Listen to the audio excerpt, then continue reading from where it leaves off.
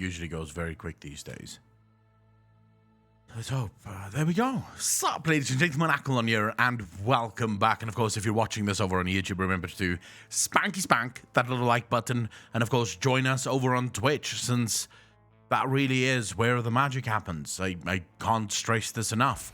YouTube is great, and it's amazing that you watch the VODs and that you enjoy them, but doing this live, it just hits fucking different. Like, once you're here, you'll understand just how much power you have.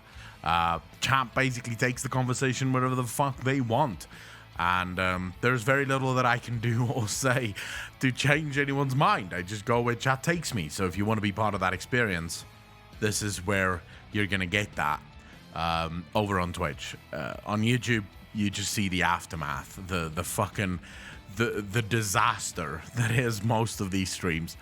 We just get some vaping liquid while we're waiting for Twitch to send out notifications. As you guys can see, I don't do starting soon screens. I find them wholly unnecessary and useless. So I basically just have to ad-lib here until people join in, and I have some people in chat that can actually fucking say shit that I can play off of. Until such time, I usually just chill the fuck out. Right. Twitch notifications have gone out. It's high time that we do some shit. Okay. We are starting much earlier today, though. This is like 3 o'clock. Usually we start an hour later, so I don't know if people are even going to be ready to join the stream this early. Like, genuinely, I don't know. I think a lot of people might still be fucking sleeping. Trouble Fang, how you doing, bro? Elodie, how you doing? Whispers, yes. Brand new Whispers. 6 hours ago, I literally just opened WoW and I was like, wait, what's this? This is new. Captain Titgas, how you doing, bro? People will join in when they're ready, sure. Minion, how you doing, bro? Okay, never mind. That doesn't matter. We have seen that before. This is my hot tub stream. Ninja Bears, no. This is not the hot tub stream. Enoch, how you doing, bro? I saw whispers on my notification. I opened Twitch so fast. Brand new whispers. And these whispers are juicy as fuck, bro. These whispers are juicy. Name go, how you doing, bro? Many as one, how you doing? How's everyone's day going? It is the start of the new week. Of course, it is Tuesday. So I'm very much looking forward to this. Julzer, Cask, Jack Grover. How's everyone doing?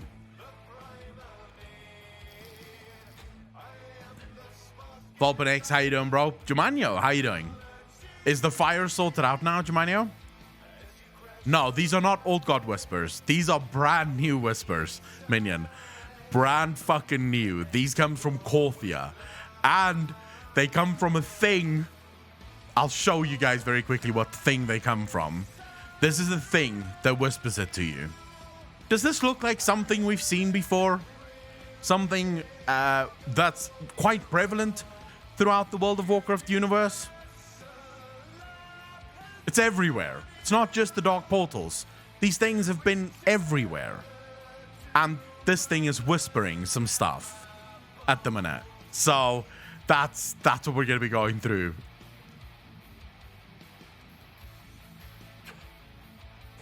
Malifia, how you doing? Balthazar, how you doing?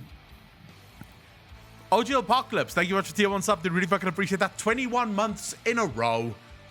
Let's go, boys. Already posted my thoughts on this, and lore discussion was going to hit you with them for podcast. We're definitely going to be talking. These are going to be things that's going to go for months and months and months. Let's be real. Right?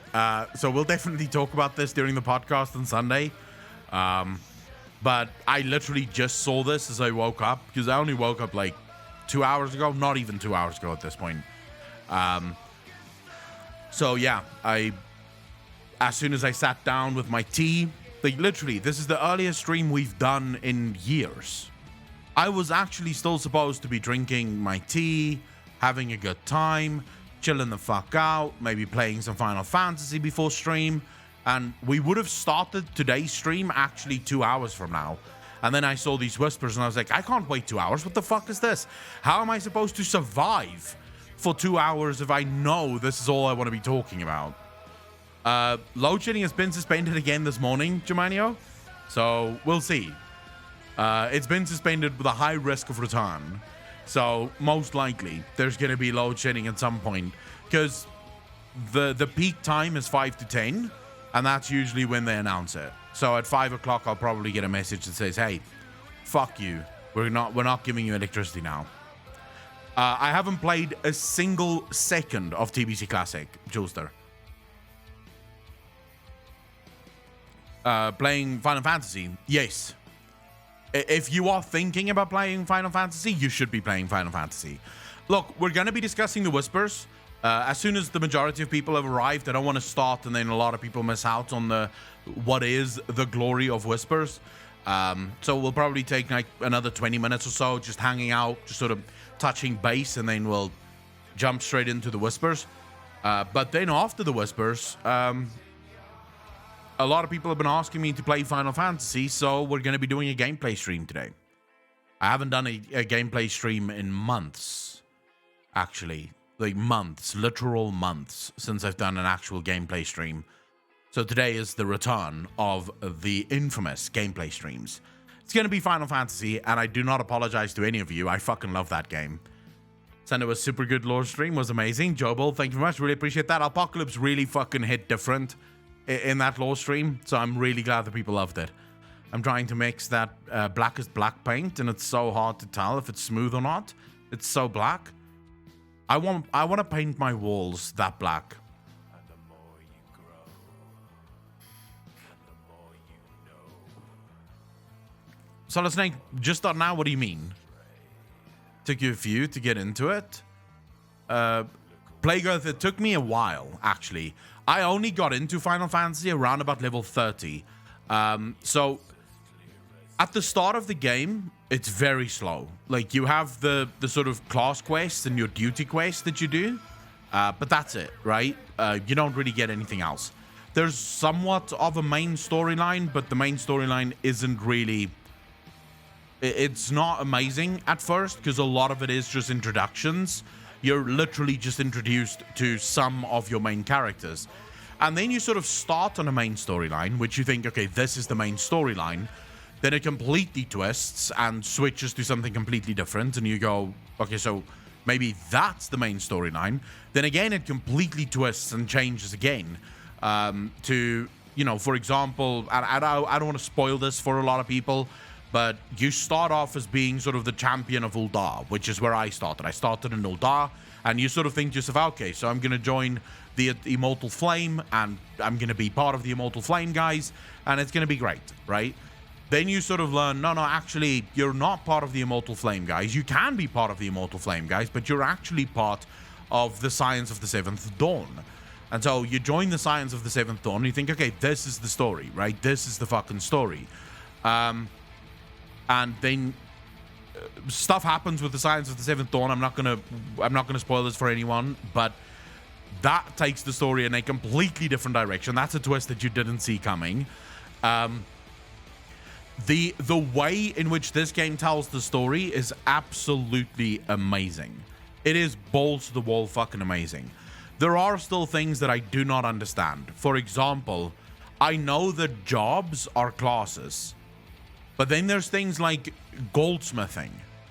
If I pick up goldsmithing, is that going to be... Am I now going to be a fucking goldsmith at max level? Like, I don't know. I don't do combat. I just make watches. So I haven't picked up any of those quests. Like, the buglerists and those quests, I haven't touched them because I'm too scared. I constantly think to myself, wait, maybe I change my fucking class if I do this. So I'm just not going to touch it. So there's some things that's very weird and very sort of confusing, and I've forced myself not to Google anything in Final Fantasy.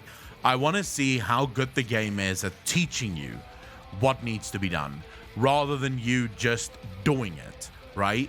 Crafting and jobs are different, right? Yes, I believe they're different. Is it like WoW that it's ideal if you played the previous expansions? Germanio, yes. Well, you can't really play the game if you haven't played, because I don't think you can do the max level stuff. I don't think you can do the max level stuff if you haven't done the full story. So as far as I'm concerned, even if you boost a character, I think you're still forced to play the main storyline.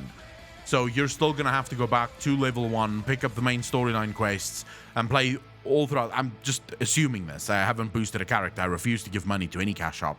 But the main storyline sort of unlocks all of the dungeons and the raids and stuff for you. I don't know how people keep, like, you don't wait that long. It takes like 2 minutes, 3 minutes. You got a dungeon, there you go. But you have to play the main storyline right up until the end before the actual game opens for you. Like, before you can do end-game stuff. There are story skips. I recommend neither. I would say you are a fucking moron if you skip the story. You will be so lost if you do not play the full game. You will be so lost if you do not play the game. In order to love this game, you have to play the story, because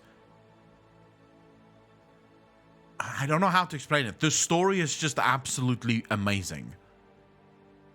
Is it jeweler or something? Cask, I have been too scared to pick up anything. To the other games, but they never have their own, but they have their own storyline. Just skip the game, Pog. Apocalypse, you say that now? I have been falling in love with this game, and you guys know how I feel about weebery. I'm not a weeb. I don't watch anime. This has still not changed my mind on anime. I haven't started playing Final Fantasy and suddenly I'm reading manga and fucking watching anime. This hasn't happened, right? I still don't like anime. I still don't read manga. I just really appreciate Final Fantasy. The way they tell the story, the way they introduce your class, and here's where things get fucking amazing with Final Fantasy. Your class, as you level up, comes together. That's terrible. Have a dumpling. Looking forward to these whispers, bro. Have a great day. Living Lambdens, thank you for the 45 bits. I really fucking appreciate that. We will get into the whispers soon. As I said, about 10-15 minutes. Just waiting for everyone to sort of filter in so that I don't get to the whispers and then literally after that people arrive going, what the fuck? I want to see the whispers now, bro. So I'm just waiting for people to sort of filter in, get comfortable, and then we're going to jump straight into the whispers. Now, getting back to it, I'm not a catgirl, Captain Gas. I'm a sort of bull guy, bull thing. I have horns coming out of my fucking face. My beard is also some sort of, looks at least like it's some kind of hard beard thing or hard horn beard thing. I don't know. But I didn't play catgirls. I didn't make catgirls. Here's something that this game does that is so unique. So at the start, your playstyle is ridiculously repetitive and ridiculously boring. Same 3 spells that you have, and that's literally it. Then you start learning combos, and that sort of makes things a little bit better. Like, you actively, this is something that the game truly hits perfectly. You feel stronger with every single level that you go. You do feel stronger. You can feel yourself increasing in power. And especially as you're...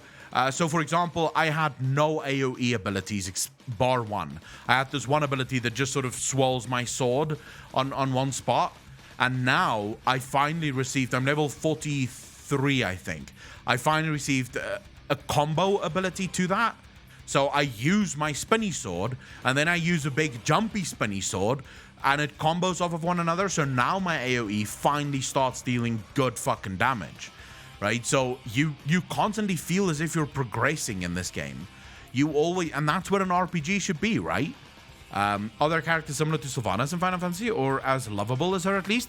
At the moment, Volpanex, the only character that I've really enjoyed and sort of really formed a good relationship with is a character by the name of Manphilia, or Manphilia. Manphilia is, or was, the leaders of the Scions of the Seventh Dawn. And you form sort of a very stable relationship with Manphilia. Is she like Sylvanas? Not at all. She's good, right? She's a good character in terms of there's nothing bad in this character. But in terms of relationships that's built with characters, it's amazing. like the way they build relationship with characters, you remember characters. You remember, for example, the seer of Gridania.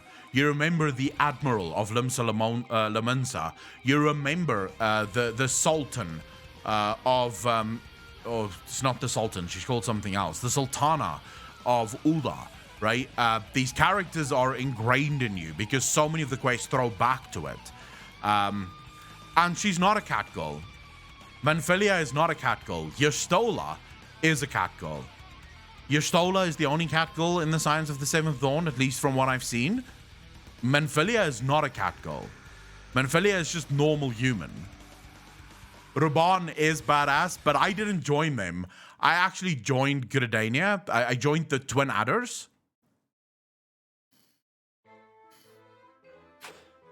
So I didn't, you know when you can join a grand company? I joined the Twin Adders. Just because, I don't know, it just seemed cooler, if that makes sense.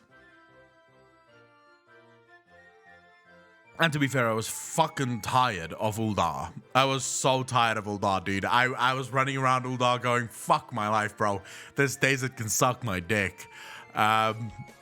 So yeah, I've sort of joined Gridania and the Twin Serpents. Again, very impactful because there's a full story there. Now, I will say this, and this is where things get really... You have to suffer through a lot in this game. You travel a lot. I literally just finished, sort of finished the main storyline for A Realm Reborn.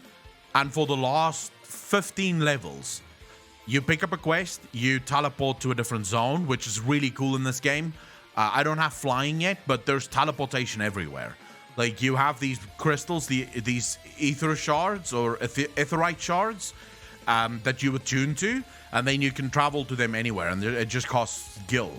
And in the cities, you have smaller ether shards that you can also travel between in the cities, but a lot of it is traveling. Like, you're sent all over the fucking place. I remember this morning at about 4 a.m., I'm sent to go collect a corrupted crystal because I have to kill Garuda.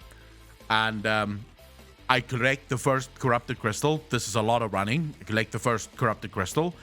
And they go, oh, congratulations. You now have your fire crystal. You know, enjoy it. And I'm like, yeah, but I needed an ice crystal, not a fire crystal. And they're like, oh, you should have said you needed an ice crystal. Go quickly to this guy. He'll give you an ice crystal. You go to that guy. The guy talks to you for a bit. He sends you off on your merry fucking way. Now you're searching for another corrupted crystal. You get the corrupted crystal. You go back to them and they go, oh, thank you very much for bringing this earth crystal. I think it was an earth crystal or some shit like that. And you're like, but I wanted an ice crystal. And they're like, oh, you should have said that you needed an ice crystal. This will just make matters worse. Go to this guy. He's got your crystal for you. And you're like, mother cunt. All right, there we go. You go, you finally get the final crystal, and then you get back to the guy, and the guy's like, thank you very much for bringing this crystal back. And he says a different name. I can't remember the name, but he doesn't say that it's a wind crystal. This is a different crystal. And I'm immediately going, no, for the love of cunt. Again, I'm gonna, where the fuck am I going next? And then he's like, oh, I'm just joking. This is the ice crystal that you were looking for. So the game pokes a lot of fun at you. So for example, especially on a lot of these trolling quests, the characters will actually ask you, why the sad face? I promise you this is the last time that I will ask you to do something for me. Like, yeah, fuck you, bro.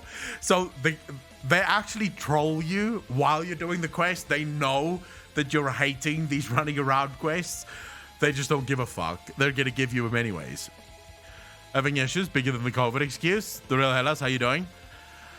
You think so? I actually think there's some really cool things happening with WoW. You know what I hate? And before you say a lot of things, yes, but be specific. Main.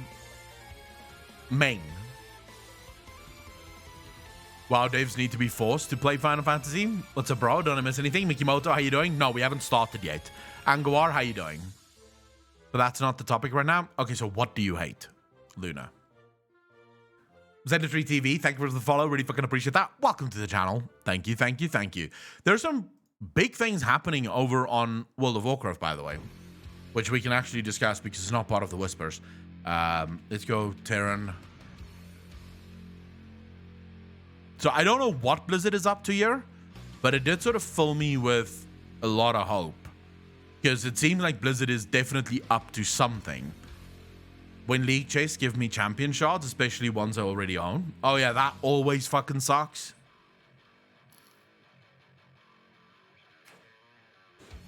To my mind, you are very correct there, Captain Titkas. The problem is with WoW production. Whoever the producer is right now, and I'm not just talking about what's his fucking name, the guy with the fucking goatee. I'm not just talking about him, I'm talking about the entire production team. The people who produce the game. John Haidt. Thank you. Jonathan Haidt. Yes. Or John Haidt. They are the problem. Because a lot of the issues that I see with World of Warcraft now seems to be coming straight from that. Alright, so let me quickly show you guys this. Terran Gregory posted this on the 13th, right? So about 2 days ago. Having worked closer and closer with the World of Warcraft team for the last 15 years, I'm excited to share that tomorrow I officially join the dev team. I'll be continuing in my usual responsibilities, but starting on an exciting path to see what the future of WoW holds. This is amazing. Ian is the game director, but the problem with trying to figure out who is the biggest problem here, we would need to know where the problem stems from, because a game director, so for example in movies, if a movie fails, people love to blame the director, but oftentimes it's not the director's fault, it's the producer's fault. The producer is the one that should secure funds, that should allow creative freedom, that should try and figure out the best possible way so that they don't run out of time. This is producer level stuff. This is not something that a director can call. The director simply puts things together once all of the things are done. The director has very little say over when the movie or the game is going to come out. So we'd have to figure out first where the problem lies to know whether or not Ian is in fact a problem. But I will say this. Terran Gregory moving over to the WoW team, I'm wondering how many people are going to follow suit. I think, and when I read this, I had the idea. So for those of you that don't know, how many people here have not played Final Fantasy before?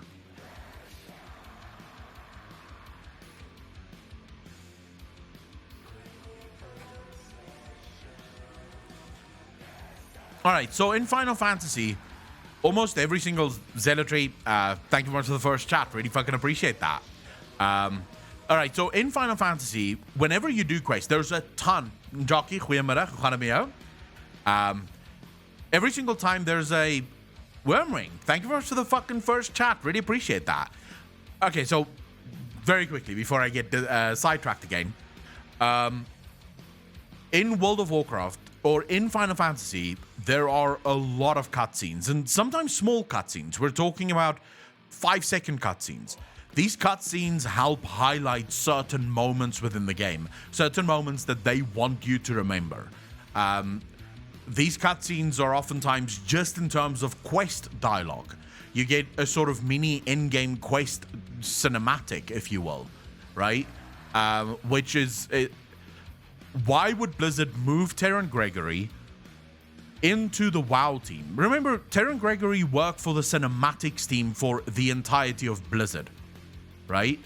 But he did all of the in-game cinematics for World of Warcraft already.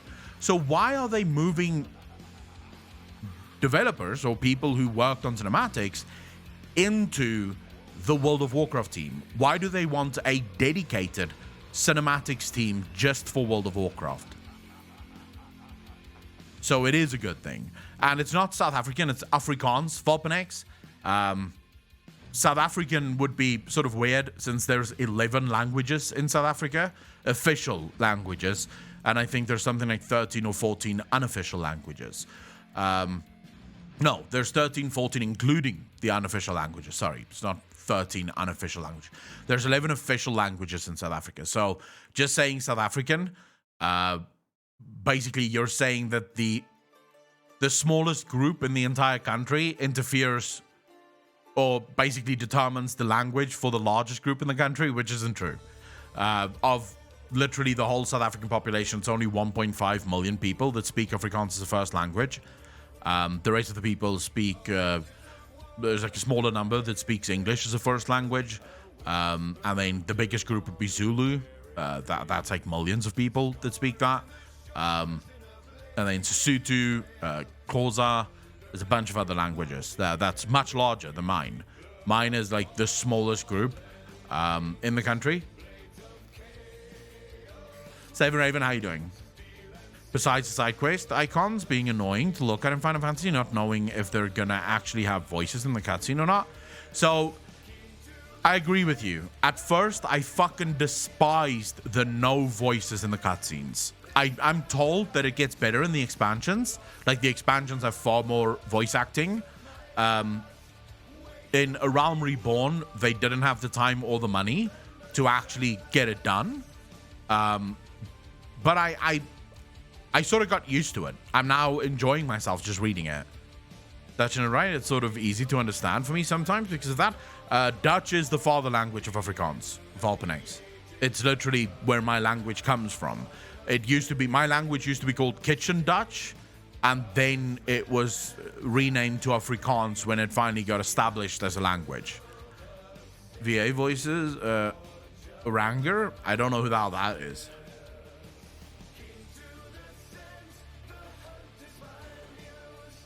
Apocalypse, you're not going to become Uhu just because you play Final Fantasy. What the fuck is that? It's a good game, bro. It's a good game. I'm just going to be real with you all. It is a fucking brilliant game. And the lore in that game is fucking fantastic. The lore is absolutely fantastic in that game.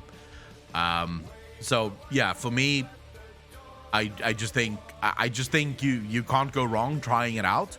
Under the Signs of the Seventh Dawn, the robe figure. Oh, the guy that almost always, like, he just says, I think he has two voice lines, like actual voice lines. And he's like, they did but recently, milady. That's literally all he fucking says. Right? Literally all he fucking says. Just those two lines. Okay, I remember now exactly who that is, but he either died or was taken. Sorry, spoilers.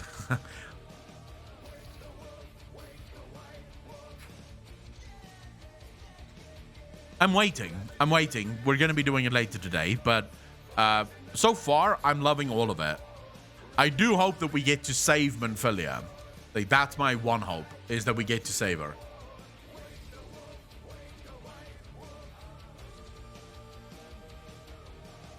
What the fuck is this? Ooh. Is this me? So I'm now a cat girl? Is that what this is? So I'm now a cat girl. What the fuck is this? I pay these people salaries, by the way. I pay these people to waste their time doing this shit.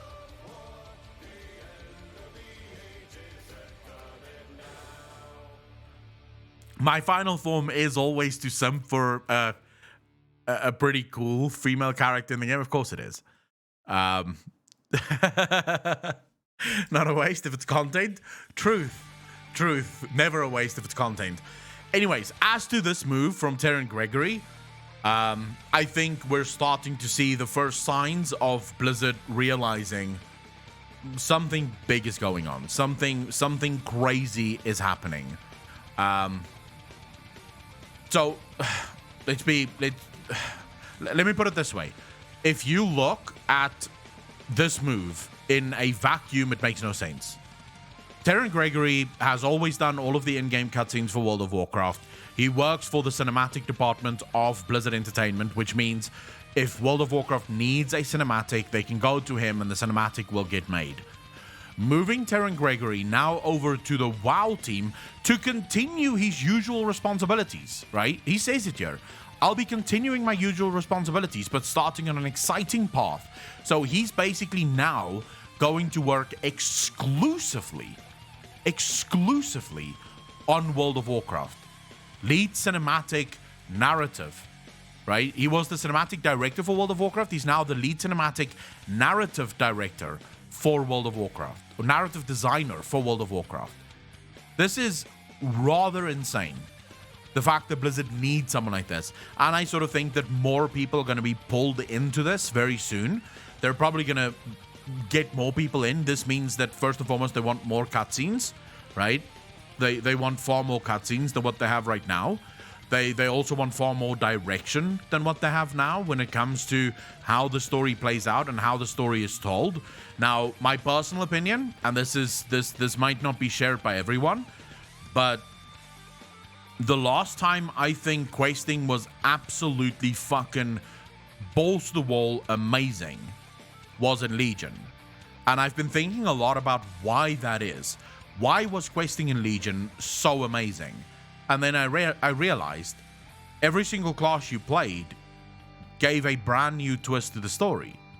The class order rules changed everything because they introduced a class-specific questline. Now, it could have been better, could have been more. There could have been far more put into those stories, but those were actually those were good ways of telling the story. And I'm starting to think that this might be where Blizzard is heading with this. Now, someone linked me something, and I just quickly want to see if I can find it. By the way, here's my twin.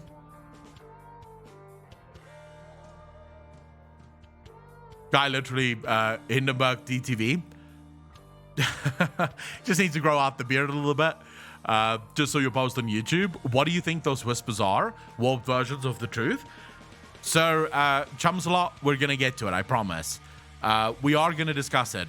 Okay, so here it is, right? This is Final Fantasy developers. This is the 4 rules with which Final Fantasy developers have to agree before any content is introduced into the game, right? This is the rules that they set for themselves. Never forget the fans. Without them, there would be no us. How many of you think that Blizzard have sort of forgotten the fans in the game?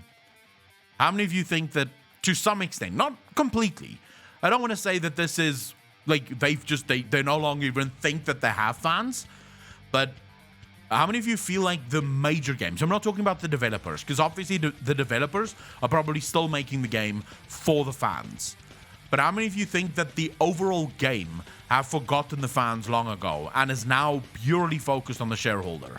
So the shareholder is all that matters. The fan really does come second. The fan doesn't matter as much.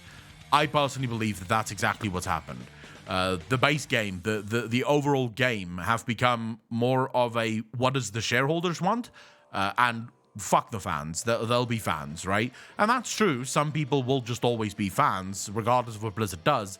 There are people that like being shat on, right? Let's be real. That is an actual sexual fantasy. So you can imagine that those people would absolutely adore whenever Blizzard shits on them, because it really reminds them of last night. Rule number 2, fun comes first. If it isn't fun, you're doing it wrong. When I read that rule, I was like, how the fuck did they learn this? How did Final Fantasy's developers learn this? And Blizzard still hasn't figured it out. And it is exactly, if you guys remember, about a month ago, exactly what I said. I said this exact thing and people disagreed with me. People said, no, it's all about the rewards. Fuck you and your fun gameplay loops. Just give us good rewards. And I said, if a game is meant to be fun, it's meant to be entertaining. If you have things in the game that isn't fun, that isn't entertaining, then why the fuck is it in your game? What are you doing with that shit in the game? Good question. World Quest. Why do World Quests exist? What's the purpose of them? They're not fun, they're boring, they don't really lead to anything, and they don't even offer a fun gameplay loop. What do I mean by that? Sometimes you get things like dailies. Dailies wasn't fun, let's be real. Dailies were incredibly boring and very grindy, but they were a fun gameplay loop. Why? Because they unlocked more of your reputation. The reputations unlocked more player power. Sometimes it made you stronger because you could get new recipes, and that would give you all the gems and the potions and flasks and stuff that you needed. So the gameplay loop that tied into world quests, that was fun. Or to dailies, that was fun. The world quest system is fucking boring. It's literally just a grind to get anima, and then whenever a new patch comes out, it's a grind to get to the next renown level. That's world quests in a nutshell. That's all they are. Torghast, another good example of a really bad gameplay system that almost no one is finding fun. No one really want to play, and yet we're still fucking forced to play it every single fucking week. Worming, thank you very much for the sub, dude. Really fucking appreciate that. Welcome to the Fat Fuckers Club. Thank you. And then we get to Never Back Down, always aim to amaze. This is actually something that I do want to sort of touch on. Not too much, because Balila mentioned something very similar. Always aim to amaze. World of Warcraft right now literally goes from amazement to amazement to amazement without really earning the amazement. If you think about every single cinematic, if you think about every single thing that Blizzard does, they almost expect you to be amazed at what they're doing next. Final Fantasy goes with this a very different route. The story leads to amazing moments that you're a part of, by the way. In Final Fantasy, you drive those amazing moments. It's not as if you're just seeing them. It's not like for example, let's take a very good cinematic, Old Soldier. Old Soldier was a really good cinematic. What did Old Soldier have to do with you and me? Where did we feature in Old Soldier? I'll wait. Anyone can jump in and explain to me where the player had anything in Old Soldier. Except, of course, for an emotional response, but...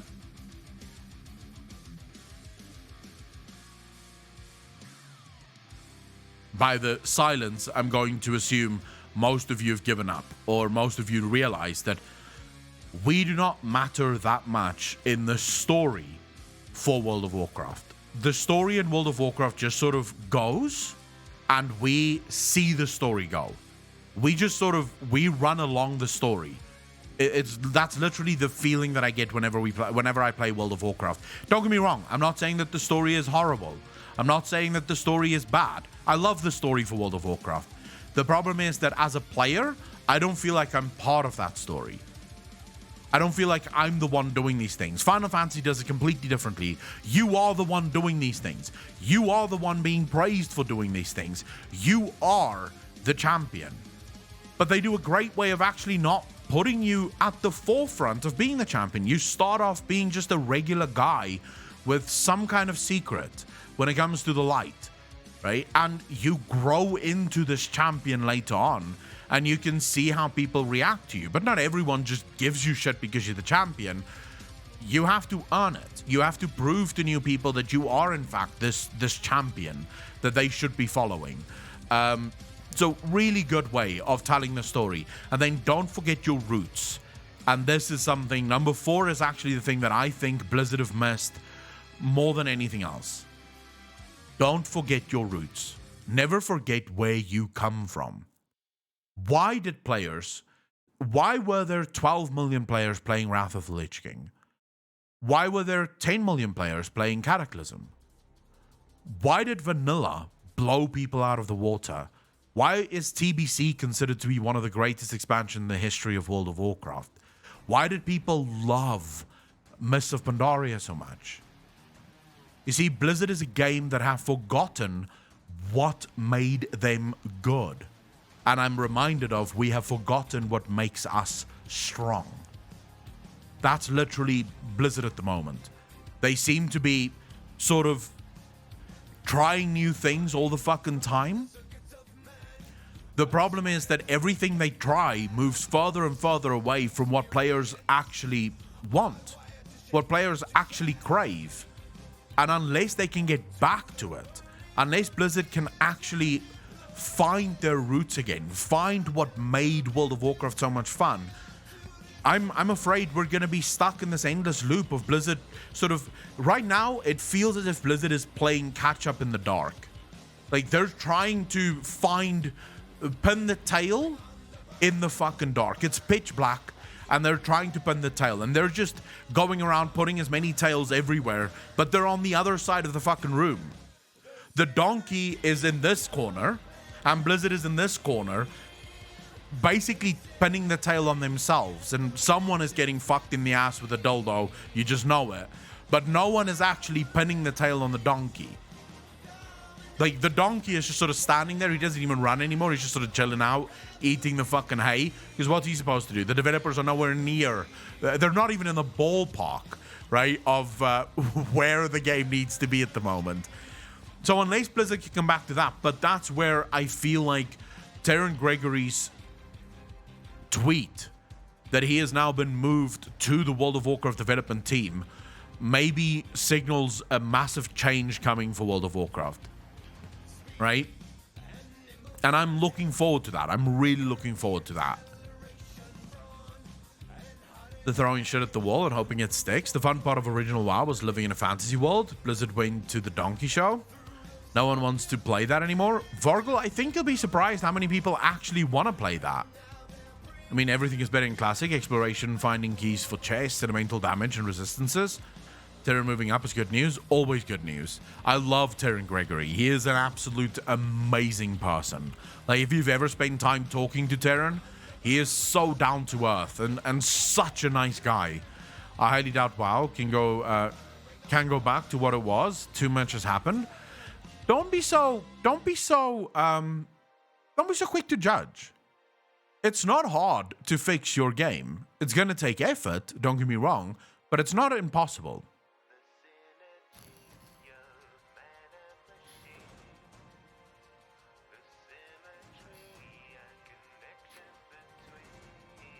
To make me, if the anima that I brought actually had a better reason, I wouldn't have mind doing it. Plague Earth, I'm right there with you. I don't want to try brand new MMOs the whole fucking time. I have watched it, Wild Boy. I don't want to go and look for new fucking games the whole time. I would love to just log into World of Warcraft every single day and enjoy it. I would love that. Why wouldn't I? I already have a ton of fucking characters in World of Warcraft. I've spent almost 14 years, if you exclude Mr. Pandaria, right? I've spent 14 years in World of Warcraft, and I've loved most of the time that I've spent there. I have so many achievements, so many things I've done, so many memories. Of course, I want World of Warcraft to be better. Why wouldn't I, right? I don't want to say goodbye to World of Warcraft. It's one of the things that I get most pissed off about whenever people say, oh my god, all these negative people just wanting World of Warcraft to die. It's like, look, fuckhead, if I wanted WoW to die, I would stop talking about it. Because once everyone stops talking about it, it's over. You don't have to worry about it anymore. Of course I don't want World of Warcraft to die. It's my fucking game. I grew up most of my gaming life playing World of Warcraft.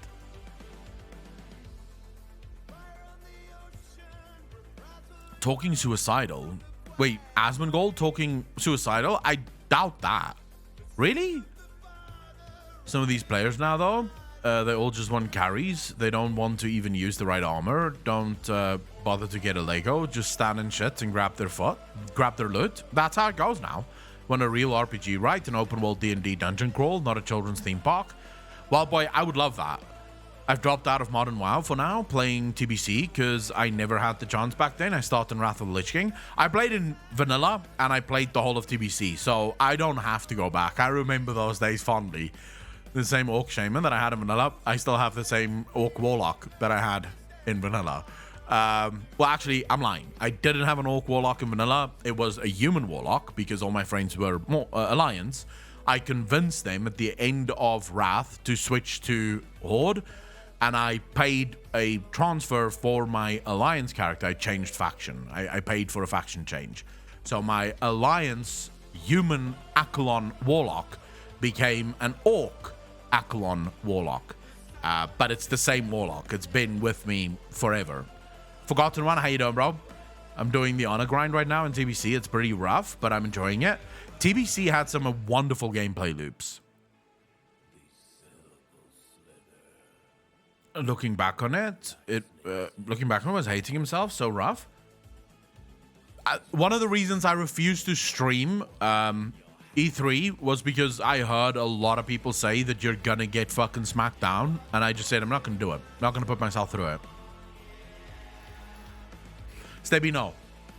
No. I started making YouTube videos in Legion. Legion was the first time I started making YouTube videos. Prior to Legion, I didn't have the internet to make YouTube videos.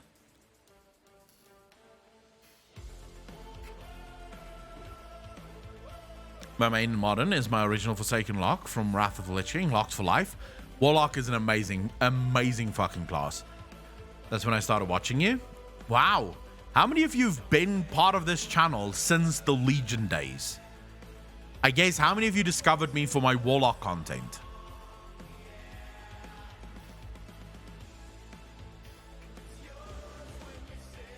And you fuckers are still here, not bored or anything.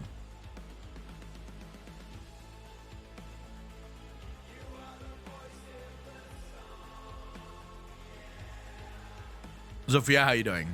Just like your personality, and because you speak truths and don't give a fuck if you piss someone off. I piss a lot of people off, though. Ferrarius, how you doing, bro? I started watching you back then. Jesus, and you fucks are still not bored with me. How's that even possible? I mean, I love you, but how is that even possible? You piss me off all the time. That's my job, though, Luna. My job is to piss people off. Don't have a choice. It's just what I do. Last year, near end of BFA, your lore got me in, and you're genuine. Dr. Neptune, I'm happy to have you here. We love you because you're truthful. I try to be. I don't see the point of not being. One of the reasons I can't really... I don't understand why people lie, and I don't understand why people say things that isn't true. Which I realize there are a lot of content creators that does exactly that because, you know, the views. But as far as I'm concerned, the only people that I am responsible for, or the only people that I answer to, the same way Blizzard answers to their shareholders, I answer to you, right? The viewers is my boss, so to speak. Like, you guys are my boss. If you don't like what I'm doing, you're going to make it very known to me that you don't like what I'm doing. So, deceiving you is not necessarily a good business plan in the long run.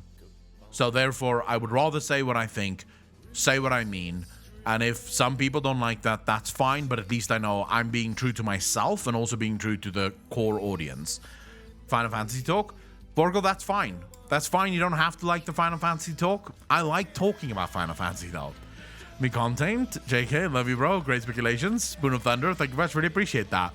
I'm going to blame my brain fart on Dalaran. Both expansions had it. Because he's very rarely live. Just lost Pharaoh. Go fuck yourself. I've been live the last, how many weeks? Like, every day almost? I've done the last 2 weeks, I've done 4 days a week, including the YouTube streams. Been live for 48 minutes. Yeah, I've been live so far for 48 minutes, but now it is time for this. Now it is time for this. Look up that COVID time. Stream every day. We want to watch you every day. Kibble, if I did stream every single day, my content would suffer. It takes a lot out of you to stream, especially since I do a lot of just chatting streams. It would be very different if I did, for example, just sort of gameplay streams. They don't take as much out of you. They don't drain you as fast. But just chatting streams, when I'm done with a just chatting stream, like 3-4 hours of just chatting, my voice is fucked. My mind is fucked. I usually just sit. I don't have strength for anything. I don't even watch series. I don't play games. I just sit there. So it takes a lot out of you, which is why I only do about 4 days a week. I try to do at least 4 days a week. We are going to be playing Final Fantasy later. For now, we're going to be talking about the whispers of the ever-living statuette. Change of domination, ominous dialogue. Now, ladies and gentlemen, You know me. When there are whispers involved, my eyes go this big. My ears fucking pin up. As soon as I saw these whispers, I was like, motherfucker, I need to go live. Like I told you guys already, we wouldn't have been live for at least another hour. And I actually just, as soon as I saw these, I was like, I have to go live. I can't sit here and not talk about these whispers. They're just too fucking juicy. So let's get into it. The statue you get from Korthia. The statue has a number of very interesting whispers. I have not thought on these whispers too much. I have basically spent the vast majority of my time talking to you. Like literally as soon as I saw these, I tweeted out that I'm going to go live and I went live. So I haven't thought about these whispers yet. So we're going to figure them out as we sit here, as we go through them. So this is a live lore stream, if you will. Can you guys read the chat or do you want me to make it a bit bigger?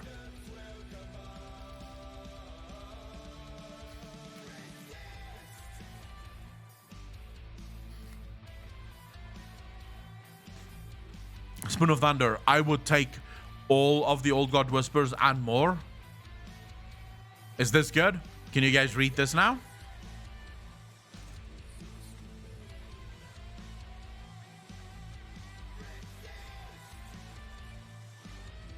All right, good stuff.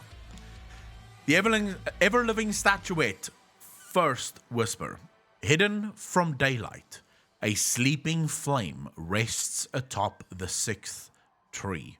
Now, numbers become very important here because there's a number of times in these whispers where they hearken to specific numbers.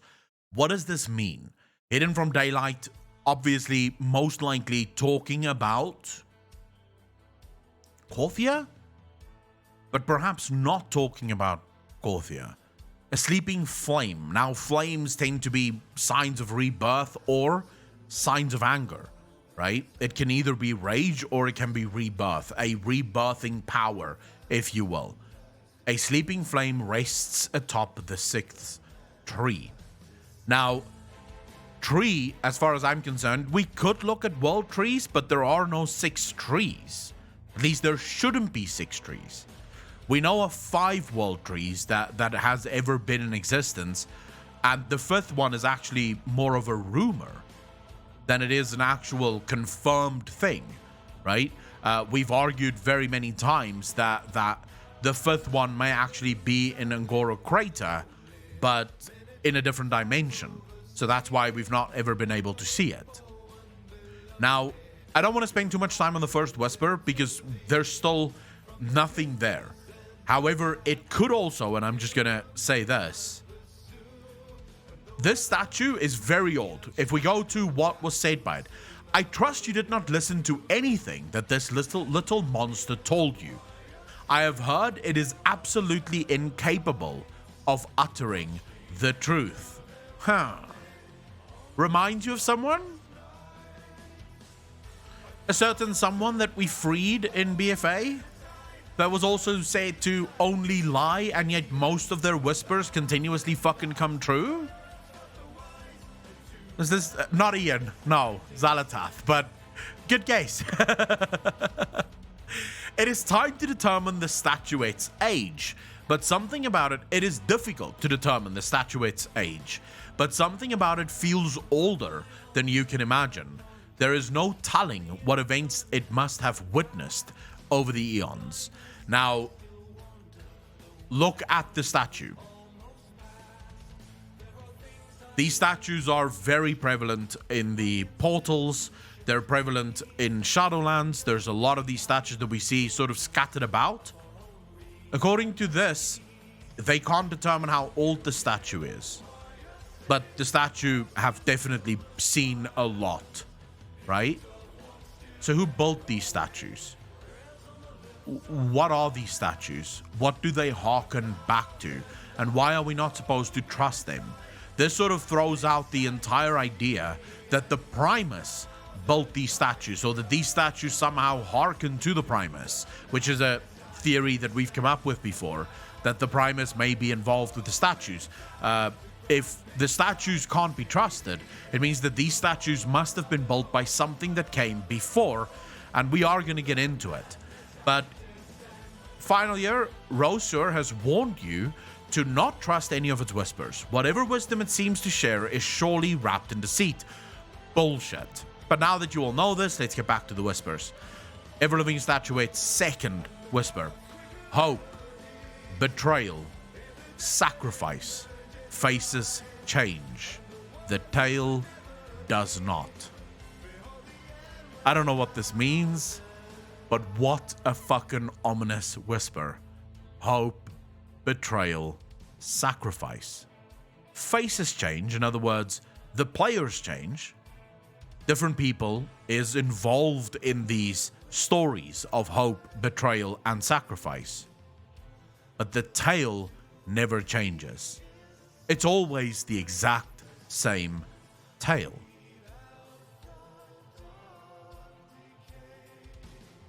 How old is this fucking statue? This might be... Remember, some of these whispers may not hearken to modern day. Look at Xalatath.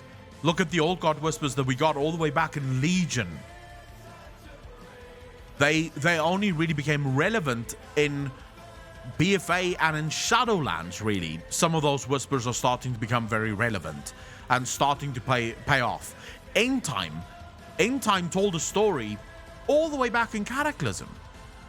It took how many expansions for us to finally get to the place where Endtime starts to feature? So, hope, betrayal, sacrifice, faces change, the tale does not. So many secrets, so little time left to share them.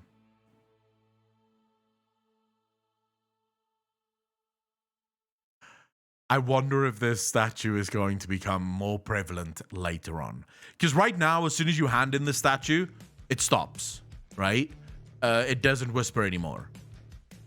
But the fact that this thing says there are so many secrets, so little time left to share them, this might signal some kind of end time. Now, here's where things get really interesting. A city of secrets, a history of lies. What do you mean, a history of lies? The statue basically says that everything in Korthia is a lie. No, it doesn't. Once you hand it in, it stops whispering to you. Like, you have to keep the statue in order to get all of these whispers, and then it just starts repeating the whispers. It doesn't give you any new ones, at least from what we can tell. But as soon as you hand in the statue, the whispers stop entirely. It just dies out. A city of secrets, a history of lies. Now, we're going to get to the big brain speculation in a minute, because all of this leads to that. The next whisper. How many voices do you heed? How many are real? To my mind, the question isn't whether or not these voices are real. In other words, can we discern these voices? But rather, how many of these voices are true? How many of these voices can you actually trust? Now, for those of you that were at the Lovecraft, the show on Sunday over on YouTube, you will know that there's a new big brain theory that we've been coming up with. One that almost gets confirmed in the last whisper. The seventh covets what the six hold fast. The fulcrum wavers. All will be undone. Now, what do we know? We are told that sigils were handed to the Eternal Ones. Zuval thought that these sigils would unlock a great secret. He wanted these secrets. There are exactly 7 Eternal Ones, and we know them all. We know all of them. Sidon Athreus, the Primus, Archon, Arbiter, Winter Queen, Elune, Zuval. That's 7. 7 Eternal Ones.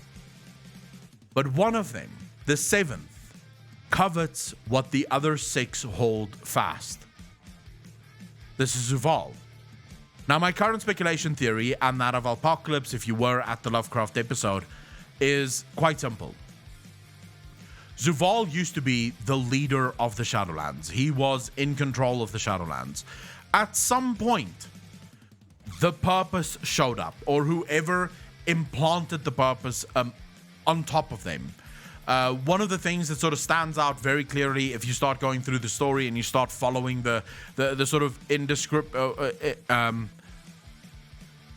what's the word I'm looking for? The English word discrepancies. Some of the discrepancies that you find within the story, it starts to become clear that the Eternal Ones do not remember everything.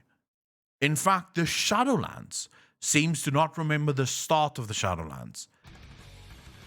If you listen to the beings in Ardenweald, they tell you that the Winter Queen made everything. That the whole of Ardenweald is the result of the Winter Queen. But then you listen to Marasmius and he has a very different account of what exactly happened there. In fact, he remembers a time even before the Winter Queen arrived. He was there the day that the Winter Queen arrived in the Shadowlands.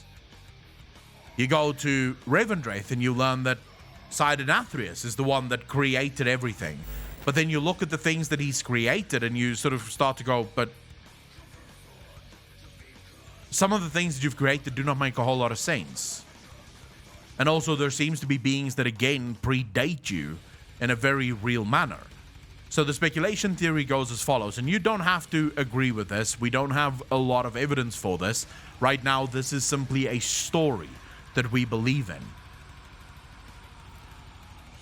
Zuval and the Eternal Ones served Death. Death was the master of the Shadowlands, and they were its people. The first ones, however, happening upon this new cosmological universe and trying to establish some form of order, set up a pantheon of order for life in order to ensure that life will always be under control. And then they set up a new pantheon, the pantheon of death. And in order to do this, they installed a thing called the purpose. The purpose wiped the memories of all of the Eternal Ones, their original service to death, their original purpose within the universe. All of this was wiped, and instead now they all simply serve the purpose. However, the purpose can change. It consistently changes. If you don't believe me, what the fuck is currently happening in Bastion? The Kyrians are changing their own purpose. They were supposed to be set up to forget their lives so that they do not interfere with bringing souls into the Shadowlands. They had a sigil that signified their purpose. They're changing the signal to include the Forsworn. They're changing their ways to now basically allow people to remember their past. So the purpose can be adopted, can be changed. The purpose is not as steadfast as one would have you believe. Zuval wanted, and it is said by the Winter Queen, that after they were given the sigils, the seventh covets what the six hold fast. The first ones, when they arrived within the Shadowlands, they realized very quickly that in order for this system to work, the leader cannot be included in this. So they shunned Zuval. They handed out sigils to all of the others. So you would have the Winter Queen, Elune, the Primus, Denathrius, Archon, and the who am I missing? Oh, the Arbiter. They all received their sigils. Zuval did not get a sigil. Now, there is a possibility here. There is a possibility here that the seventh is actually Elune, and that Elune was excluded from getting a key. However, I don't believe that, because why else would Zuval want these sigils? I'll give anyone in chat a chance to tell me. Why do you think Zuval wants these sigils? Based on the speculation theory that I just gave you.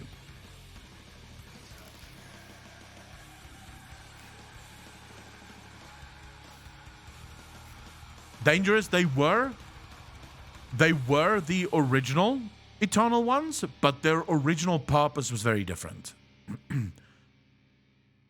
He wants to remember. More importantly, he wants them to remember.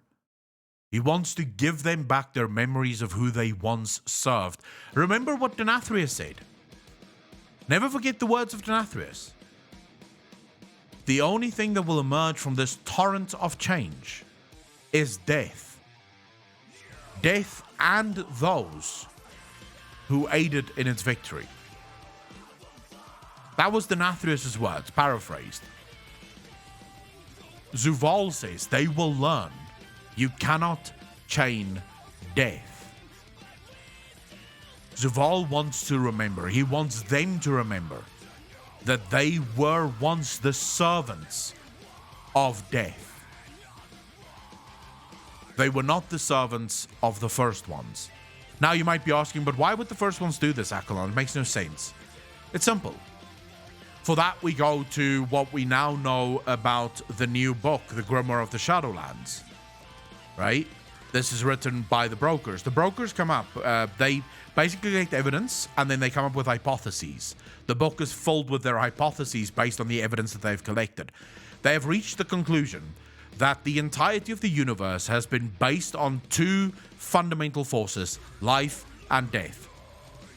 And in order to do this, two fundamental pantheons were set up. The pantheon of life and the pantheon of death. Now, they do get it a little bit wrong, according to my speculation, as well as Apocalypse's speculation.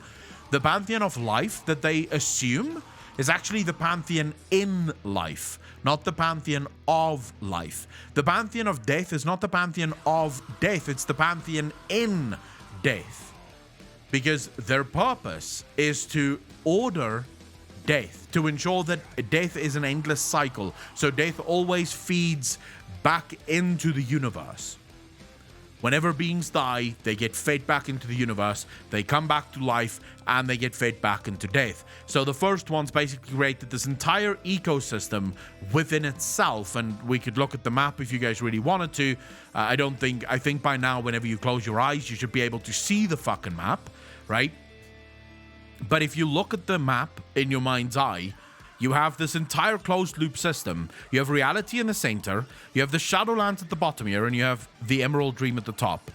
Life, death, reality.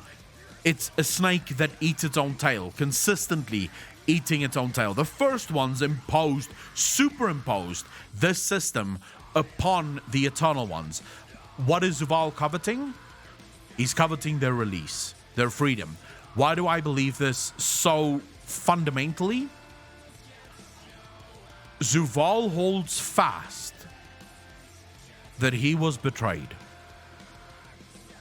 He holds fast that he was mistreated. That what they did was absolutely unthinkable. So much so that when Zuval tells this story of what happened to him to Devos believes him. Devos believes that he was mistreated and that what they did to him was absolutely unthinkable. And she follows him. We don't know yet what happened to Zuval. Let's be real. We have no idea what happened to Zuval. But is it possible? Is it possible that he was shunned? He was bound? Now, let's just be very clear. What does Zuval say to Anduin, or through Anduin to the Archon, when she tells him, you will release this soul? He says, no, he is bound to me, just as you once sought to bind your own brother. In other words, they didn't just bind him inside the Shadowlands. They controlled him inside the Maw. They dominated him inside the Maw.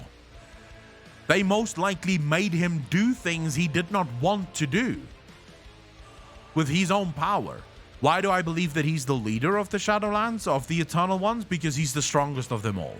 And this has been confirmed now multiple times over. So anyone that doesn't necessarily agree with that, I don't know what to tell you. Right? All the evidence is there that he is the strongest of all of the Eternal Ones. And if you're going to argue that, well, he's just made stronger because of all the souls, that's not entirely true. They all have domination magic. They could all find access to souls if they really needed it. So the souls itself is not what's driving his power. He was more powerful than them even before. How do we know this? Because we know that it took all of them to bind him inside the maw. Like, they had to be united, and even then it was one hell of a fucking battle to get him into the maw. They now believe that if he should get out again, they would not be able to stop him. So we know that he is more powerful than all of them.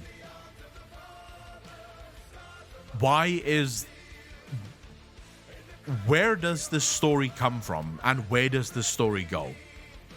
To my mind, if you look at how Zuval is going about finding these sigils, he hasn't killed a single one of the Eternal Ones, even though he had the opportunity to do so. He could kill the Archon if he really needed to, right? He was in a position to kill the Archon. He didn't kill her. Why not?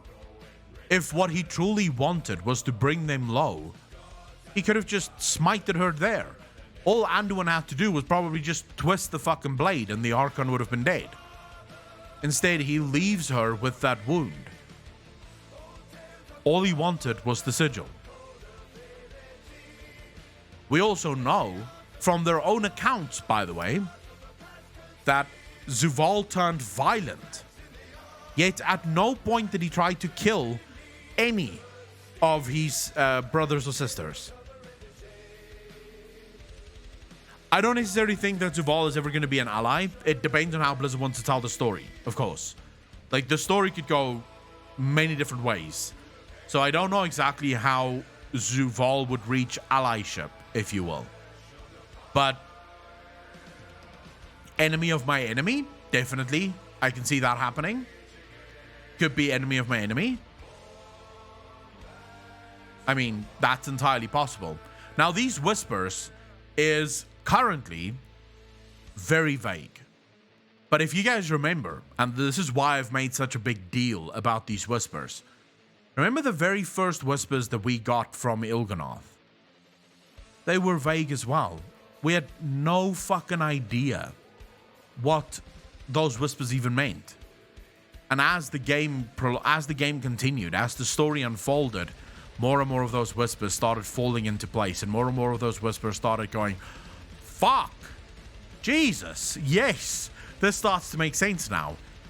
This is another chance for us to go down this rabbit hole, and I'm assuming in about 3 or 4 years from now, we're all going to sit here again and do some pretty crazy speculation on all the whispers that we got throughout the last how many fucking years. A fulcrum is, per definition, the main thing a person needed to support something or to make it work or happen. What do you think the fulcrum are? The fulcrum that wavers is the arbiter. To my mind, at least. The fulcrum that is wavering right now is the arbiter. They tied the entirety of the Shadowlands to the arbiter. The one eternal one that they believed could sustain the Shadowlands. So that's what I believe the fulcrum is. It's the thing. The fulcrum could also be Oribos, if we wanted to go a bit more mega theory on this. The fulcrum could be Oribos, right? Carnage Gaming, thank you for the follow, dude. Franklin, thank you for the follow. Really fucking appreciate that. Welcome to the channel. Thank you, thank you, thank you. In fact, I want to change my answer. I do think the fulcrum is Oribos. Oribos is faltering. Without Oribos, so if you are thinking about what keeps the Shadowlands in sort of balance, if you will. Carnage Gaming, thank you for the Prime sub, dude. Really fucking appreciate that. Welcome to the Fat Fuckers Club. Thank you, thank you, thank you. If you think about what keeps the Shadowlands in sort of balance, it is Oribos. Yes, the Arbiter does judge the souls, and that's fairly cool. But without Oribos, none of this is possible. You destroy Oribos, you destroy the system. So in order for the Shadowlands to remain in perfect harmony, in perfect balance, Oribos is the fulcrum, and it is wavering. Just comment on YouTube, Coldplay, the seventh entity, be death or the purpose. It could be, but as we've just been discussing here for the last 25 minutes, I personally believe that the seventh entity is Zuval. Zuval is the 7th. Not, he's not part of the 6. The 6 is, as we've discussed, Elune, the Winter Queen, the Archon, the Primus, the Nathrius, the Arbiter. Those are the 6. Zuval is the 7th. He's the one that covets what the 6 hold fast. And the 6 hold fast a lie. They believe a lie.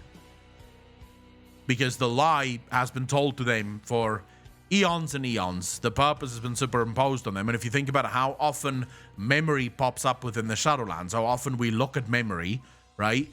And how often memory is sort of brought into the discussion. Everything is meant to make you forget in the Shadowlands. Everything is meant to make you forget in the Shadowlands. They build their entire universe around this theory consistently. The denizens of Ardenweald, even though most of those fairies are immortal, they forget things. They've forgotten the start of things. There seems to be a barrier to how long ago they can remember things. Apocalypse actually brought up this theory when we did the Shull show. Memories seem to be a massive thing. Zuval makes a big deal of memories because memories were stolen. Memories were stolen a long time ago. And he's trying to get them back. That's my belief, at least. What do you guys think? What's your theories on these whispers? Do you want me to keep the whispers on the screen so you can see them and sort of think about them, or do you have them on your own screens? Memories is knowledge, of course. Bad happened a while ago that you needed a big bear hug. Seven Raven, what bad? Alright, I'll keep them on the screen for you, so you guys can tell me what you think of this. Simpson, thank you very much. Really appreciate that. Oh, you're asking Ariane. Also, Zuval did take away the Primus' memories, and we get it back to him. Tavon, memories seems to be... I'm working on a video currently about memories and how memories impact the Shadowlands, because it seems like memories is the one plot point that sort of persists throughout the whole of the Shadowlands. Everywhere you look, memories is there. Memories play a part in those stories.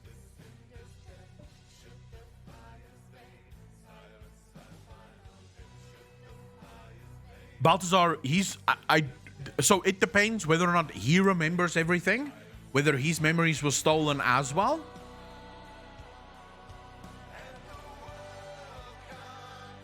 So all of that would depend.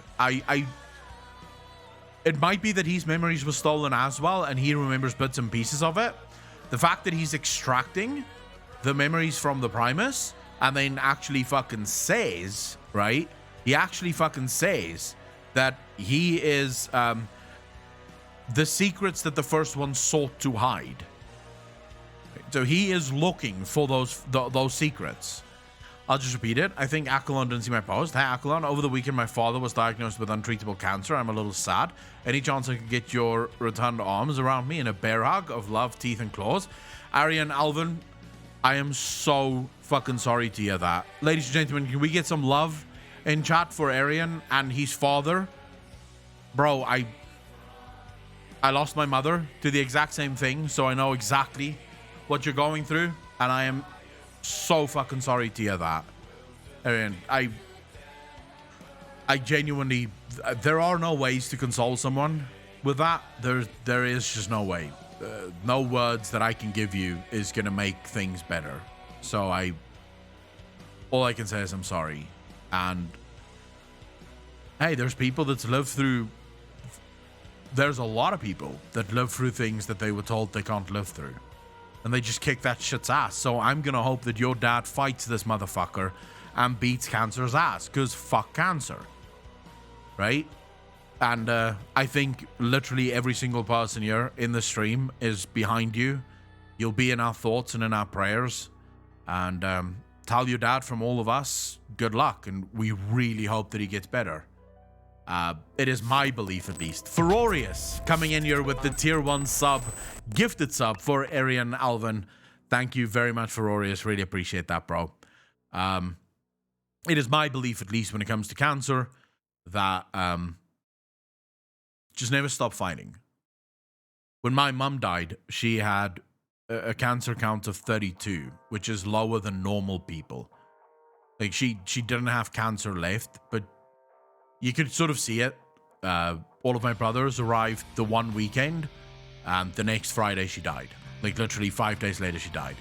My brothers got there. She saw each one of us one by one. That was her saying goodbye. She was done fighting. She was over this. She was done, right? After almost a year in the hospital, she was just no longer willing to fight.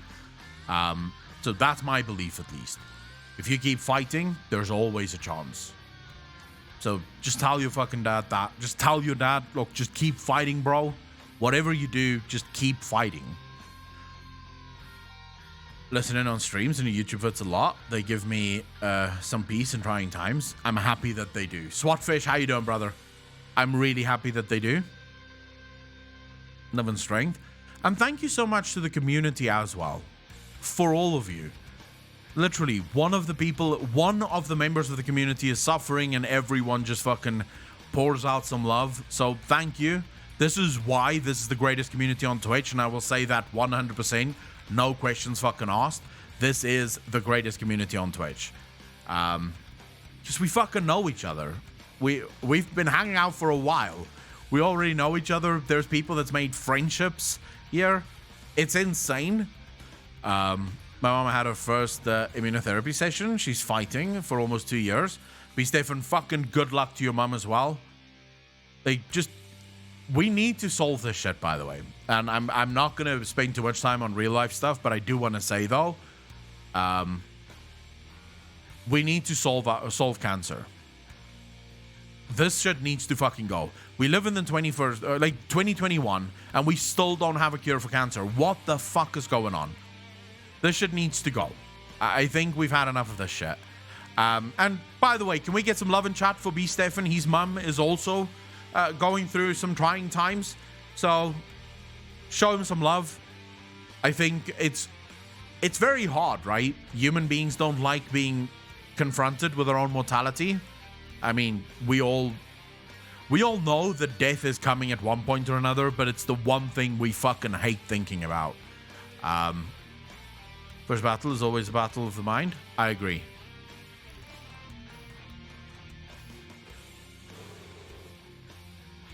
Swatfish, how's life, bro? Ooh, 5x heart combo. Nice job, guys. Nice fucking job. I think that's the first time we've even seen a combo on Twitch. Unwittingly, people doing combos and shit. This is Mortal Kombat. All right, so who's got any more insights into these whispers? I need to get some insights. Come on. Lay them on me. Lay them on me. Give it to me. Give it to me. Goes, thanks for asking. I'm happy to hear that, Swatfish. The 6 hold fast to the purpose, which is what or who has the control of the Shadowlands in his power. The 7th one, Zuval, aka Death, once had the exact same thing in their power and now covets it. I agree with that. I'm trying to work out if Flame Atop 6 tree is a reference to the burning of world trees in another move against Elune, or it's to do with the 6 cosmic forces. We just don't know if there's 6 trees, though. That's the one problem. I mean, we barely think there's 5. There's 4 confirmed and a 5th one sort of whispered about. But 6 world trees? That's a whole new tree. Love for everyone who is affected by cancer. Okay, Apocalypse has something here. Number 1, 6 Turner in Autumnweald with constellations on top. 2, Zuval Primus Elune, if not all, talking about just one person. 3, the cycle is broken, truth will be revealed. 4, Orobos and the purpose. She shows for more explanations. 5, many people do we have telling us their particular truth. And 6, harvesters, with the fulcrum being the distribution of anima. You see, you and me disagree on the 6th one. Like, I can see the others and I can agree with the others, but the sixth one, I genuinely think is bigger than that. Don't apply to Shadowlands at all. Bliss uses Whispers to foreshadow future expansions. It's possible, but these fit so well into the Shadowlands. Cosmology map, it's 6 forces. Well, the problem with the 6 forces of the cosmological force is what 7th force? What 7th force could that possibly be? Like, a 7th cosmological force that covets what the other 6 hold true? How? Could be reality, but reality is not really a cosmological force. It's more a canvas that the other cosmological forces could play on. But the 7th covets what the 6 hold fast. If the 6 held anything fast, they would be agreeing on certain things. None of the cosmological forces agree on anything. So how exactly do you explain that?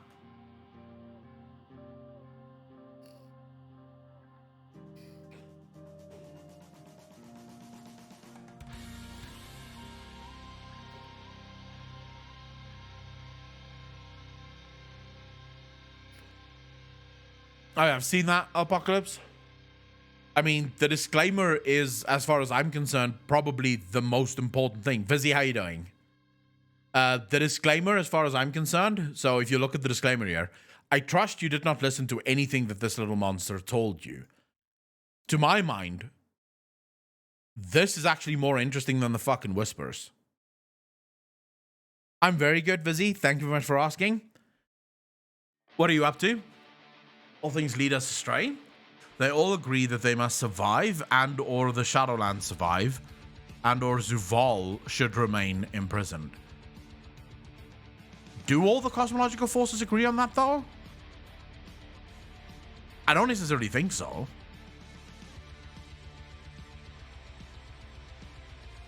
Oh, and by the way, ladies and gentlemen, if you ever want to watch an art stream, and this comes from someone that knows absolutely fuck all about art, you guys should tune in to Vizzy. Vizzy is a friend of the channel. She's been quite a while now that she's been at the channel. And she paints actual sex dungeons, believe it or not. Like, genuinely. She was painting a sex cottage the other day. Somewhere in the mountains or something. But it's an actual sex dungeon. It looked fucking amazing. It was absolutely breathtaking. And she was dressed up as... I don't know what the guy's name is, but some painting guy. The guy that I think he sort of made painting popular. Bob Ross or some shit like that. Don't know the guy. I've never watched a single piece of content of the guy. But you should absolutely go watch her, go support her. She's going on a break fairly soon. So I don't know when her last stream is. When's your last stream? You didn't mishear me. A sex dungeon.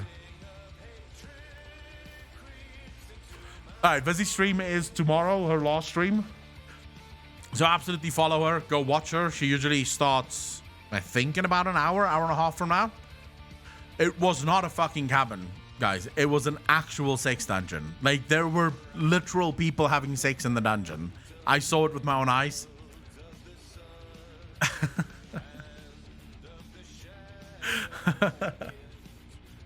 So yeah, absolutely support her. But back to what I was saying here. I actually think that this is more important than the actual whispers. Because if you listen to what they're saying here, and if you listen to the points that they're making, first of all, how can they not determine the statue's age? Vizzy, if that wasn't a sex dungeon, then maybe you should do a sex dungeon. You'll get mad views. I'm just throwing that out there. If you painted a sex dungeon, mad views would be yours. They can't determine the statue's age. How are you telling me, right? How are you telling me that members of the Shadowlands, who has been there since the beginning, can't determine the age of a fucking statue? How does that work?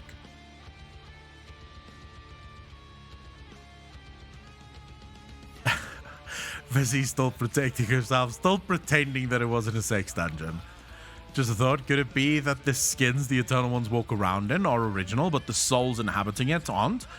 Mary, it's possible, but that leads us down a very strange rabbit hole of, okay, so the Eternal Ones are actually not Eternal Ones, rather just empty vessels for souls to be filled, which would make things a little bit weird.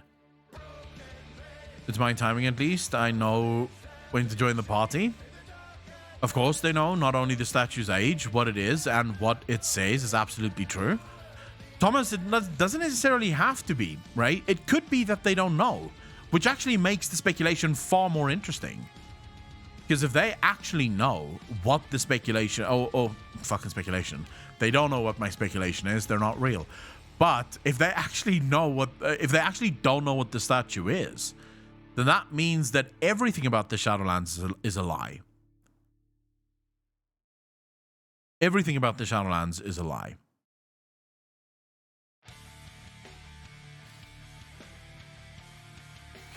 Giovanni, are you looking to get into streaming as well? Can we start Garrus related? Everyone is lying to us, but that's always been true. It is the Fulcrum. I do not think it speaks about the Titans. Still have to tell me about Final Fantasy XIV. I told you it was good. I am liking it. I am enjoying it. Very much so, actually. I'm almost done with A Realm Reborn.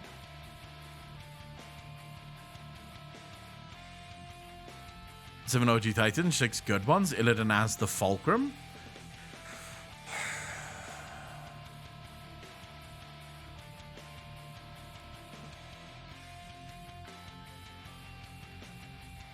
Do you mind that I just reject that for now? Because that's opening so many more speculation theories, Uncle Rose, and I haven't thought about these speculation theories yet. It's sort of destroying my mind at the moment. Like, literally just thinking about this is destroying my fucking mind. I will continue Heaven's Fort. I'm level 43 at the minute, and I'm having the time of my fucking life. Do you think there is a reason the ever-living statuettes are so similar to the dudes around the Dark Portal? Yes. Yes, because they are either older than the Shadowlands, or they hold a truth to the origins of the Shadowlands. The origins of the universe, so to speak. Vizzy, so you're not max level yet? What's definitely me? Enjoy Final Fantasy XIV. Someone enjoy Sex Dungeons. Don't trust Vizzy. She acts all innocent and stuff. I can guarantee you she's not as fucking innocent as she pretends to be. I stopped because of school. I think I'm level 54 or 56. I can't wait to get to level 50.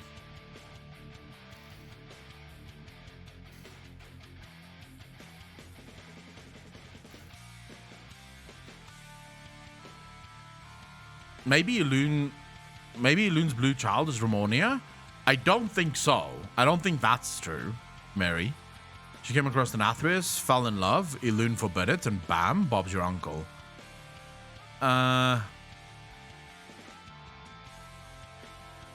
What do you mean once they open cross realms? Vizzy? Who? Where? What cross realms? Titans have color-coded magic alignment. In October, you can play with everyone, but I'm on Goblin in the NA region, I think it is, because there's a lot of people that's on Goblin from my Discord, I think. Yeah, I'm on Goblin, which is very high in fucking latency. Wait, when you guys say open, what do you mean open? So open NA, EU, everyone can play together, or open as in you can only play with people on NA or you can only play with people on EU?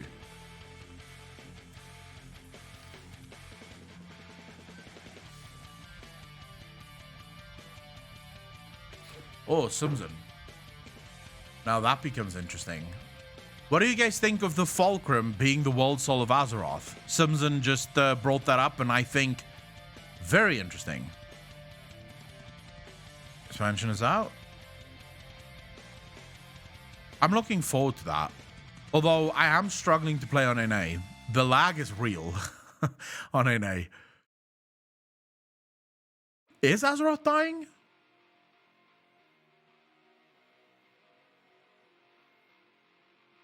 I don't know if NA is the fucking NA. I don't know if Azeroth is dying. I mean, Azeroth isn't in a great spot right now, but I don't think Azeroth is dying. I'm Apocalypse. I am the furthest thing from a fucking weeb. I like Final Fantasy, sure, but I am most definitely not a weeb. NA confirmed dying. It is possible, right? Although, if NA dies, it takes the world with it. Not a good fucking place for anyone.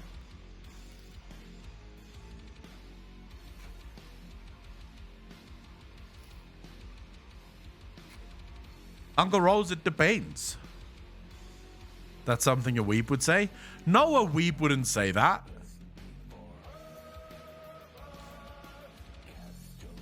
Weebs like being weebs. They tend to tell everyone that they're weebs.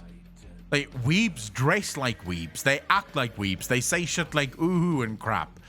Weebs love being weebs.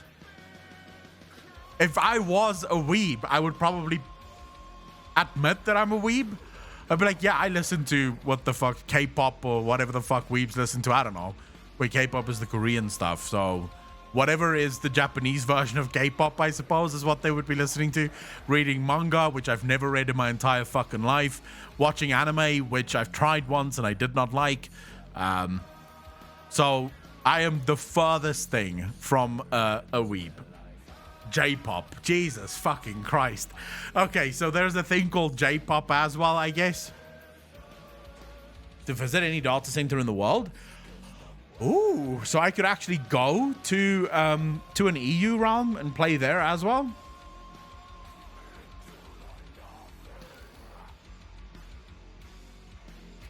Have you made it out of your uhu phase? I don't think you ever get out of the uhu phase. Once you're a weeb for life. They're static. That applies to Azeroth as well as Duval. I have to start with something. What do you mean start with something? First letter is just the form of pop, Japanese pop. I know that it's what it stands for. I know that K-pop stands for Korean pop and J-pop stands for Japanese pop. Why is it not just pop?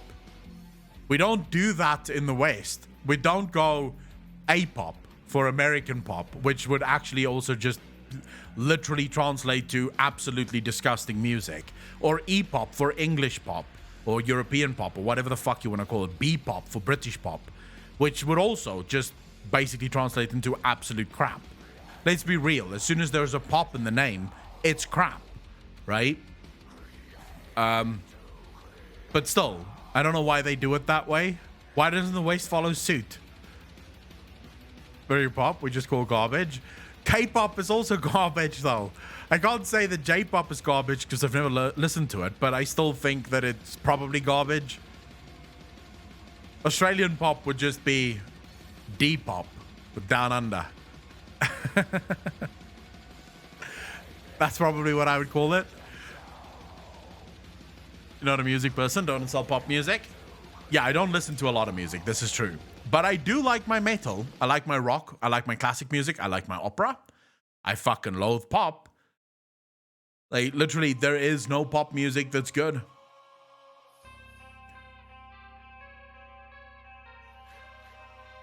See, I don't like not understanding. And I can only speak 2 languages. I can speak English and I can speak Afrikaans. So if I can't understand the languages, then it's just weird to me. Like, for example, I have a friend that's very much into anime, and he says you should never watch anime in English. You should always watch it in, like, whatever the fucking, like, Japanese, and read the subtitles. And I'm like, why would you do that? Like, why would you make it literally harder for yourself to enjoy something?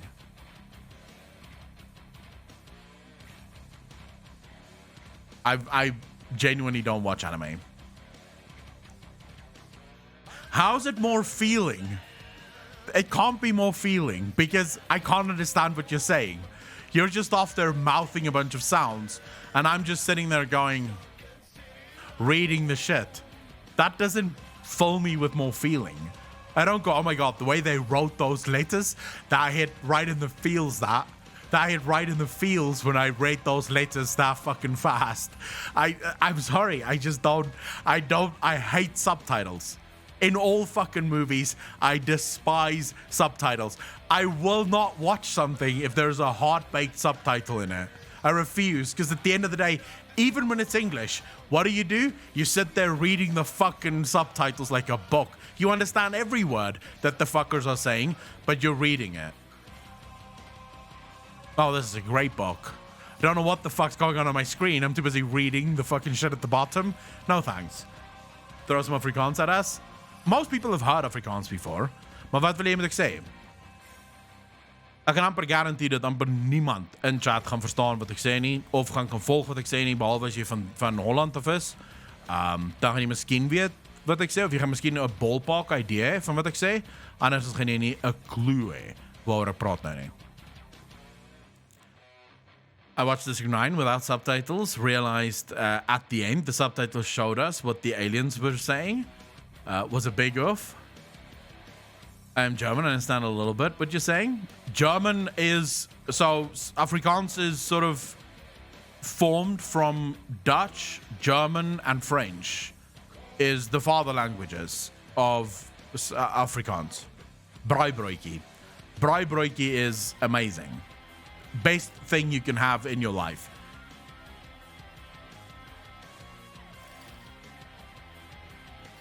Niemand equals nobody, yes. Get a chance. Can you pronounce that sausage for me? Droewors. Droewors. So if you ever want to learn to speak Afrikaans, there's 2 sounds that you have to learn how to make. You have to be able to go rrr. So rrr, very important, right? That you can do the rrr sound. And ch. If you can do rrr and ch, you are halfway there. It's not a fucking grilled cheese, bro. Like, braaibroodjie is not a grilled cheese. Can't roll my R's for shit. If you can't roll your R's, you're gonna have a very hard time in Afrikaans. Because amper elke woord in Afrikaans het 'n g of 'n r in. This has to be a clip on YouTube. Kurva. Braaibroodjie is a way of life. This has to be. What needs to be a clip? Klim in my vroeteltrokkie.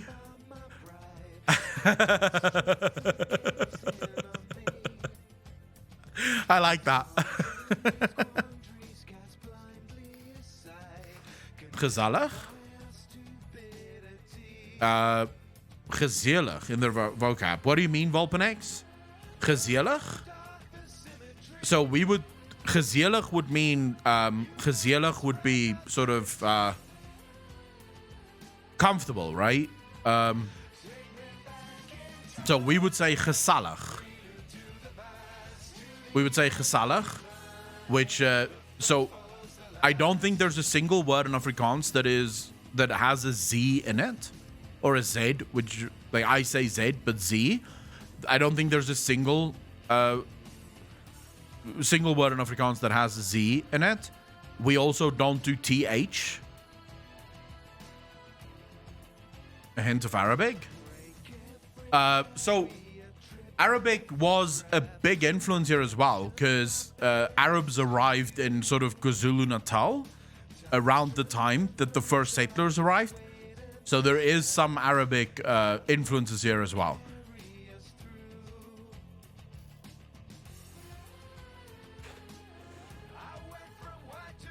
Kurwa.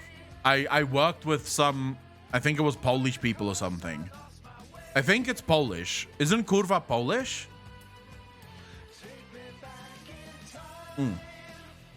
Because I work with Polish people in the UK, and they taught me kurwa. And I fucking love that word. How would you say a word like bath or path? In Afrikaans. Bad and pat. Like, legit. Bad Bath is butt. So it's B-A-D. And path is put. P-A-T-A-D. So there's no THs. TH is not a sound that we have in Afrikaans. Easy as a Finnish version, but the other one is interesting. It's at the back of the, it's literally at the back of the throat. Like right at the back of the throat. You go Sika blight. Bliet. Sika bliet.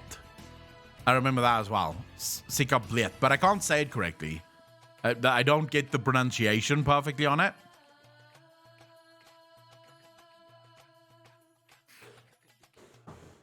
It's not hard to do, though. What is this? Language corner with Akalon? Hey, we can do a language corner if you really wanted to. But it's not hard to do. People just think... people think too much whenever they do the G. It's...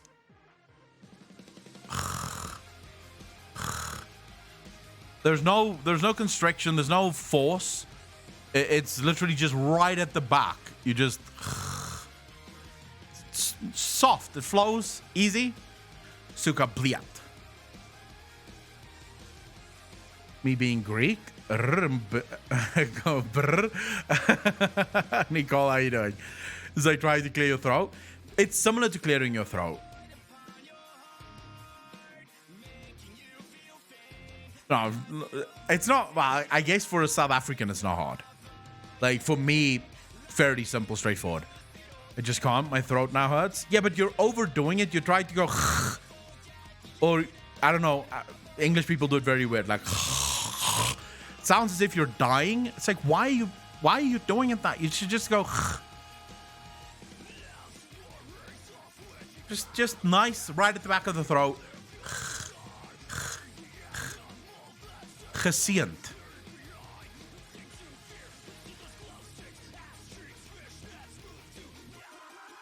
Fan, that's why I believe the first ones did what they did. Because over time, death would become so powerful that it's impossible to fix, right? You can't contain death. That's literally the problem.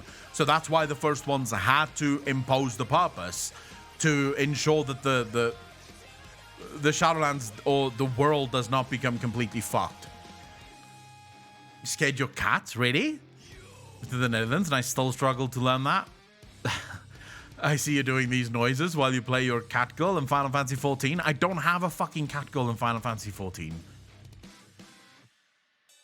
That's Asian throat clear. Gotta get that flame out. You're something that I don't quite understand.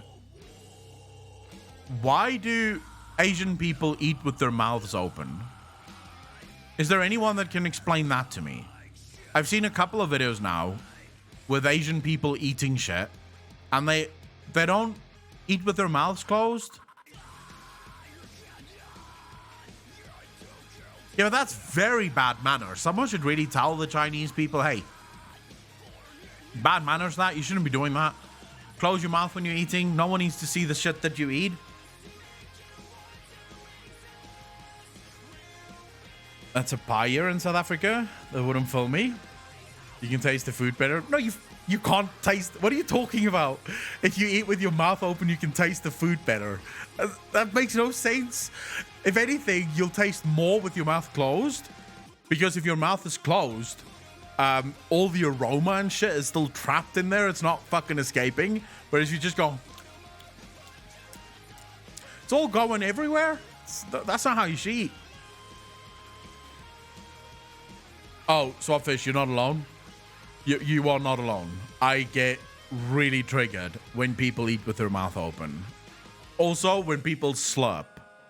Like, you know when you get at the end of a milkshake and people do that fucking slurpy thing? Or when you get people that eat soup or some shit and they do the whole...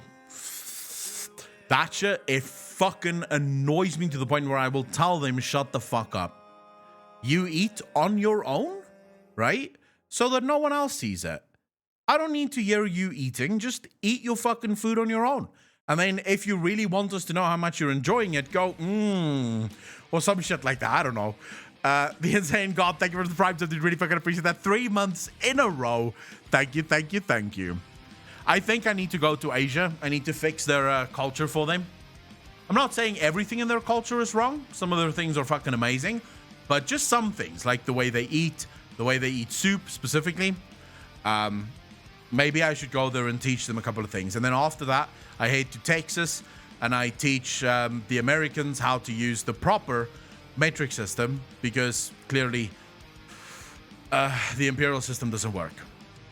And this is something that the US just has to accept.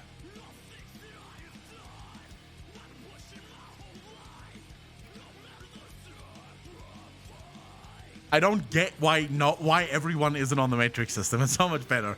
Flitherwikis, how you doing, bro? This is a hoax. The imperial system makes no fucking sense. It's so weird. Get up and stretch your back, Echo. I'm actually quickly gonna go. I forgot to take my allergy meds.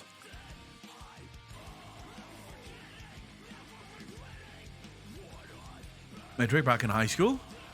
How many Americans here actually know the metric system? Like, we have a lot of Americans in chat. How many of you actually know the metric system? Like, how many of you wouldn't be completely fucked if America switched to the metric system tomorrow?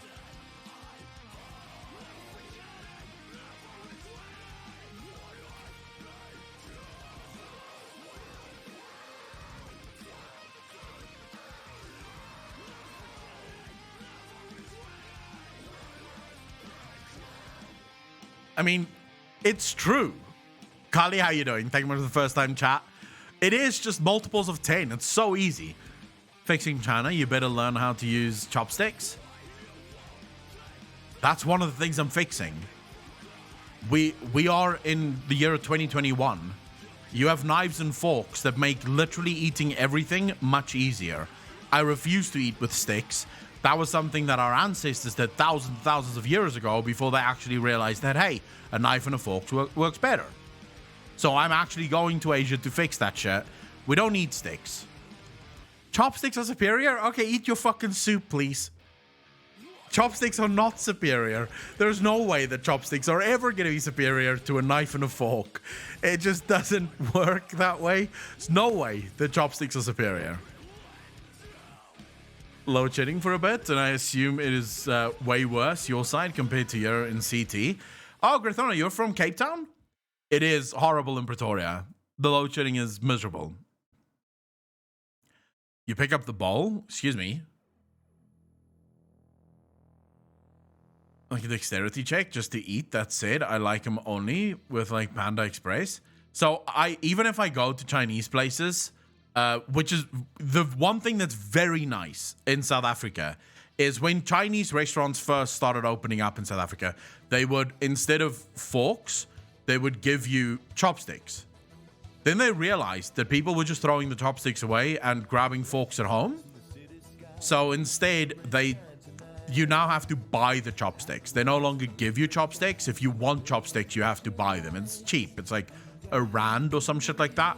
So 10 cents in US dollars. But yeah, they no longer give people chopsticks because they know that most people don't fucking do it. I refuse to eat with chopsticks. Refuse to. I can. I've done it in the past when I was younger, but I still won't. Something about these new whispers got me thinking they need to put way more RPG elements in the game. Drethar, thank you much for the first time chat. Really appreciate that. And 100% agree with you. We need a game that tells the story perfectly. Domanu, I'm reading your message and I'm sort of wondering if you... Are you joking? Why would anyone eat steak with chopsticks? How do you get the good fucking pieces of steak? How do you ensure that you get that perfect bit of, here's some fat, here's a good bit of meat on the fat? Like, the only way you can do that is by surgically fucking up the steak with a knife and a fork.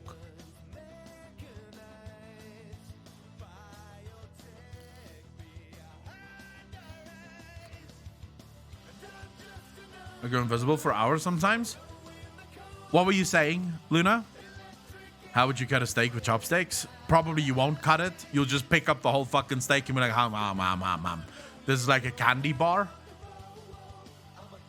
I wouldn't do peanut butter with 2-minute noodles, though. Eyeballas, that sounds a bit bad. You see, I don't like eating like that, Germanio. So first and foremost, my two front teeth is porcelain. It's crowns. So if I bite too hard on those, they'll fucking break. So I don't bite anything with my two front teeth ever.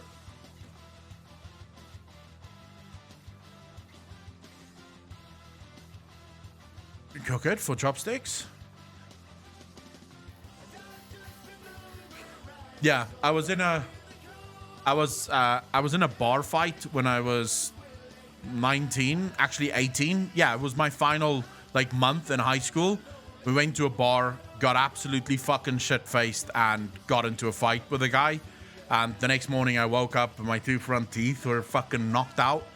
Like, not knocked out, but they were broken. Like, both of them were like half their usual size. And my lip was cut all the way up to here.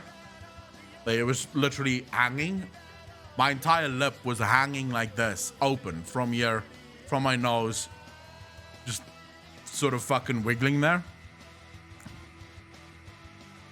Papa made us eat with our mouths closed, as well as taught the dogs to pray before eating. Chopsticks are for everything, and I mean everything except for the broth, which there are specific soup spoons for. Luna, chopsticks are not for everything. Chopsticks are for nothing.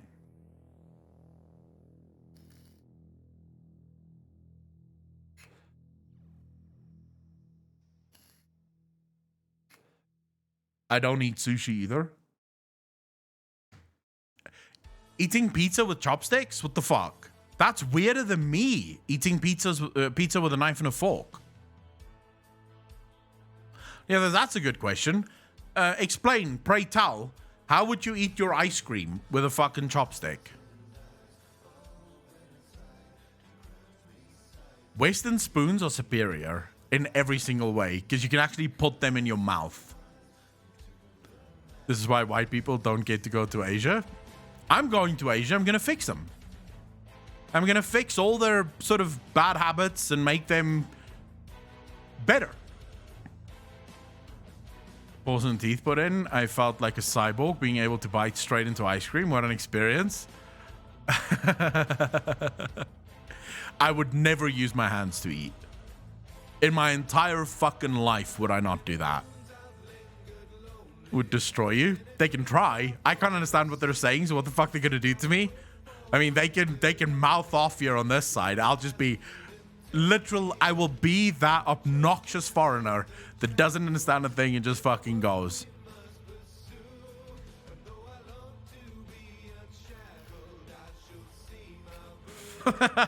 Swapfish, I literally just imagine punting an old woman, like a tiny old woman, just kicking her. It's like she starts mouthing off and you just fucking kick her. To China, I'll get you to eat some good shit. I'm assuming the food would be fucking amazing, Germania. To be part of the superior utensils gang. I love knives and forks. I think the West is one of the greatest things that ever happened to the world. Without the West, where would we be? No knives and forks, no proper spoons, no proper plates. The West is great.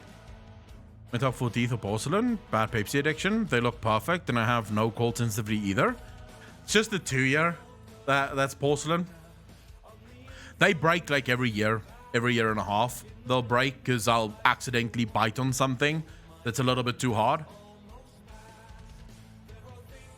Yeah, I don't eat with my hands because I don't like my hands getting dirty. So whether it's, it can be anything, right? It can be burgers, it can be fries, it can be pizza, it can be sandwiches. I'll only eat with a knife and a fork. I don't like my hands getting dirty. See, Franklin, thank you for the prime sub, dude. Really fucking appreciate that. Welcome to the Fat Fuckers Club. Thank you, thank you, thank you. Fowlin, I tend not to eat a lot of ribs or a lot of wings. But those are the only times that I will eat with my hands, but that's a fuck up. For me, at least, that's a big fuck up. Because, so while I'm eating, I can't touch anything, right? Because my hands are dirty.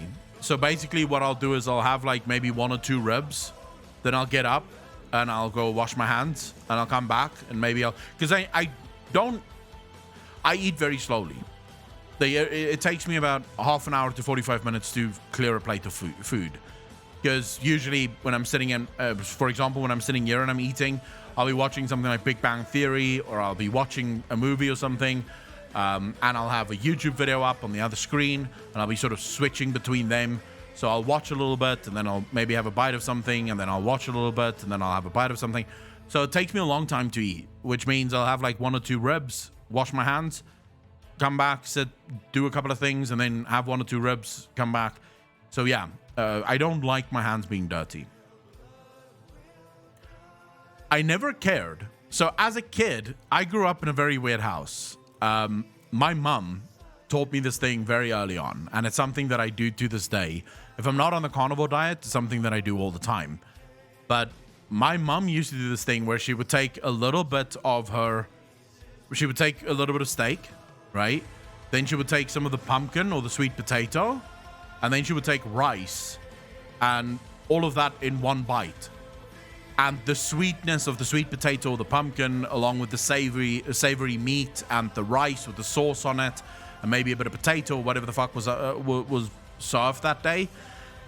So I fell so in love with that I started to mix the two together.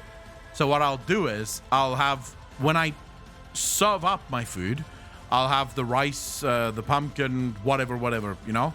But then whenever there's pumpkin and rice on my plate, I will mix the two. Preemptively, I will mix the two. So it's rice with pumpkin. Yes. The slow eating thing I get from my mum. Like my mum, I remember as a kid going to restaurants and we would always be there for hours because my mum would take forever to finish a plate of food. Yes, only meat.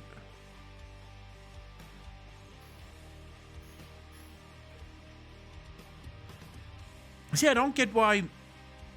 I hate beans though, so I wouldn't do that with my rice. I wouldn't fuck up a good piece of rice with beans. Then Mr. Whisper Talk. Bamboozer, how you doing, bro? Yes, sadly. But it will be available on YouTube probably tomorrow or the day after. Does carnivore diet include fish or not? Yes, you can have fish.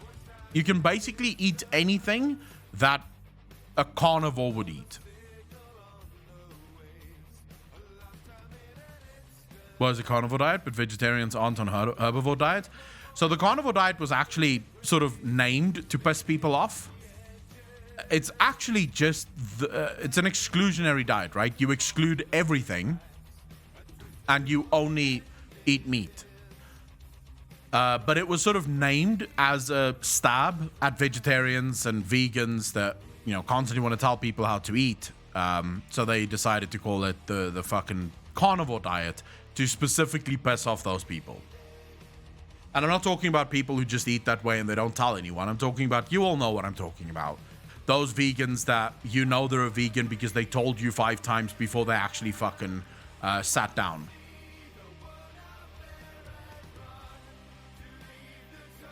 Taichid is yes. You specifically do not want to eat things like rice, potatoes, or bread. Because those things are... They will fuck up what little vitamin C there is in meat. Because they use the same vehicles in order to travel through the body. The same delivery system. So you do not want any carbs. If you're on the carnivore diet, carbs is the devil.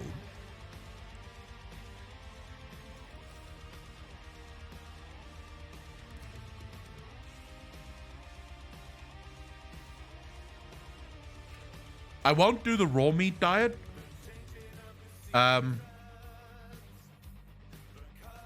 I won't do the raw meat diet because there are certain meats that I just refuse to eat raw. So, for example, you get a lot of people on the carnivore diet that will eat things like liver raw.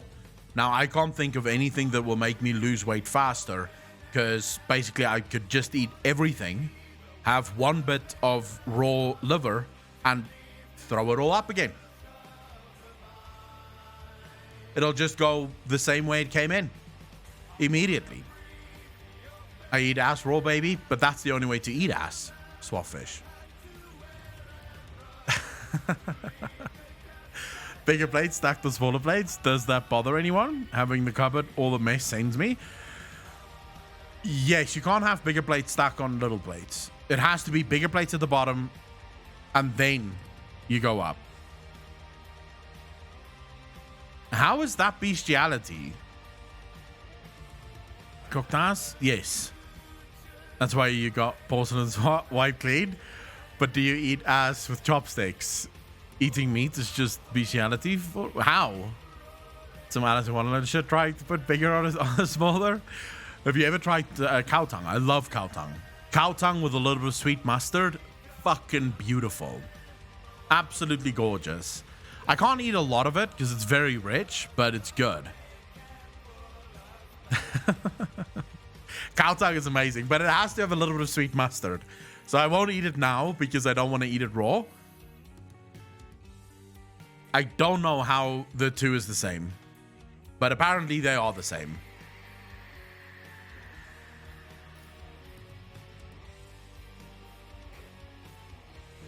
Oh, I hate that. You know what else I fucking loathe whenever you go to people and their cups are not close to the kettle. And their coffee and shit is not close to the kettle. Like everything is sort of scattered all over the kitchen. I despise that. It's like, how do you live? If this is your kettle, then surely the cups, the mugs should be close to the kettle. And all of the things that you need, like the utensils, like little spoons and stuff, should also be close to the kettle. Because this is where all the fucking magic happens. But then I go to, like, for example, my aunt's house, and her kettle is here. Then the mugs and the cups and stuff is on the other side of the kitchen. And the spoons is on that side of the kitchen. So you're basically doing a little fucking marathon before you can make yourself a cup of coffee. It's like, how about you just put everything right there? As far from the place they're going to. So parking, I actually don't mind. It pisses me off more when people drive and drive and drive for hours trying to get the closest parking spot. My aunt does this as well. We'll get into the parking lot of the mall, and then she'll be driving around for 10 minutes because she wants to be close. And I'm like, we would have been in already. If you just fucking parked at the first place you saw, we would have been in already. Now we're still in the car, waiting for a parking spot to open because every other fucker is thinking the same way you are. Let's park close. I don't mind the walk. So, you know, I'll park wherever the fuck there's a parking spot. I usually don't like parking between two cars. Not because I struggle doing it. I'm a fairly good driver. It's because I don't know. I don't like the idea of other cars being close that can sort of, you know, bump into your car or shit. So I like to park a little bit away from everyone else.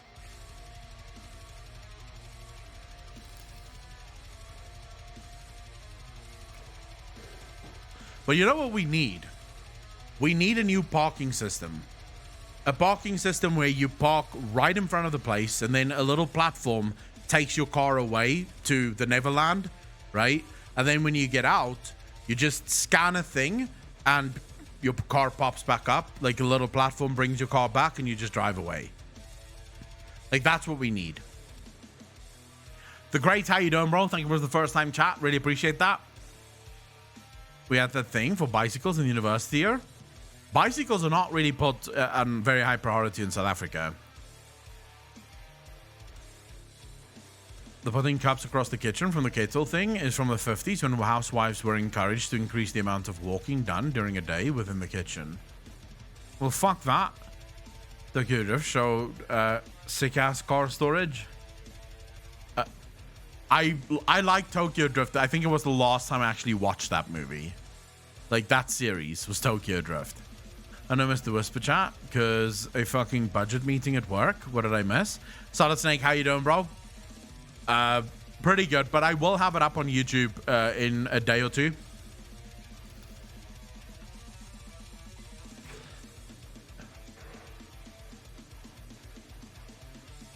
I mean, it became a bit of a fucking soap opera, Swordfish, which I really didn't enjoy. Like, it became a bit of a soap opera, and I was like, yeah, fuck this movie now. There's too many, like, it's getting too ridiculous now. Like, there were some ridiculous things in Tokyo Drift already, which was just like, yeah, you can't do that with a car. Let's stop pretending. I'm just gonna slowly back away from this. But it was a good movie when it first came out. All right, guys, I'm quickly gonna take a 3-minute break. So everyone go stretch your legs. Go do whatever the fuck it is that you want to do. Just quickly want to see your...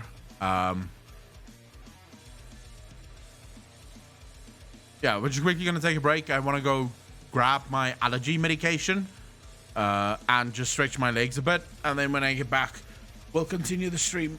So everyone take a fucking break, right?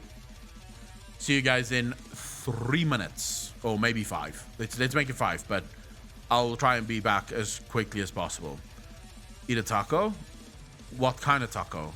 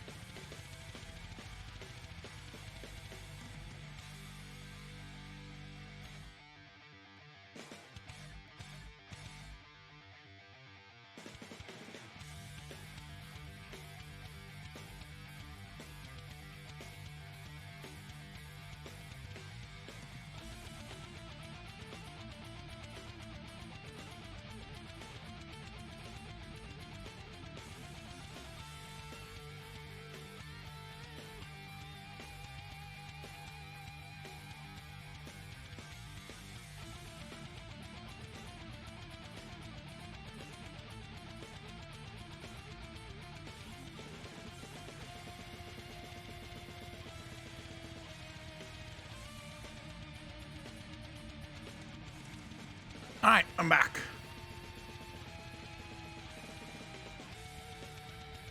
Welcome back, everyone. Hobbs and Shaw. I don't like the movies, but the chemistry is great. Who the fuck is Hobbs and Shaw? Cartedy, thank you very much for the Prime sub. Really fucking appreciate that. 4 months in a row. Thank you, thank you, thank you. T-Ved, how you doing? Style and Yumi both? Yumi fucking both?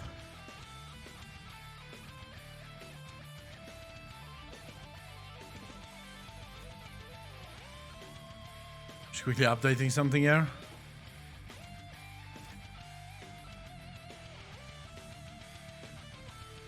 So much weight, it's crazy. I'm fucking trying, but I have to keep going. But thank you for noticing, Apocalypse. Hopefully soon, I'll be skinny. Although soon might be a bit of an overstatement. Probably not going to be soon, but hopefully sooner rather than fucking later. Oh, I forgot to do this as well. There we go. All right, so you guys have asked for this. Many of you have asked for this. Many of you have asked to see a Final Fantasy stream. A lot of you have asked for gameplay streams. So I thought today we'll end the stream with a little bit of Final Fantasy. And I'm from the beginning, I want to be very fucking clear. If you guys find this boring, it's your fault. You asked for this. I'm just giving the people what they want. Skin issues a lot with people when losing so much weight. I haven't really had any of those issues yet.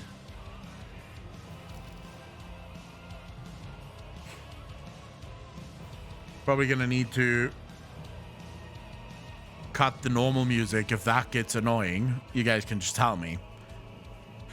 All right, let's see what this game holds. As a stream, I've never streamed this game, so it's gonna be weird. Like to play, mate? I can still offer you to try Grim Fandango. Ryan, how you doing, bro? I don't even know what that is. I am loving Final Fantasy Flinterinkies. At the moment, it's my favorite game.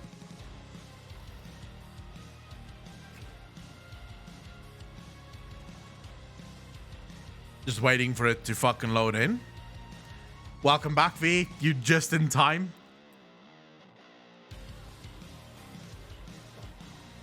I don't even know how to change my appearance, though. I genuinely have no idea. I did not pay attention when they taught you how to dye your shit or anything, so I have no idea. I am just existing with whatever fucking gear they give me. That's it. But I think this gear looks good. I genuinely don't give a fuck, but all right. No, I do want to. I don't like this music being on. Fuck it. Screw the music. Can you guys hear the game, or is it too quiet? I'm assuming it's going to be very quiet, so I'll boost the game a bit. Let's see. That might be a little bit too loud, but we'll see. Oh wait, where am I going again? Casing the castrum. It's very loud, that. Jesus. Let's go a bit down. I don't want to get my ears fucking blown off.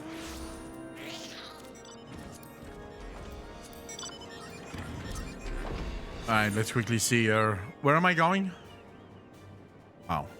Back.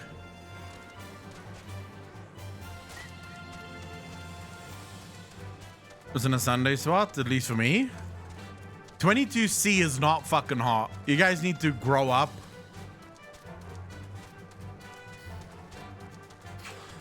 I had to pick the tail people, Luna, because they were the only people that didn't, I don't know, didn't look too weebish.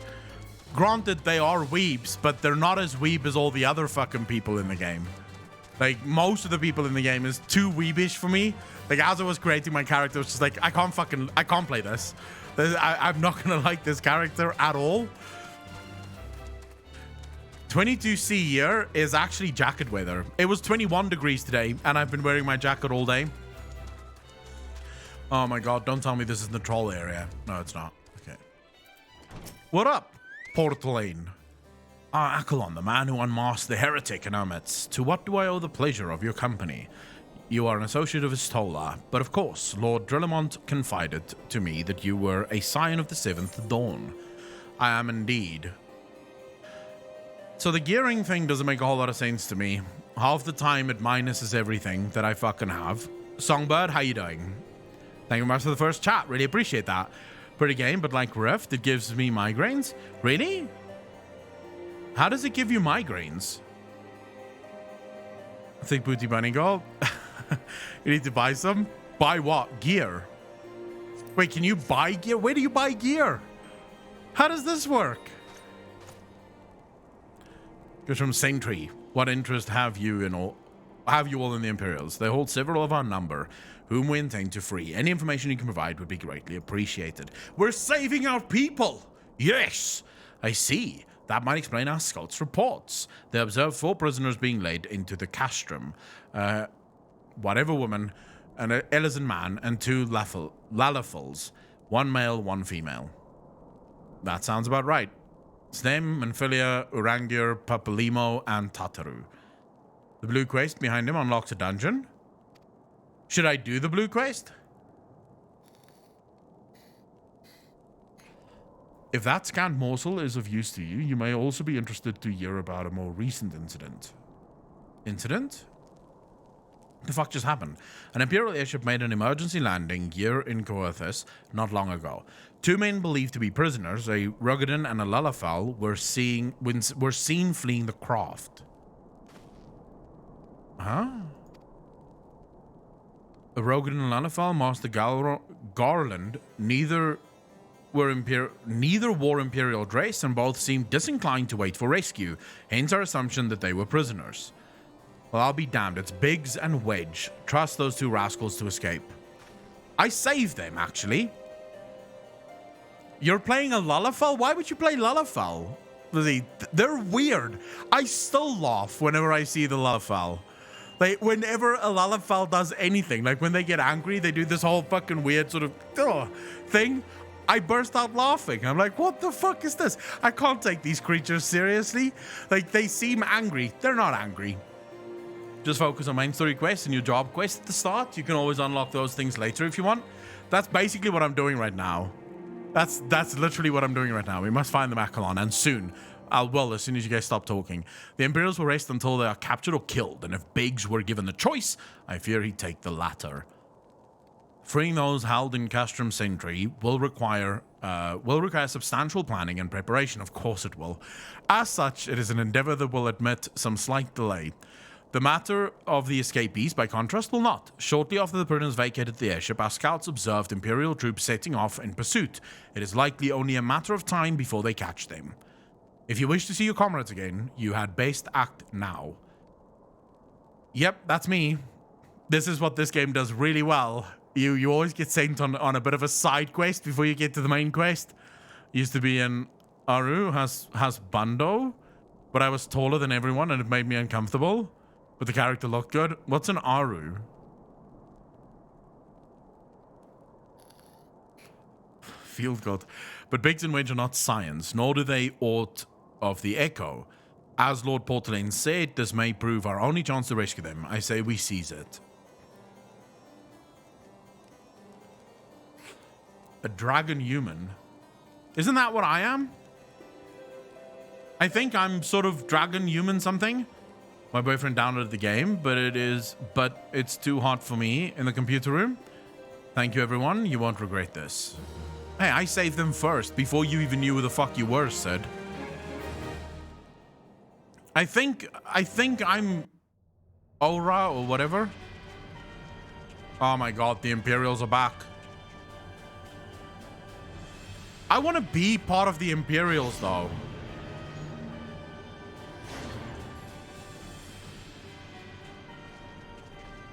They seem much cooler than the Eorzeans. Look at that beast. Look at that fucking beast, bro.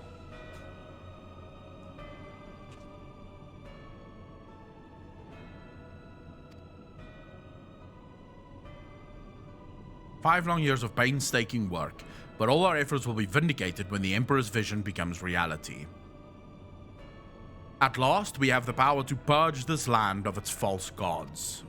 We shall give the ignorant children of Eorzea the security and stability they so desperately crave, and which their spineless leaders have so palpably failed to provide.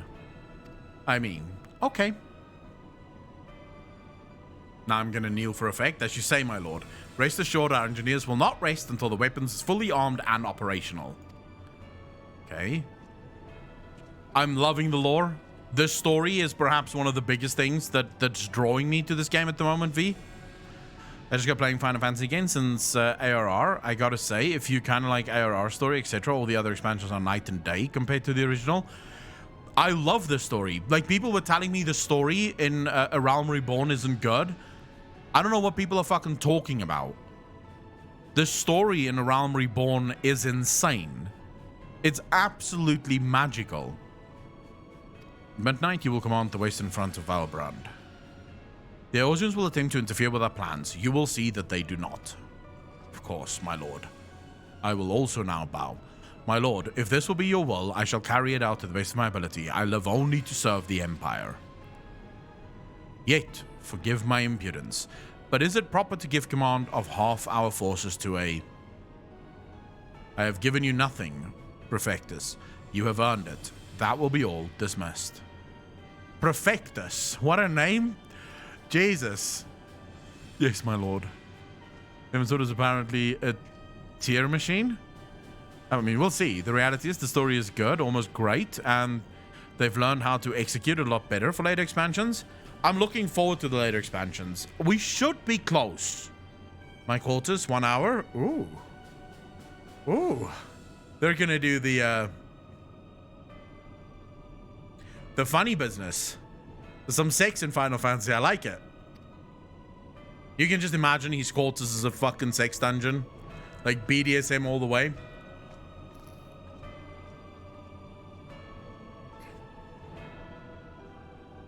You'll see once we get into combat and dungeons and stuff. We're almost definitely going to do dungeons soon. We're almost level 46 now. Lord Peddler would like you to... Okay, there's some shit there. My purpose here is the reconnoiter Guardian activity. How the fuck do you pronounce that word? Along with Oblivious Spine owning to this. I have the honor of being acquainted with Ishtola. Now, the report of the Imperial airship's emergency landing came to us by way of Dezemiel Darkhold, situated to the west. A man stationed at the entrance, a knight named Bristlet, may be able to tell you more, so as to expedite your mission, I shall furnish you with a letter of introduction. I pray that you will be soon reunited with your comrades. May the Fury grant you strength. Okay.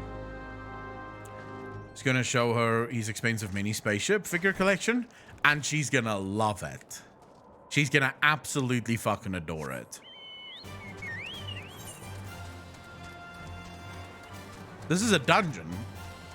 Oh, straight into another fucking dungeon. Nice. Dungeons give so much XP in this game. It's sick.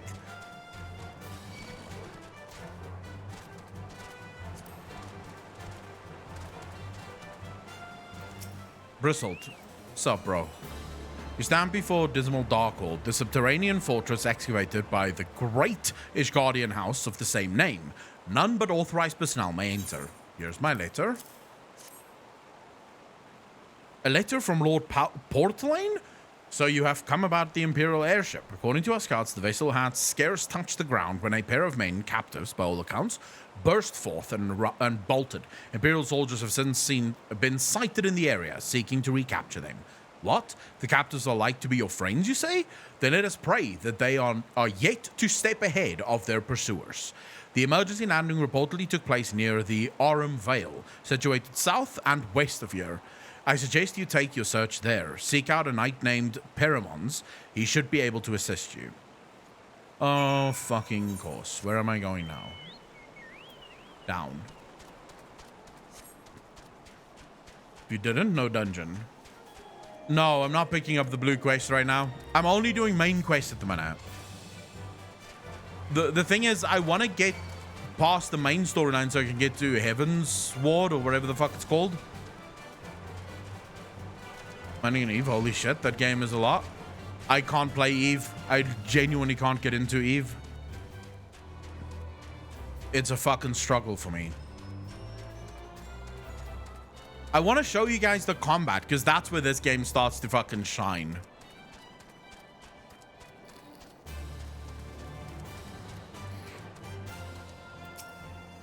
Piermons, how you doing? The Imperial airship, I saw it approach the land with mine own 2 eyes.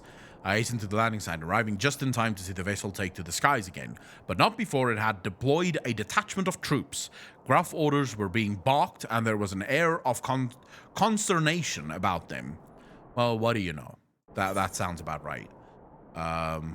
Assuming that's good gear. I don't have, like, look at my fucking gear. Where do you get next? God only knows where you get next. Rings? Fuck it. Who cares? These things, they seem to be not leveling up with me, but also, I don't know, they're level 28 for some reason. I don't know how. Get all the jobs without making new ones. I love that. So for those of you that don't know what V is talking about here, you can switch classes literally on demand, and I don't exactly know how it works, but you have, like, every job has its own crystal, and I'm assuming that if I were to switch to a new job now, I would literally just switch the crystal to a new job, and then if I wanted to go back to Paladin, I would still be a level 45 Paladin. Or some shit like that. But it's quite fucking cool how they allow you to switch things. Yeah, the recommended gear list doesn't do shit. It doesn't want me to equip anything. It's the weapon. Okay, so you switch the weapon and then you basically become a new class, which is really cool. To share with you what he knows about the 2 fugitives. They were prisoners aboard the airship, it seems, and they seized the opportunity to flee when the vessel was forced to land. The Guardians, who were deployed, formed search parties and proceeded to scour the wilderness. In order to alert our forces, I returned to my post. To find evidence that someone had been here in my absence, whoever they were, they tried the door to no avail and decided to go elsewhere. In all, I marked 2 sets of footprints, one large and one small. If you search the area, mayhap you will be able to follow the prints to their owners. Sure, why not? I think one of the reasons I really enjoy that is because there are no different specs in Final Fantasy. So when you roll, for example, a paladin, paladins are tanks. That's it. A paladin is a fucking tank. And I don't think you can play it any other way. You are just a tank. All of your abilities is tank-oriented. All of your things are tank-oriented. So you basically have every class or every job is your spec. And you can just swap as much as you fucking want. But this made me far happier than anyone could realize when I got this. Like, the upgraded version of my AoE. But need to buy some groceries. Alright, have fun, V. Alright, let's see. Where is this?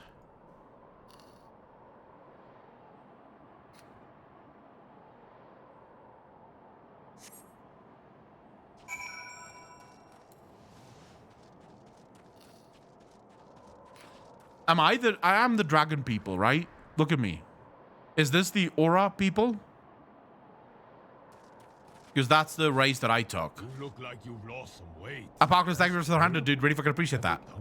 _ dear weebs in the chat, you are Sugoi. Whatever is going on in your Kokoro right now, please know that you are kawaii and your story is not a filler. You are loved, _ Apocalypse, what the fuck is that?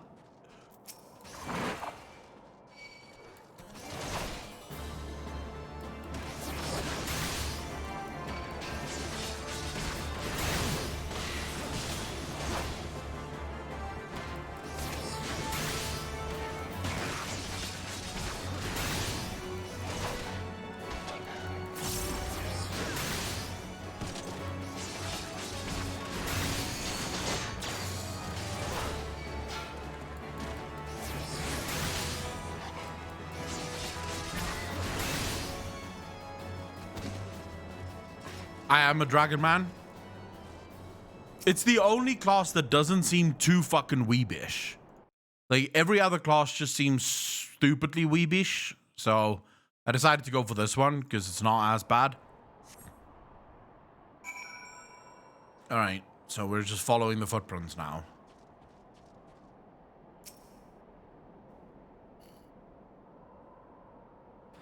Plus, I love the paladin gear. Look at me. Although my sword doesn't make a whole lot of sense to me. Look at my sword. It's sort of feathers and shit on it.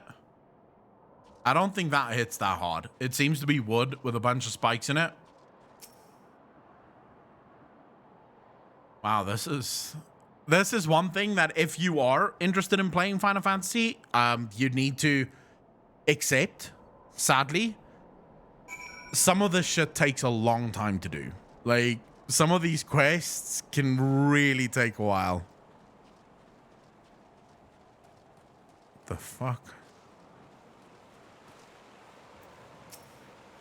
Hey!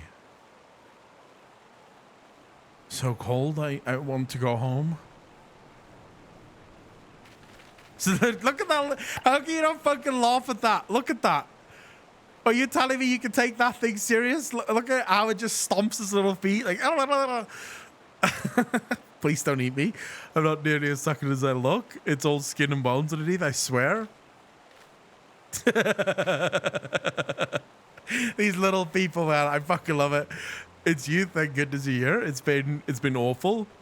The Ghanaians were snapping at our heels like a hungry pack of wolves. I was so hell-bent on evading them, I almost ran headlong into a monster's gaping maw.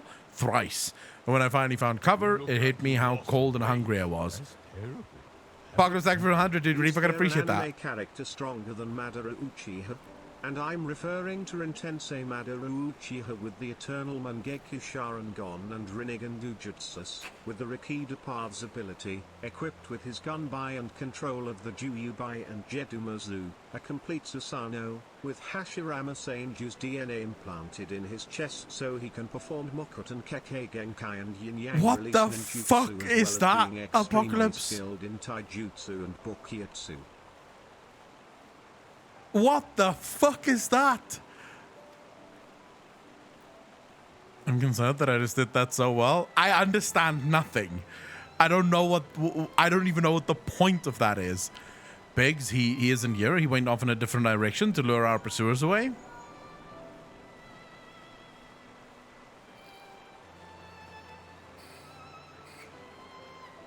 Track down Wedge. That's wonderful news. Now what of Biggs? Thank you very much, Yuki. Really enjoy having you here. Even I'm a weeb and only got half of that. I'm not a weeb. I understand none of it. Fucking none of it. I am probably the only non-weeb player in Final Fantasy. Thank you very much for the follow, Yuki. Really appreciate that. Welcome to the channel. Thank you, thank you, thank you. I see. Well, it hardly surprises me that the big fellow went off as he did. For all the tongue lashings he gives Wedge, he's always taken care of him. I've scoured the area surrounding the Dark World, but have nothing to show for it. At any rate, we know for a fact that Biggs headed west. With both Yida and Y'shtola helping out, I'm sure he'll turn up soon. Now then, I'll make my way over to your position while keeping an eye out for Biggs. Memory serves, there should be an Asgardian fortification not far from you west. Here we go This again. new anime plot. Basically there's this high school girl except she's got huge boobs. I mean some serious honkers. A real set of bad donkers. Packing some Dobon and Keros. Massive Dohun Carvorn Koloons. Big old Ton and Jericujas. What happens next? Transfer student shows up with even bigger bonkanija hooks. Humongous Hungolangan unlock honkers. Is that the plot? Let us meet there. Okay.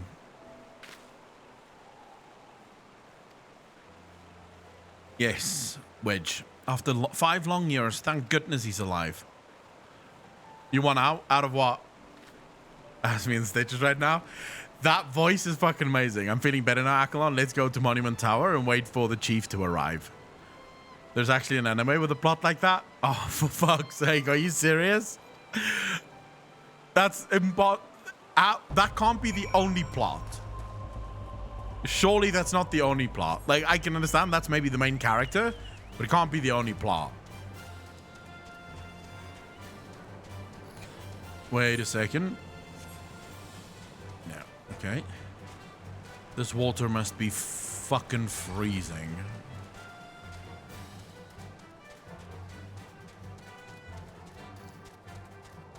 Dangerous, I'm on Goblin.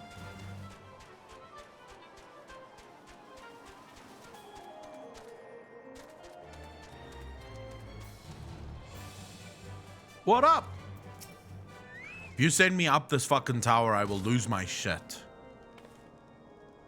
Well, mate, and welcome, adventurer. What brings you to this frozen corner of the realm? Oh, it would seem your companion has caught a chill. Come and warm yourself by the fire. I will bring you a hot broth.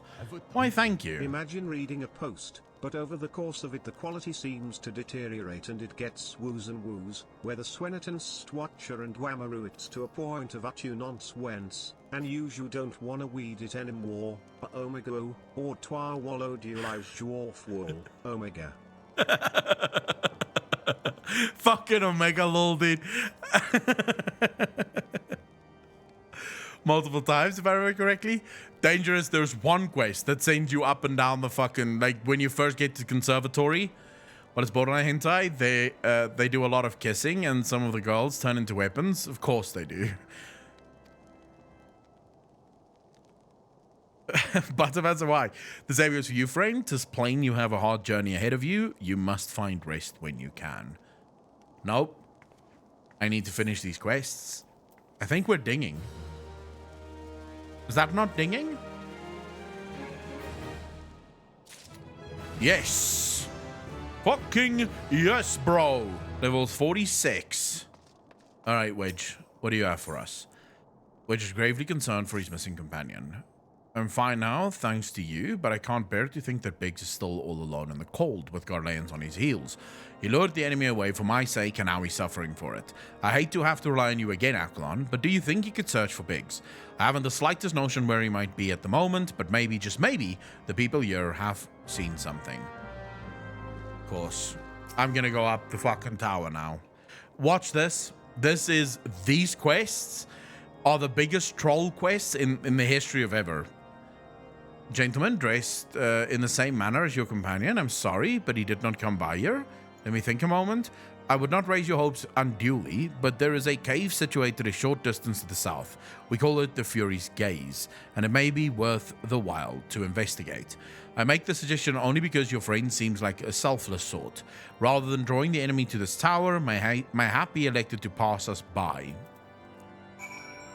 Well, he's selfless with his friends. Doesn't mean he's going to be selfless with you. You have guards outside? Like, I would be pulling them straight into this fucking tower. Like, no questions asked.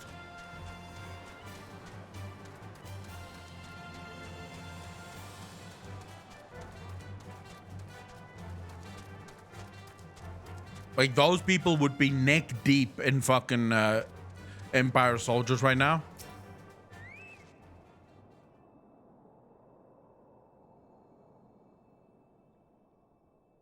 Coke at his house? Did I? Oh, for fuck's sake. Here we go.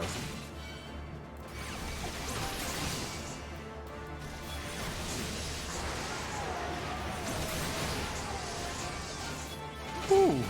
These things have quite a bit of HP.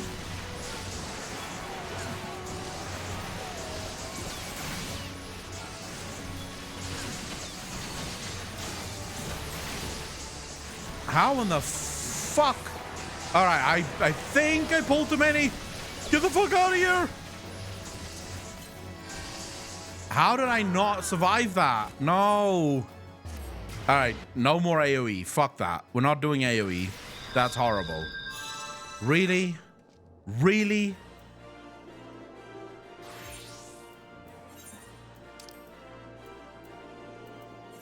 This is a long run.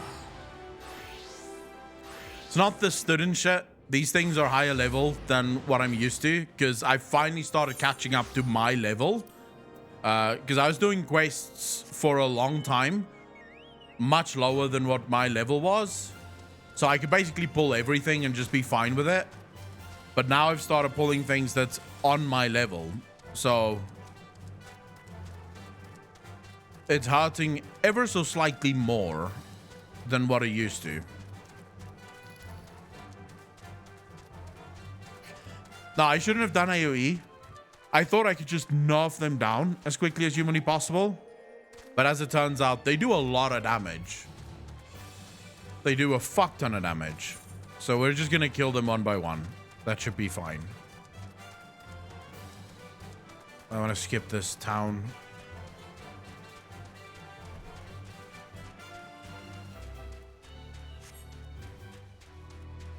Ah, these three things, motherfucker. You look like you've lost some weight. That's terrible. Have a dumpling. Oh my Awamo Shinderu.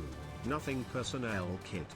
What does that even mean? What does Omiwa, whatever the fuck that sentence is? What does that even mean? Give actually sucks for everyone. Just watching you makes my day. Chase Chronicle, thank you very much for the first chat. Really appreciate that, and I'm happy that I'm giving you joy. Of course, dying doesn't give me much joy, but if you've ever been to any of my streams, it happens a lot. It does happen a lot. I genuinely find myself more often than I care to admit in grave fucking danger, and then succumbing to the danger. So, my mustache is fucking pissing me off. I need to go to the barber this weekend.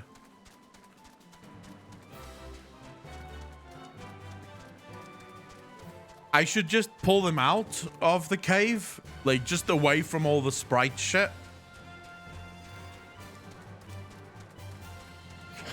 I still don't know where do you buy gear? Oh, I'm done with the cave. Didn't have to kill those things. That's how you do it. Look at that. Isn't this lucky? Were you able to learn anything? Yes. Don't go into that fucking cave. It's very dangerous. Nothing in this area? Well, that stands to reason, I suppose, seeing as he was trying to lure the Guardians away from me. But where within this vast sea of snow and ice could he be? I don't know.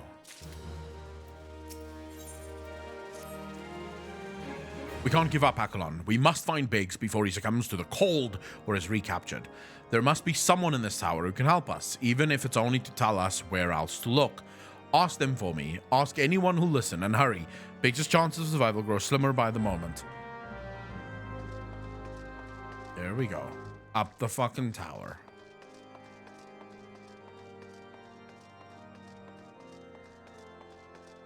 This tower is so troll, dude. There is no reason for a tower this fucking large. Imagine you had to do all these steps IRL. Fucking higher. Oh my god. Goes to barber and shaves off beard. Thank you very much, Saven. Really appreciate that. Yo. Oh my god, it goes up even more. Your friend is lost in the wilderness, you say? Yes. If he's not to be found around here or in the vicinity of Darkhold, it is possible he made for Whitebrim. To reach it, one must travel through Danafin Pass, the southern end of which lies to the north and east of here.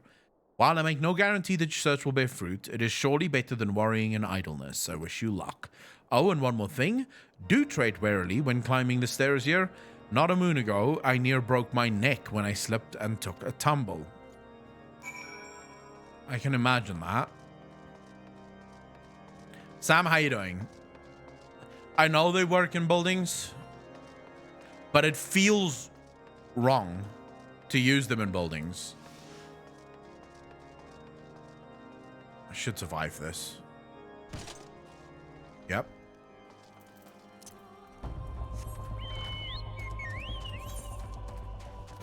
Alright, here we go. Bought this last week, but I couldn't get past the races. Minion, I would say 100% worth the purchase. 100% worth the purchase. Look, I get it. The game is extremely weebish. Don't get me wrong. There's a lot of weeb stuff here. And if you're not a weeb, you might not like it. But believe me, this game is fucking amazing. If you like World of Warcraft, and most of you in the channel will, as my literal channel is about World of Warcraft, but if you like World of Warcraft and you've oftentimes felt like World of Warcraft can do things better, play Final Fantasy. Because Final Fantasy does almost all of the things that World of Warcraft should do better.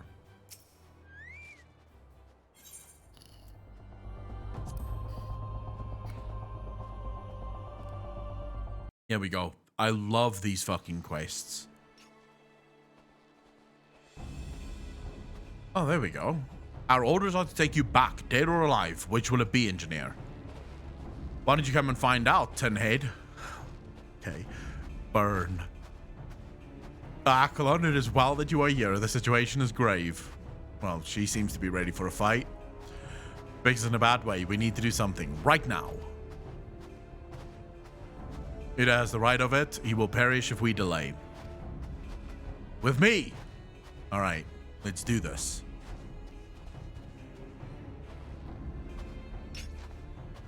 He's not alone. Kill them all.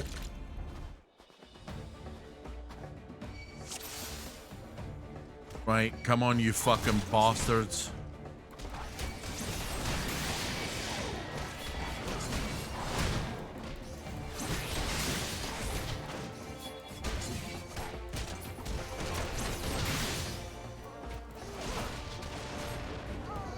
Oh my Christ. No, hey, get over here.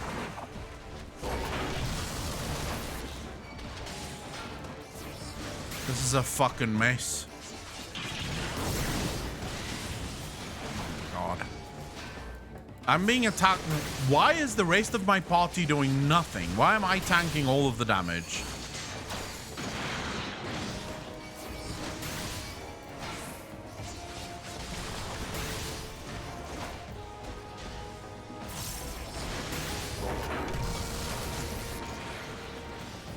All right, come on, boys. I gotcha.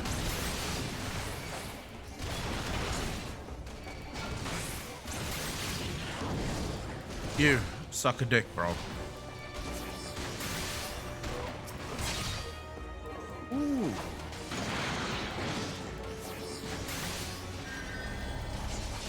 How did I fail the duty? Oh, Briggs died. How in the fuck, Briggs? What are you doing? Yeah. So I have to tank everything because Briggs is a fucking moron. I don't want to change the difficulty. It is my first character. This is the first time I've played Final Fantasy. Like, this is my first playthrough ever. So I have to stick to Briggs. I did not know that. Yeah, skip the cutscene. I've seen this already. All right. Briggs, I gotcha. Let's keep an eye on Briggs because he's a fucking moron.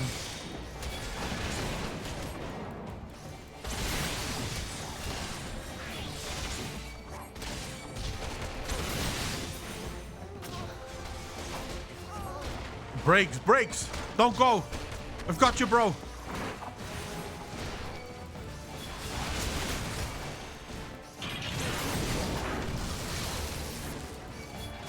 Oh my God, Briggs is taking so much damage. Briggs, I need you. I'm fucking stunned. No! How am I stunned?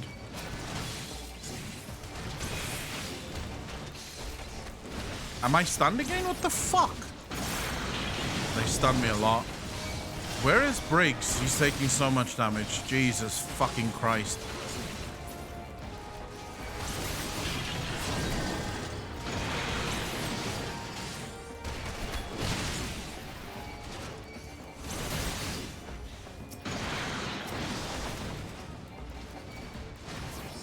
I don't know how to keep him alive. Like, this is fucking ridiculous.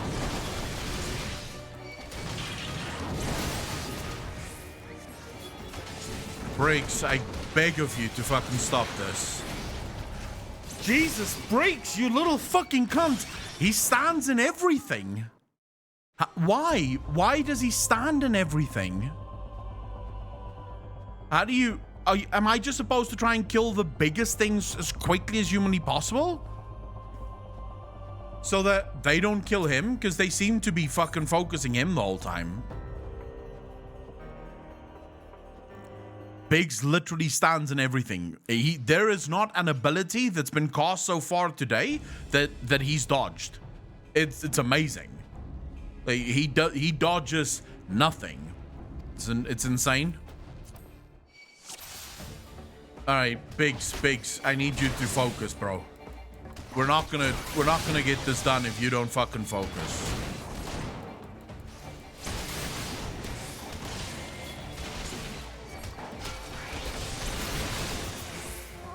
All right, here we go. Here we fucking go.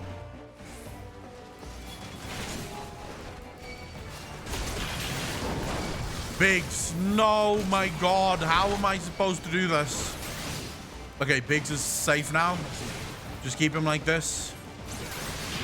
Oh, now we're stunned again. This isn't good. Biggs, don't get hit by shit. How long must I be stunned for? There we go. Biggs, don't get hit by shit.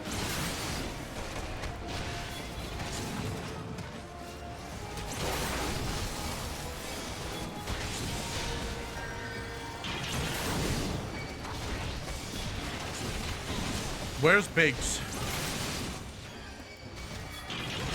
Okay, he's behind. It's fine. Don't do that! And stun this guy.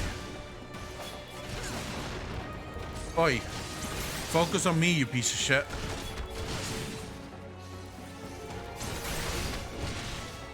Good, good. Just do that.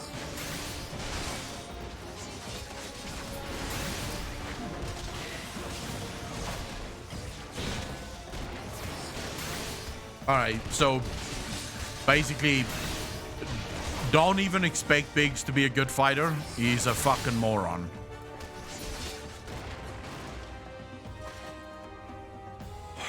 Okay. Don't get hit, Biggs. Is that a challenge? Biggs gets hit by everything. Stray, how you doing?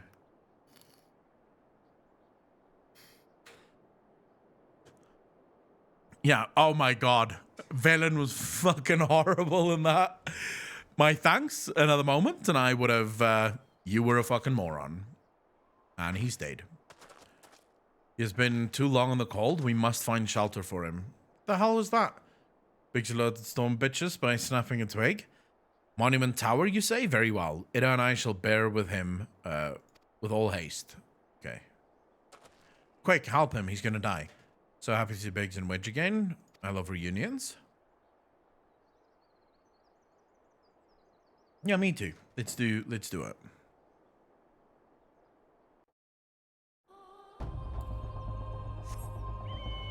Right, so that quest was very annoying, but at the same time, if you think about as a tank, actually a pretty cool quest. Which is another thing that I would say for Final Fantasy that they do really, really well. And the reason I haven't spoken about this too much is because I haven't played enough classes yet. But just based on my tank stuff, a lot of the quests in the game is meant to prepare you for endgame. So a lot of these duty stuff will sort of ask you to incorporate everything that you've learned so far, treating it almost as a dungeon, face monsters away from your party members and shit like that. So it's really cool. All right, Wedge, I'm back. And Biggs is back too.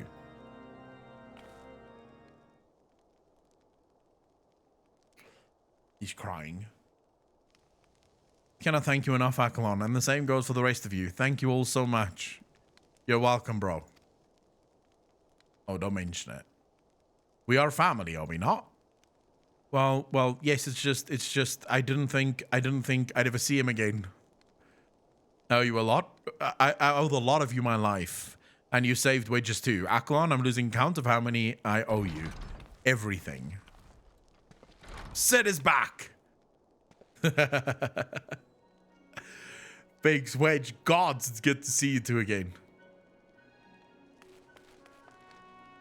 You now owe me a life debt, little Popoto. Chief, it's you. It's really you. In our hearts, we knew you were still alive, but to finally see you in the flesh.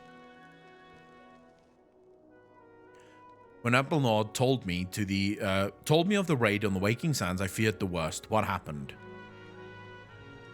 The enemy struck with nary a warning. We didn't stand a chance. Wedge and I were in the workshop when they came. Before we knew what was happening, the Imperials had us at gunpoint. It must have been awful. There's one thing I don't understand though. How did the Garladians get there so fast? I mean, the Immortal Flames should have seen them coming, right?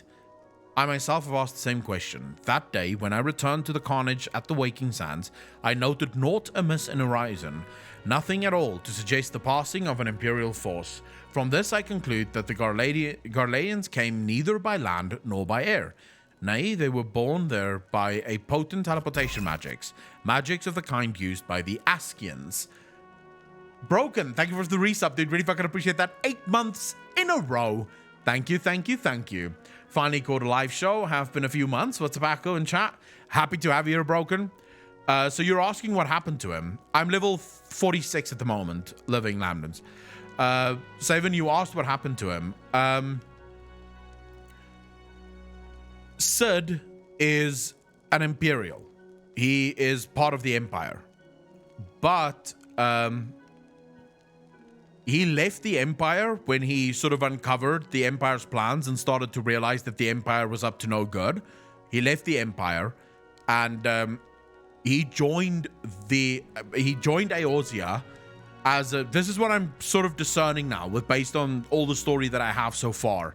He joined the Empire just before the Calamity and he helped them basically build these airships to try and defend against the Empire. But during the Calamity, which is when the world got destroyed, his ship went down and he lost his memory. So he was actually like, he was stuck in some monastery, like a church. He didn't remember who he was. And then you finally discover who he is and you sort of help him get his memories back. And now he's helping you rebuild the Scions of the Seventh Dawn. Is Final Fantasy something for players that love lore in games and questing? Marcel, thank you for the first time chat, dude. Really fucking appreciate that. And absolutely yes. If you don't mind a bit of reading, especially in the first expand or the first game, the base game, the story of Final Fantasy is off the fucking hook. The Askians is another group of people that you'll learn about. We were bound and blindfolded and bundled into the cargo bay of a waiting airship. I can't rightly say how long we were aboard, but when the time came for us to disembark, we found ourselves in the midst of an Imperial stronghold, Castrum Sentry. Upon arrival, we were marched off into the main complex. Biggs and I were thrown into a detainment cell together, while Manphilia and the others were taken elsewhere. That was the last we heard from them. Yeah, the Askians is absolutely insane.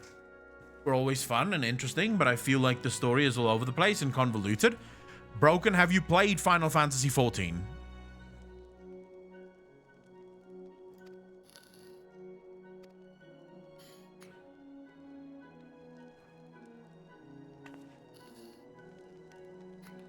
What happened next? Well, we were held in isolation for what felt like years, but was probably moons or maybe only weeks. And then, without warning, the Imperials collected the pair of us and put us on another vessel, which we found out was bound for Garlemald. Much to our dread, we knew that if we were taken back there, we weren't like to leave again.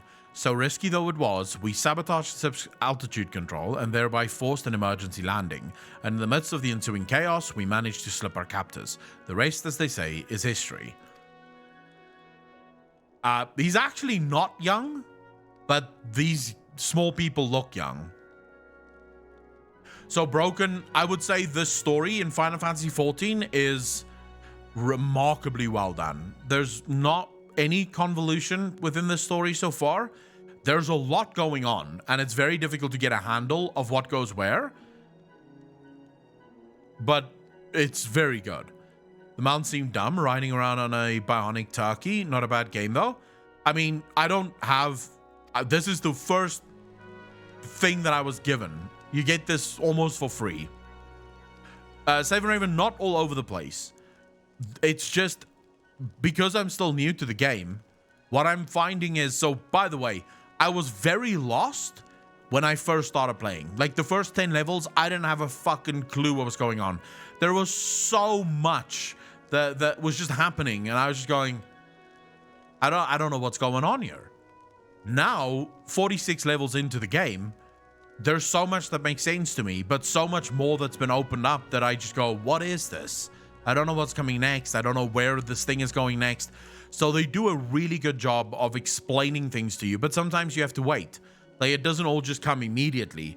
Like, there are times where you just go, ah, that makes sense, but like 10 levels later, thank you for returning my dear assistant me. I would seem I owe you another debt of gratitude. You all owe me. There are still many questions in my mind, but the answers can wait. Manphilia and the others still want for rescue.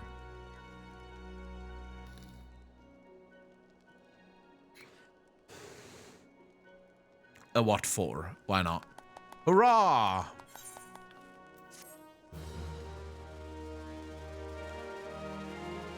Okay. My waifu needs rescue. I like Manphilia as well.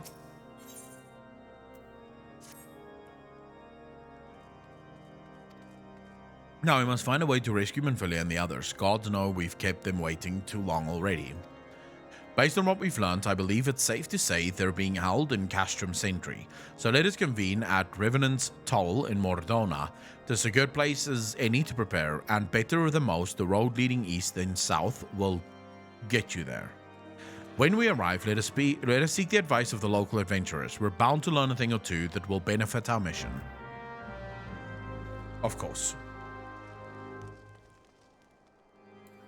So you get this Chocobo, I think it's called a Chocobobo or whatever the fuck. You get this one basically for free, but I'm assuming there's more mounts in the game. Alright, so we're going there. Wait. Do I not have a...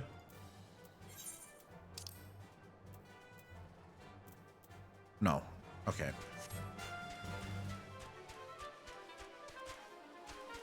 Chocobo. Chocobo. There you go. There's around 200 mounts in the game. I have seen some really cool fucking mounts. I have seen some really cool mounts in this game. These things aren't that great. Like, they don't look as great. Plus, I don't think this is the fastest that they can go. I think there's faster mounts out there, even though I've not discovered any. But something that, again, I've not really dove into at all. But your mount has gear. Your mount can be combat trained. So your mount can actually fight with you. Ooh. What the f is this? Well, hello.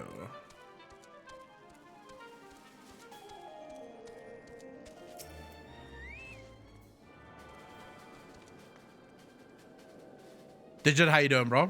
There's some kind of robo dragon thing flying around as a mount. There's a few we can fight, heal, or tank for you. Carnage Gaming, how you doing, bro? Yes, you basically summon them with these. I'll show you when I do it.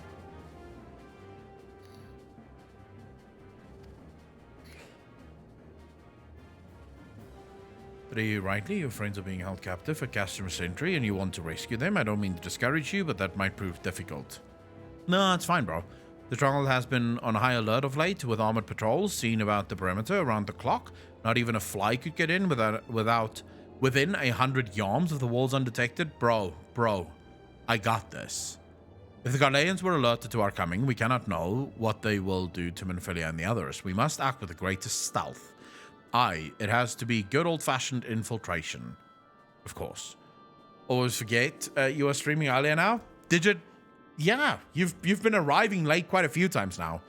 But security's so tight, how are we going to smuggle ourselves in?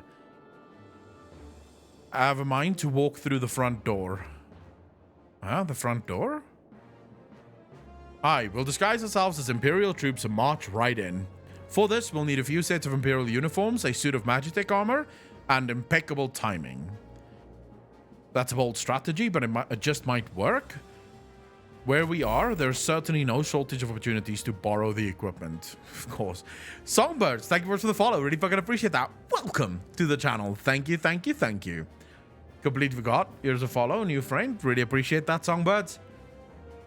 Blindfolded. One has a prominent package.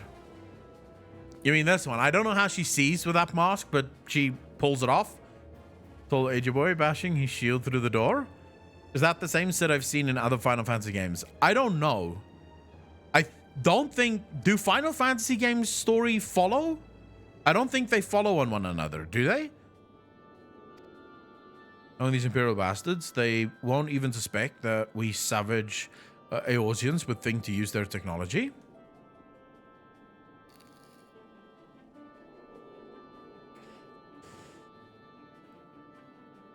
Make me hooked up again. So far, I really like Diablo 3.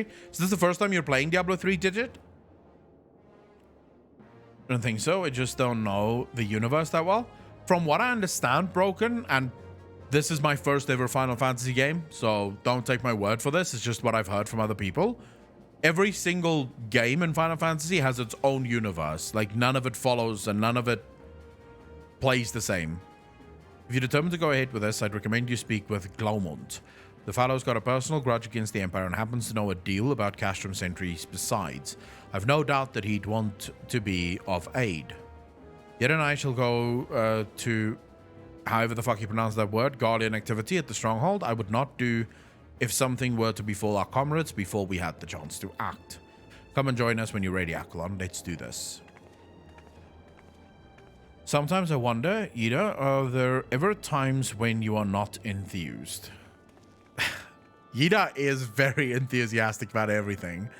I'm nothing if not infused, Yostola, and you're beginning to remind me of Pepper Limo.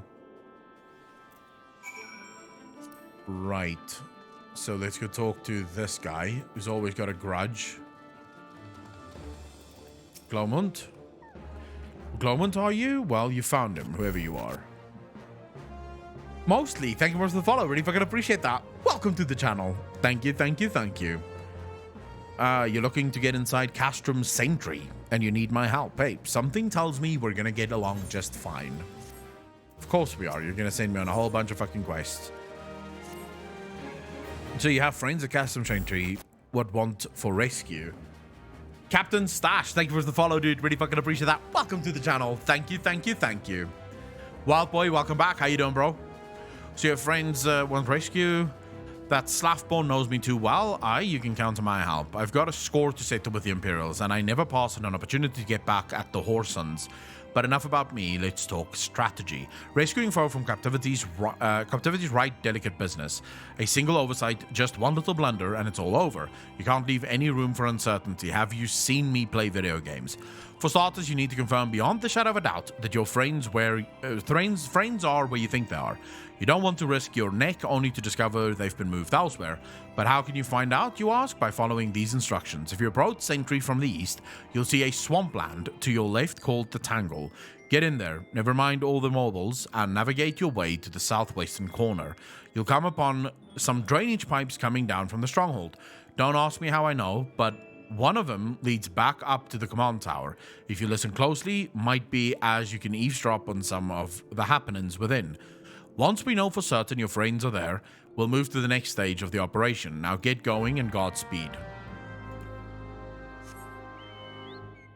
Not sure about Diablo Immortal, but Diablo 4 for sure this time. I will never play Diablo 4. Diablo Immortal. Diablo 4, absolutely. Diablo Immortal can suck a dick. Mobile games, I don't get the fucking point. If you have a PC, do you need a mobile? The answer is no.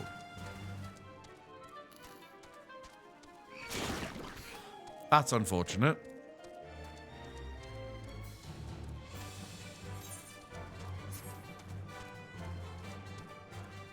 Don't you have a phone? I have a phone. I barely use it. Can you guys fuck off with the whole grippy shit? Jesus. Just running here.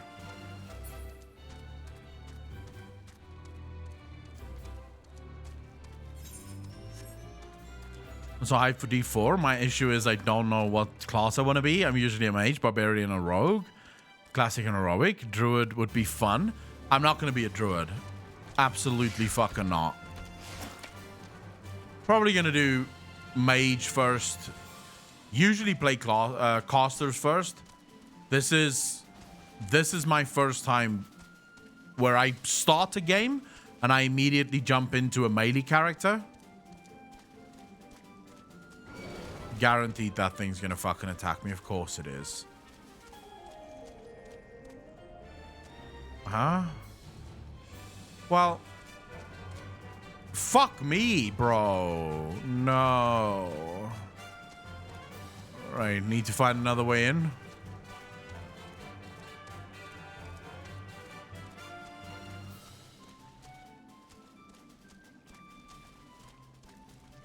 We can go in here. Not true. For many people, they get up from WoW, go outside to smoke, then play their favorite themed phone game. Well, you shouldn't be doing that. I can't imagine playing a game on a phone. Okay, here we go. What am I hearing?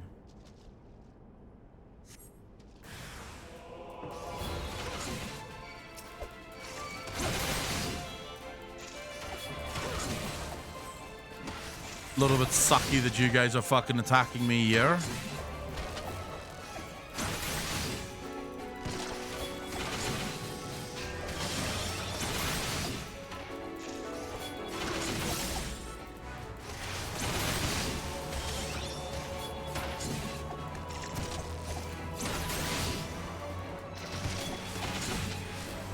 Grocery delivery turned up. Good burger. What burger are you having, Apocalypse? Okay. What am I hearing? Just got breakfast bagel sandwiches from DoorDash? Fuck you guys. The faint sound of conversation echoes down the pipe. What of the captive? Does she still refuse to speak? She may as well be a deaf mute for all the information we've gotten out of her. The others aren't much better. The Ellison gets on my nerves most of all. Every time he opens his mouth, it's only to spout gibberish. I do wonder, why is the Tribunus so obsessed with this Menphilia woman? They say she possesses some mystical power, something we Guardians don't have. Mystical power? Like the kind the Beastmen use? How am I supposed to bloody know? If you're so curious, why don't you go ask the Tribunus yourself? As well tried to tumble her? I like my head where it is, thank you very much. Our break is over, best we get back to our stations. Alright. Gibberish. The footfalls grow fainter until all is silent.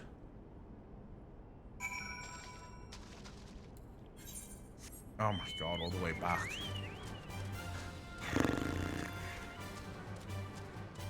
It's a lot of running. This game really likes you to run. Does it get better in the expansions, by the way?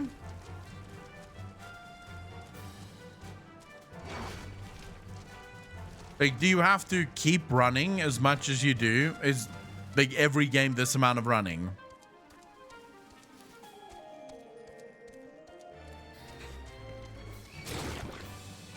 I fucking hate these things.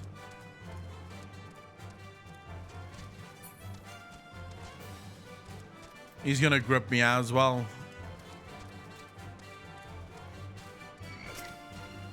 Oh. Oh, we made it past without his fucking grip. Fuck you, Nix. Now screw this one as well. Such a good weep guide. In the expansions, the zones are much bigger. Oh my god, so there's more running in the expansions? Fuck my life. Fuck my life, dude.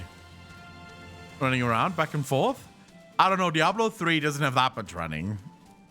Diablo 3 story is pretty cool. I don't like everything after the story. Alright, Applenode, what's up? It's good to see you again, Aquilon. I'm given to understand you have conducted some reconnaissance. Tell me, what were you able to learn? So Menphilia and the others are indeed in Castrum Sentry. Their presence thus confirmed.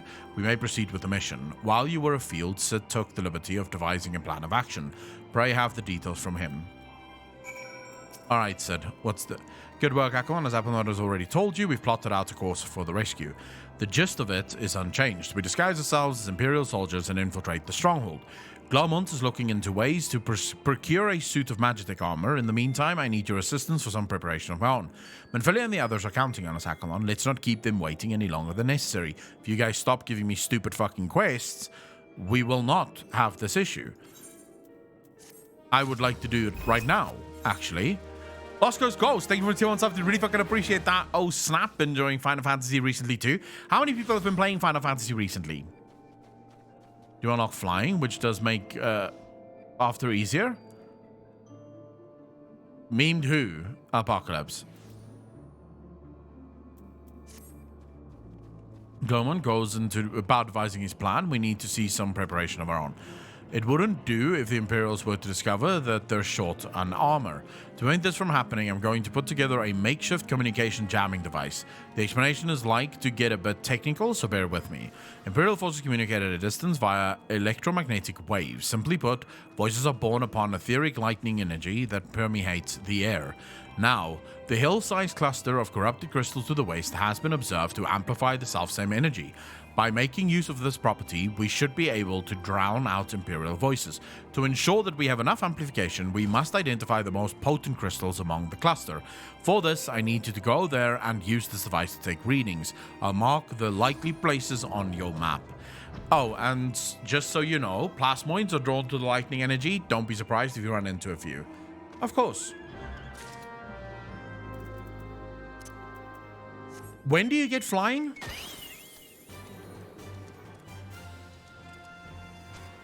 Strive, how you doing? Maybe it walk across the world for bare asses. I'm down. Right, so we're gonna do these crystals here, I'm assuming. Yes. All right.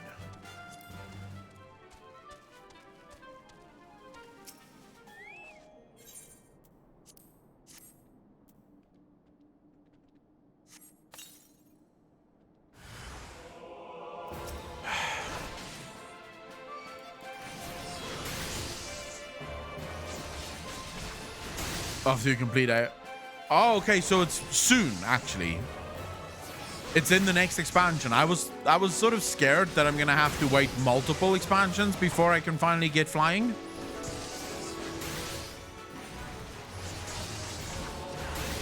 That I ever liked more than WoW was Warhammer Online. I don't know though. The way they tell the story in this one is pretty fucking amazing. Wait, where?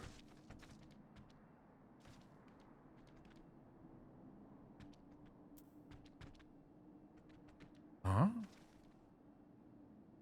What the? Okay, so I should try and get up. Okay.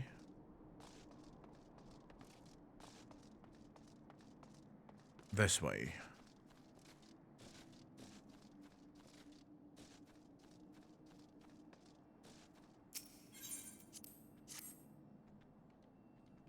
You can fly in ARR areas when you complete ARR, Heaven's Ward. It's a little different, but interesting method. If you unlocking, what do you mean interesting method? How?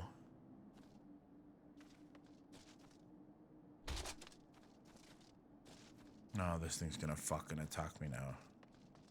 Oh no.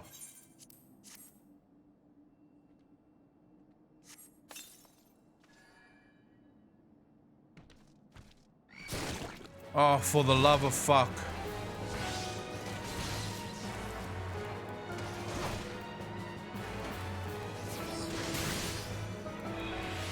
The team behind Roar kinda killed my favorite classes. They changed Grace Warrior Priest and Meters for Archmage.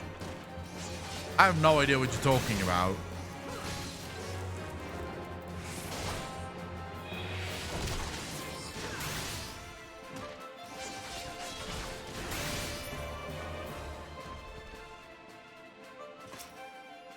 Oh, another really cool thing. There's no looting in this fucking game.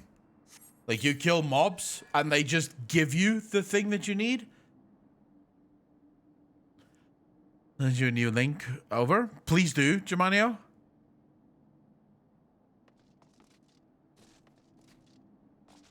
Have you changed anything on the site yet, Germanio? Or is it still the same as when you showed me? I hate these fucking frogs.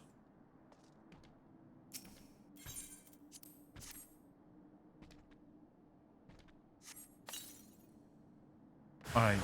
Oh.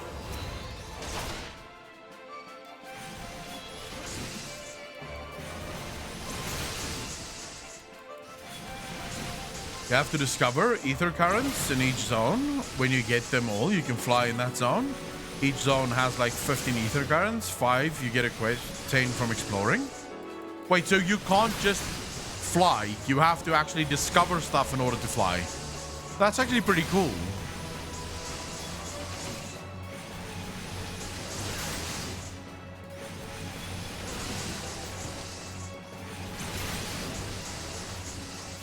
Come on, kill these things.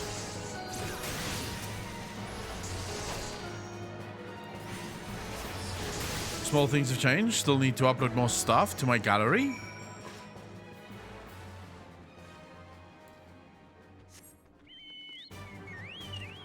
Why did you decide to do the website first and not jump into, for example, straight into YouTube or Twitch and then get into a website?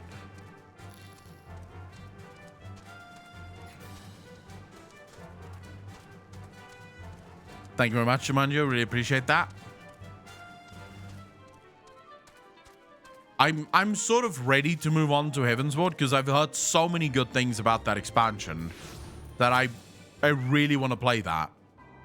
You have the readings? Excellent. Here, let me see the numbers. Right, sure, Sid. Sure about the YouTube thing yet? I'm quite awkward. So, there's plenty of people that make it by being quite awkward. What's this? It's a new quest. Oh, he's got the next quest. 4 crystals, and these should suit our purpose, though I pray that we won't have need of their power. My thanks, Akalon. Maybe that's something that I can fucking wear? It is something I can wear. Great. Equip that shit. No one has told me yet where I can buy gear, though. Imperial Salute. Ooh. Plus, you unlock emotes in this game, by the way. Like, you can't... You don't just have all of the emotes. They sort of unlock. I don't know if this is an unlockable one, but they sort of teach you how to do emotes in the game.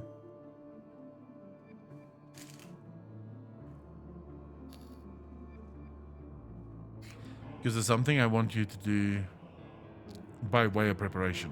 The plan's to have you enter Castrum Sentry all decked out in Imperial duds, but a disguise is more than just clothes you're wearing. You also gotta act the part. At the very least, you need to know how to perform a convincing Imperial salute. First impressions are everything, as they say. I could teach you the salute myself, of course, but it's best you learned it from the experts. So get yourself near as you dare to Castrum Sentry and watch the Imperials doing what they do. Okay.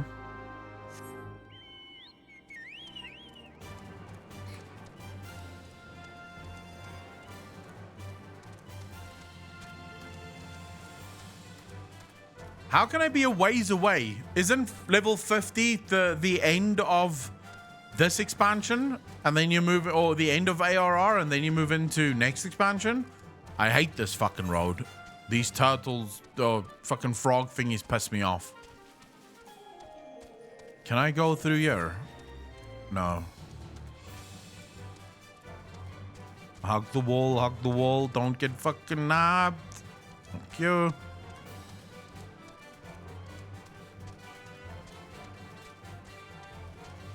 Let's hug this wall too. A ways away from what? From Heavensward.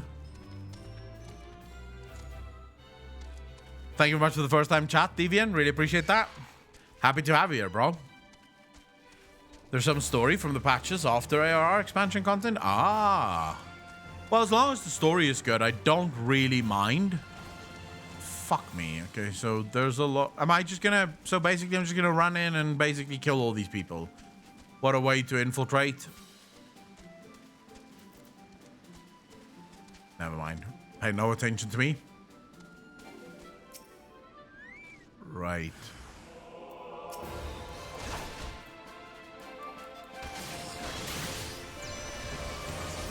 Much longer, but they shorten it up. So far, Dizak, how you doing, bro? I don't mind it because I'm having a lot of fun, which is, as far as I'm concerned, all that matters. I mean, as I've said earlier in the stream, you play games in order to relax. You play games to have fun. Games are supposed to be entertaining. So as long as the game is entertaining and my journey towards max level is fun, I don't mind really how long it takes me to get to max level.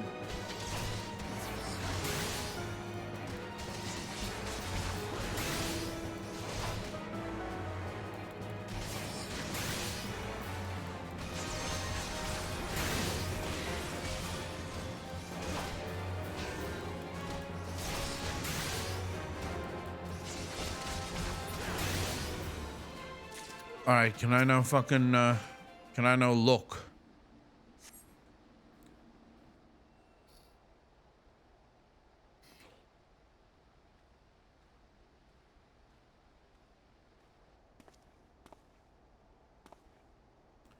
The one.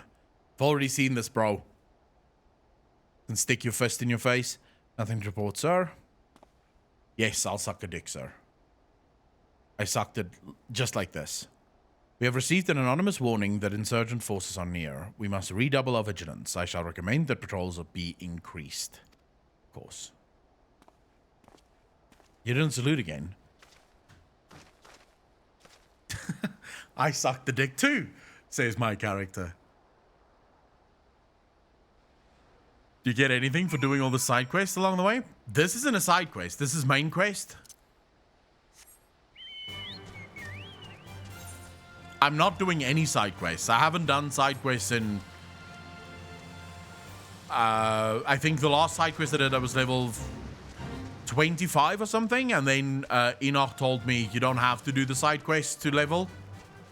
And I was like, oh. Alright, fine then. Fuck it.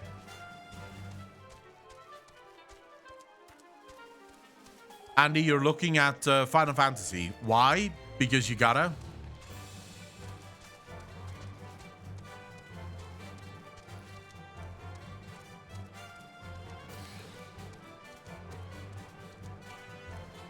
Delightful. Reminds me, in a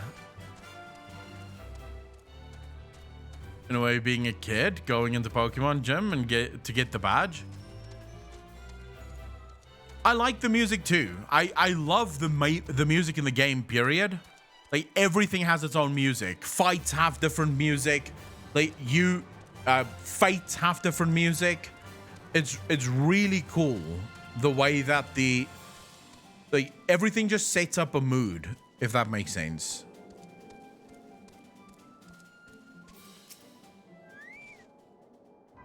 So did you manage to learn the Imperial Salute? No. Best you don't demonstrate. I'm liable to fly into a rage and crack skulls. I'll just take your word for it. Wow. All right, Clomont.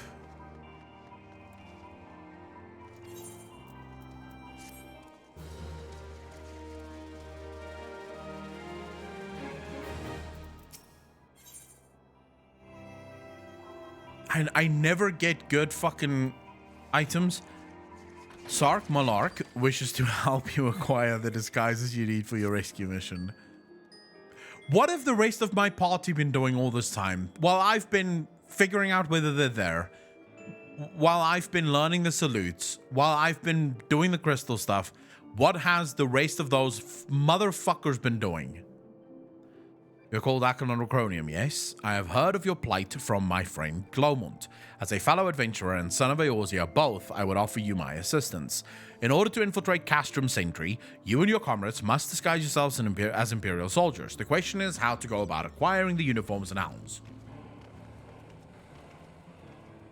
Those who deal in such wares are not the sort to whom you would entrust your secrets.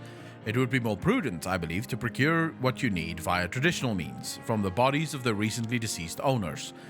The fortified area before Castrum Sentry never lacks for Imperial patrols. It ought not take long to obtain 3 sets of gear, 1 for each member of the infiltration team, Biggs, Wedge, and yourself. When you have what you need, please return here and allow me to inspect the spoils. Of course. Makes an FC and sticks with the game. Yeah, I wouldn't start playing on Goblin right now. I'm finicky when it comes to games. I might end up literally playing this game. There we go. Okay. I might end up playing this game just until I've made the video and then get bored with it and never come back.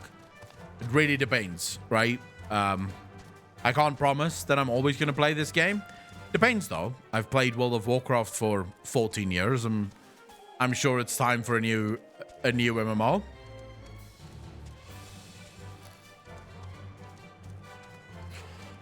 I never play games on stream, Devian.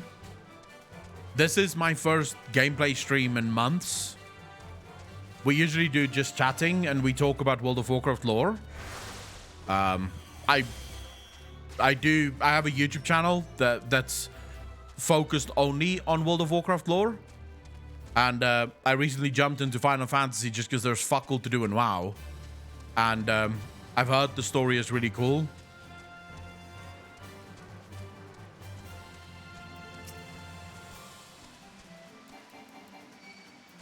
Just don't like that you can't dismount by just pressing attack buttons.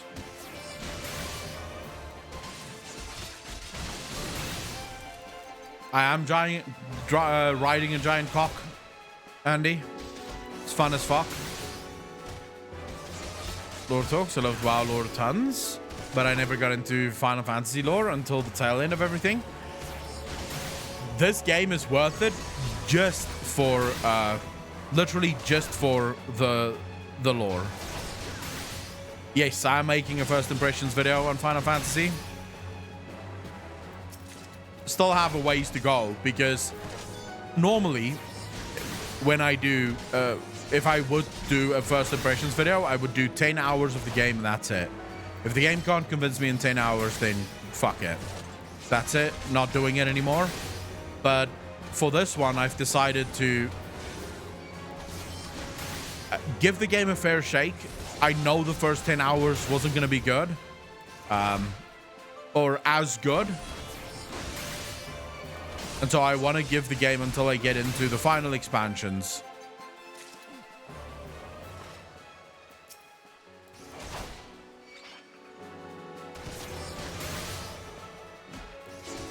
I'm looking forward to the day that I can actually...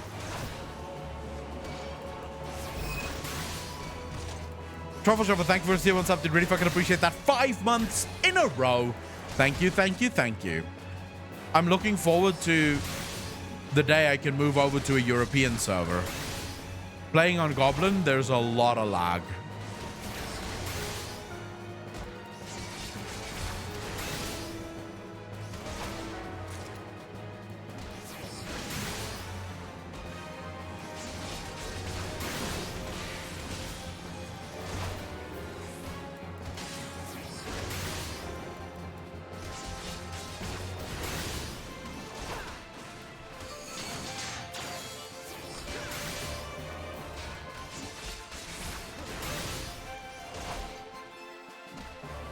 Circumcise himself without anesthesia, using a Drake draw, then play this. Why? Not on light with the Euros. I sort of started in NA because the vast majority of my audience is NA, so it just sort of makes sense that if I'm gonna play with him, may as well. How in the fuck from Imperial soldiers? Oh, of course.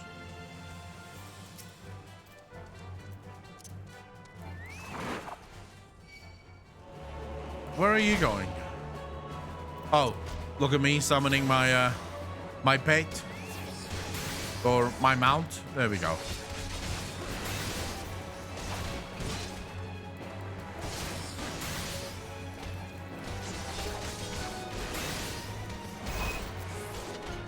Missy, thank you for the prime sub. Really fucking appreciate that.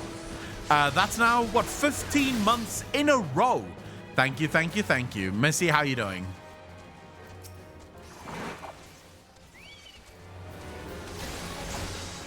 I don't want to kill these big things.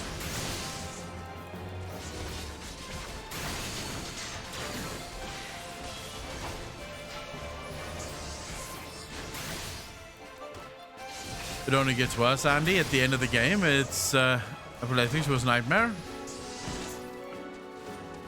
You can turn that off if you really want to. Don't attack the Magitech thingies. Listen here, Mount, don't fucking do it. Don't do it. It's horrible. You shouldn't be doing that. Let's just run away. We finish this quest. We can leave. Max level combat. Unless he's playing in tank, so it's not super in-depth on the rotation end. Yeah, from what I gather, the rotation isn't too bad for the tank. I've currently have like 2 combos. Well, yeah, 2 combo strings, if you will. I use Fast Blade into Riot Blade into Rage of Alone, and then Spirits Within every 30 seconds. And then I have Total Eclipse and Prominence as my AoE sort of abilities. And everything else seems to just be cooldown stuff. Oh, for fuck's sake, frog.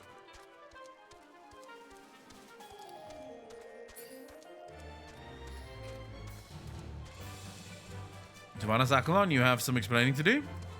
This is Ezreal. Why? Sylvanas plays Final Fantasy 2. At least Square Enix isn't fucking her story.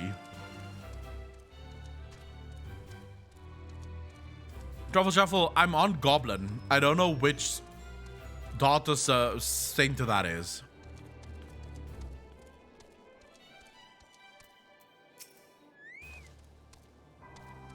Were you able to obtain 3 sets of Imperial equipment? I was indeed.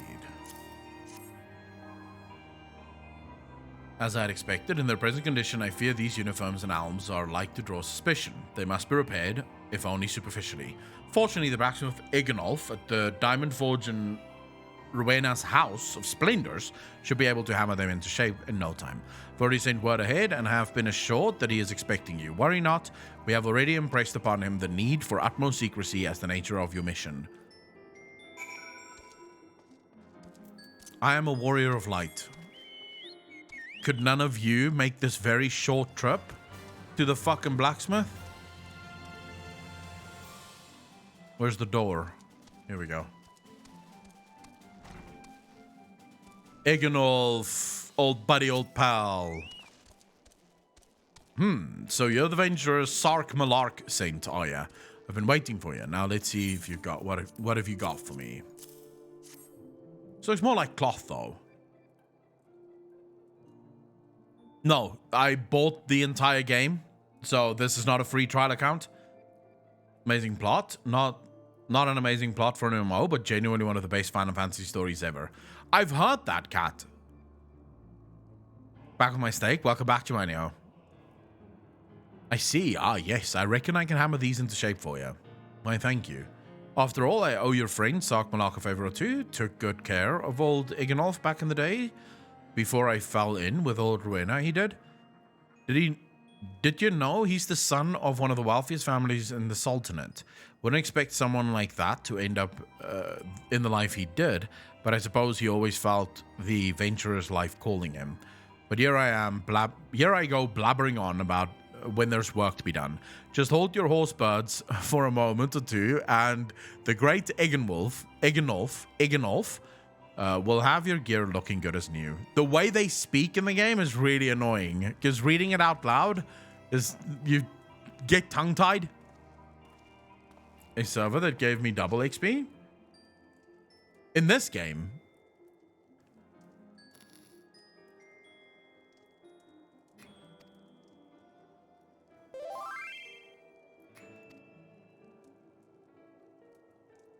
Is that an instant mount? I wish WoW had that more than once a year. No. The mounts are not instant. Forge of Sails. What's this? How does this work? I'm assuming this is, I don't know. You need the antique helm in order to replace with something better, I'm assuming. Huh. Okay. I don't know where you get this, so, you know, we're just gonna move over it because I have no idea. I know people have said, whoa, what's this? What is happening here? Hey, Deviant, thank you very much. I really appreciate that. Would you like a welcome to Final Fantasy gift? Turns out you're in my data center. Whoa. Bro, thank you very much for the 500,000 gil. Really appreciate that. Gear anyway at 50? Oh, so I am getting gear. Wait, how are you? This is my mount. Where are you, Deviant? I want to see your gear. Hold up, let's just quickly look at this. What class are you? Oh, job. What's your job? That is a cool fucking looking piece of gear. Wait, how are you a tank and you look so cool? Why do I look so silly? I'm a tank too. So, gunblades are tanks. I got into Alpha Legion. I wish I could nitpick features from WoW and stuff them into Final Fantasy. Alright, I'm gonna go gunblade. Fuck it. I want that piece of gear. Like, I want to look like that. So, I'm becoming a gunblade.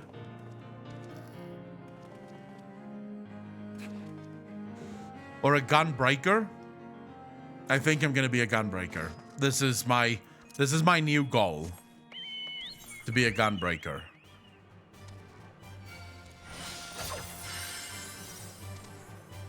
Jesus.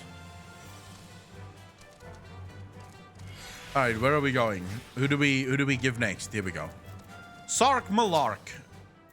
The gear's been fixed, buddy. Have you had the uniforms now? I have, yes. They should be no good in a battle. It was color if you want, by the way. I know you can change a bunch of things in this game. I have no idea how. What's a Machinist? Put it here in the game. Well, Paladin, they said that Paladin is a legacy class. Is that good or bad?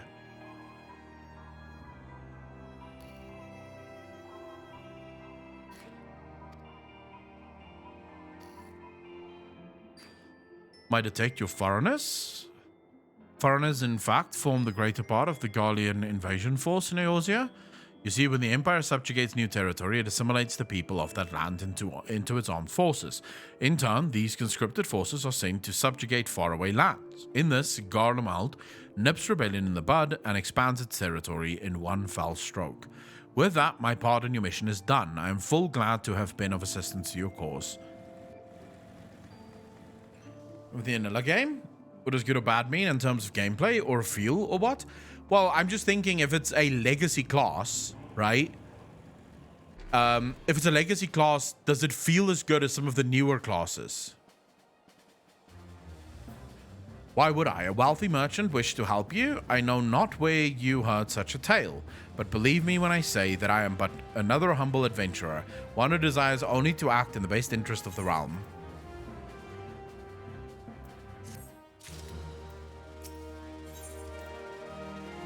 Clomont has finally devised a plan to appropriate a suit of Magitech armor. Why can't I wear the Magitech armor? Good work getting them Imperial duds. You'll be pleased to hear I ain't been idle myself. It took me long enough, but I finally hatched the plan to get us a suit of Magitech armor. Now, from what I've seen, Castrum Sentry deploys a Reaper for most of its patrols. Trouble is, the patrols themselves are irregular, meaning random routes and random deployments, and hardly any of them come anywhere near Revenant's toll. So, hoping to coax the Imperials out of their shells, I took the liberty of feeding them a bit of false intelligence. Told them insurgents had designs on their stronghold. Tain't far from the truth. Now I come to think of it, any road, we should start seeing more patrols than we have up until now. What you need to do is approach one of these patrols dressed up in your shiny tin suit and alert them of the enemy's presence. Having done that, you'll want to lure them as near to Revenant's Toll as you can. Like as not, though, they'll be wary of venturing far from their own walls. If they do need a bit of extra encouragement, use the smoke signal here. Filched fresh from an Imperial scout. They'll come running when they see that. And when the cavalries arrive, you hit them hard and make off with their Reaper. Simple as that. If I ain't mistaken, there's a patrol sweeping the perimeter right now. So run along. And oh, don't forget to salute. The fuck? Look at this. What is this? Is this a mount?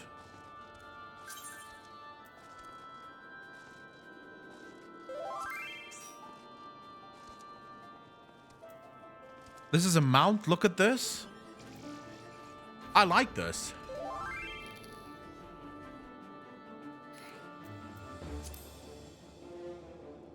All right, what am I looking for?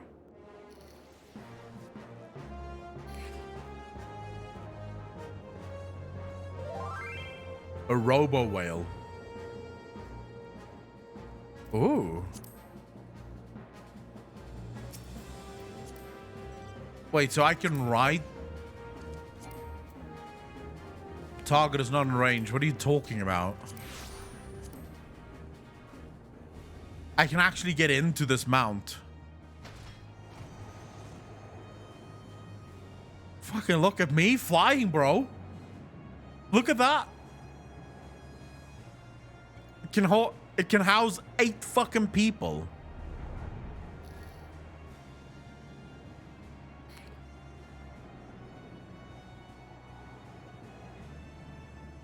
I mean, I don't like that a mount like this comes from the store. Is there any other mounts in the game? Is there any other mounts in the game where it's not? How do I get out of this now? Never mind. All right, I have to go there. Wait, I first have to dress up. What's the dressing I have to do again? This. And I think head. This. Now I'm an Imperial boy. And I have to do the right salute. Fuck me. Okay. Imperial Centurion, how you doing, brother?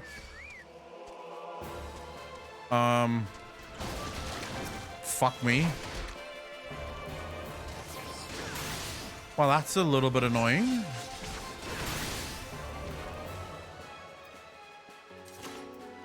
Okay, I need to salute this guy, but with the right kind of salute. Let's go social, emotes.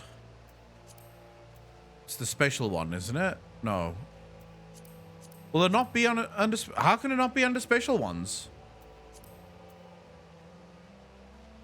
This is not the Imperial salute. It has to be the Imperial salute. I don't want to type it. I was hoping I could just fucking click it. Okay. / Imperial salute. Carry on, soldier. Surgeons gathering to the east, you say? Judging by your description, they are well beyond the perimeter, but I will not have it said that I was remiss. You return to the scene and keep an eye on those insurgents. Should aught go awry, use your smoke signal to call us. Of course.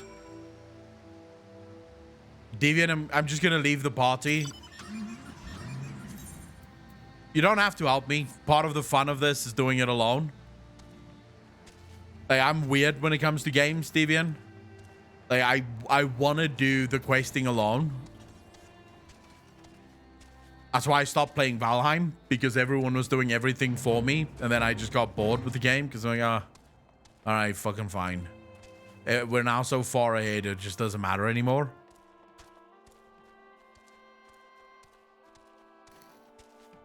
But I do want that mount. Can you get that mount? Oh, for fuck's sake. Frog boy, get the hell off me. Don't start attacking, bird. Hug the wall, hug the mountain, hug the mountain. There we go.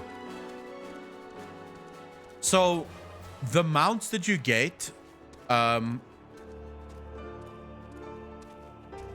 can house like a full party, is there similar mounts like that in the game, or is it only in the store that you get those mounts?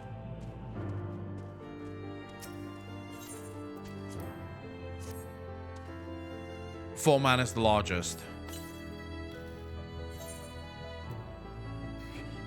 Oh, level 50. Let's do this.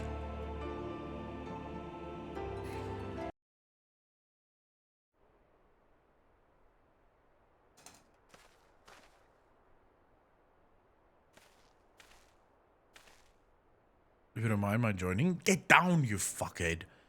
Seeing as we're seizing advanced weaponry, I thought it best to be on hand.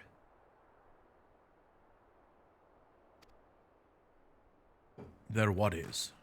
Oh, apparently we're getting up now, because who gives a shit? This is the place, but where is the enemy? Sir, over there. Send in the Reaper. Let us make an example of these insurgents. You can try. I'm gonna fucking ruin you, bro.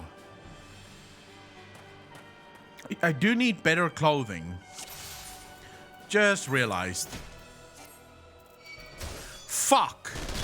Right. I have horrible fucking gear. So good.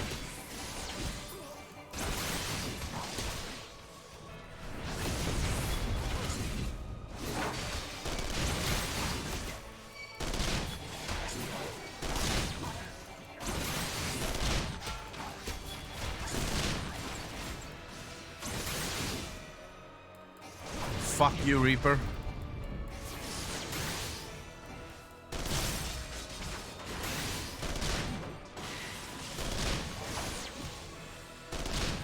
Stormount is a very new addition to the game. Only came with this year's...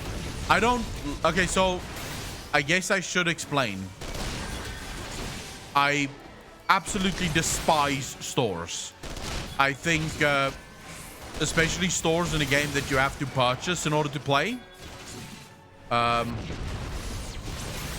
is absolutely unacceptable. I don't like stores. If it's only for cosmetics, I'm okay-ish with it. But even then, I still fucking loathe them.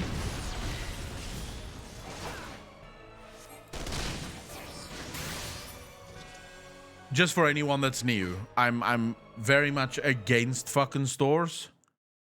Just want to change the music a little, because it's a little bit loud for me. Not wishing to look a gift Chocobo in the beak. It does seem rather the worse for wear, doesn't it? Well, fix it, Sid. Biggs Wedge, what's your honest assessment? Well, there's the fact that she's smoking, of course. But looking past that, I'd say she was structurally sound. I don't like the way these legs are buckled. I'd hate to say this, but the servo mechanism may be damaged. But aren't those things protected by thick armor plate? They are, yes. It's odd. The casing doesn't seem to have taken a blow. I suspect we're dealing with a faulty part. Well, whatever it is we're dealing with, we're not resting till it's fixed. Not one wink of sleep. You got that, Wedge? Car Chocobo? What? Okay. I had that. Alright, fine. Final Fantasy. I just swapped over Final Fantasy as my main game. The only thing keeping me, first and foremost, Bubble, thank you very much for joining, dude. Really fucking appreciate that. Keeping me in WoW for long was the Mythic Raids and Mythic Plus. And at this point, I'm just over the RNG dependent grind to min-max. It's tiring and not rewarding to me anymore. The raiding in Final Fantasy is a lot harder than I expected. I haven't raided at all yet. I've done a couple of normal dungeons. And of course, I've done like those, I don't know what you call them, but there's just one boss in it. So whatever the fuck it's called, I don't know. But there's just one boss. There's no trash, nothing. It's just a single boss that you take down. I've done a couple of those. They're really fun. Trials. There we go. They're really fun. The dungeons are really cool. So far, I have nothing bad to say about the PvE of Final Fantasy. Set aside for our use of the Revenant's Toll. That's where we'll carry out the repairs. Look for us there, Akalon. Okay. As long as I don't get sent anywhere. Falbridge, thank you for the follow. Really fucking appreciate that. Welcome to the channel. Thank you, thank you, thank you. The frogs? Yeah, fuck the frogs. Bubble Decay TV, thank you very much for the follow. Really fucking appreciate that. Welcome to the channel. Thank you, thank you, thank you. Coil of Behemoth? I can't remember what that is. Oh my god, look at that thing fucking limping away. Alright, they'll fix it. Am I getting to ride in the Reaper? Because that'd be cool as shit. Just change gear again.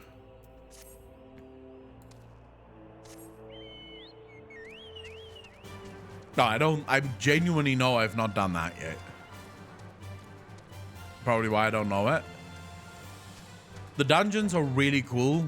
The bosses in the dungeons, at least at early levels, is a little bit boring. They don't have much going for them.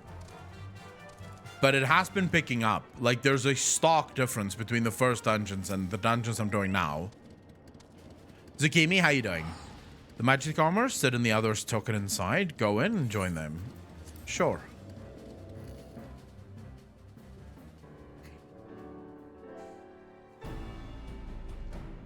Alright, is this thing fixed now, Sid?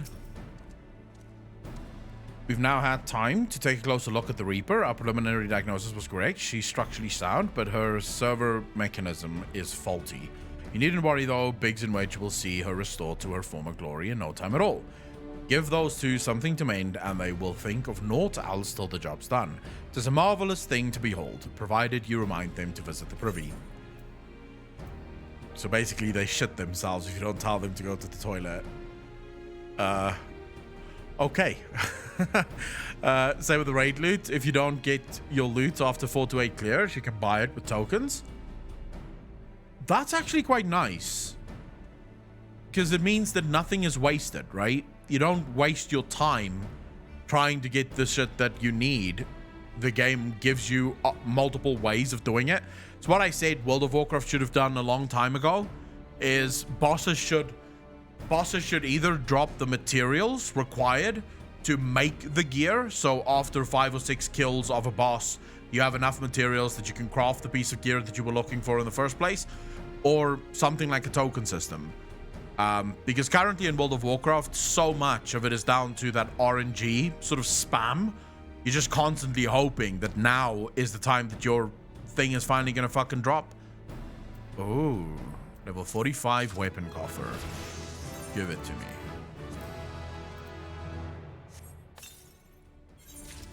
And now we go there. Wait, did I get a new shield as well from this?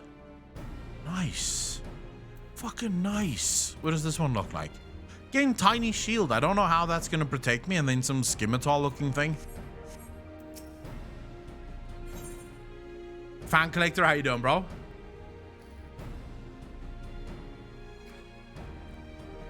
So how many of you are now permanent Final Fantasy players? Because I see a lot of new faces here today. How many of you are permanent Final Fantasy players that, Final Fantasy players that came from WoW? Like, your first games were World of Warcraft, but you started Final Fantasy either in the last month or last year or, last 2 years or whenever. But now you basically just wholeheartedly play Final Fantasy. If I ever drops the UI system stuff, I'll go back, but no, not anymore after Shadowlands. About 70% leaning towards Final Fantasy. Never played WoW, just played Final Fantasy in 2015. Wow, nice. I bounce back and forth. All right, so there's actually Captain Stash. Thank you for the first ever message. Really appreciate that. It's actually quite a few of you. Holy shit. Not given up on WoW yet. I've given up on Shadowlands, and until such time that I actually see Deviant, thank you for the follow, dude. Really fucking appreciate that. And also, thank you very much for the 500,000 kill. I've given up on Shadowlands just because I don't see how Blizzard... how do I put this? I don't see Blizzard's mindset changing, which is what scares me. I'm okay with everything that Blizzard wants to do, and that's fine. But it seems like their philosophy is just not what the players want. Like, everything Blizzard thinks is going to be good for the game is the exact opposite of what the players want for the game. I don't see the same thing whenever I listen to Yoshi P and the developers from Final Fantasy speak. It seems like what they want the game to be is exactly in line with what the players want the game to be.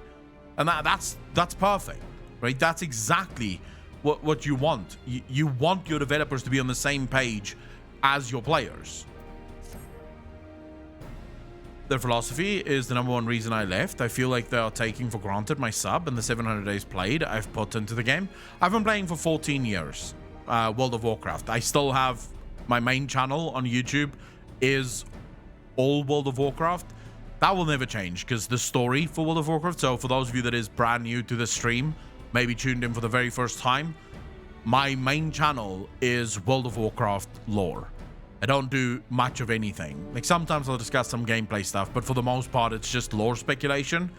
I speculate about the future of the lore in World of Warcraft and where these stories could take us. But in terms of playing, I've been loving the absolute fuck out of your game. Like, I know I'm basically impeding on your territory. This is your game, but I'm loving it. I'm really enjoying it as a WoW player. Be doing, instead of doing the things I enjoyed, killed it for me. Playing since 2009, and to be fair, I haven't had this much excitement in a time. The community is amazing and careful to teach new players on how to play. Everyone that I've played with so far has been absolutely amazing in Final Fantasy. The dungeons, whenever I tell people this is my first time ever, I've not done this dungeon, they're like, oh, no worry, dude. You know, we'll help you. And they'll give you advice. They'll be like, oh, you want to do this? Partician, thank you for the prime tip, dude. Really fucking appreciate that. Welcome to the Fat Fuckers Club. Thank you, thank you, thank you.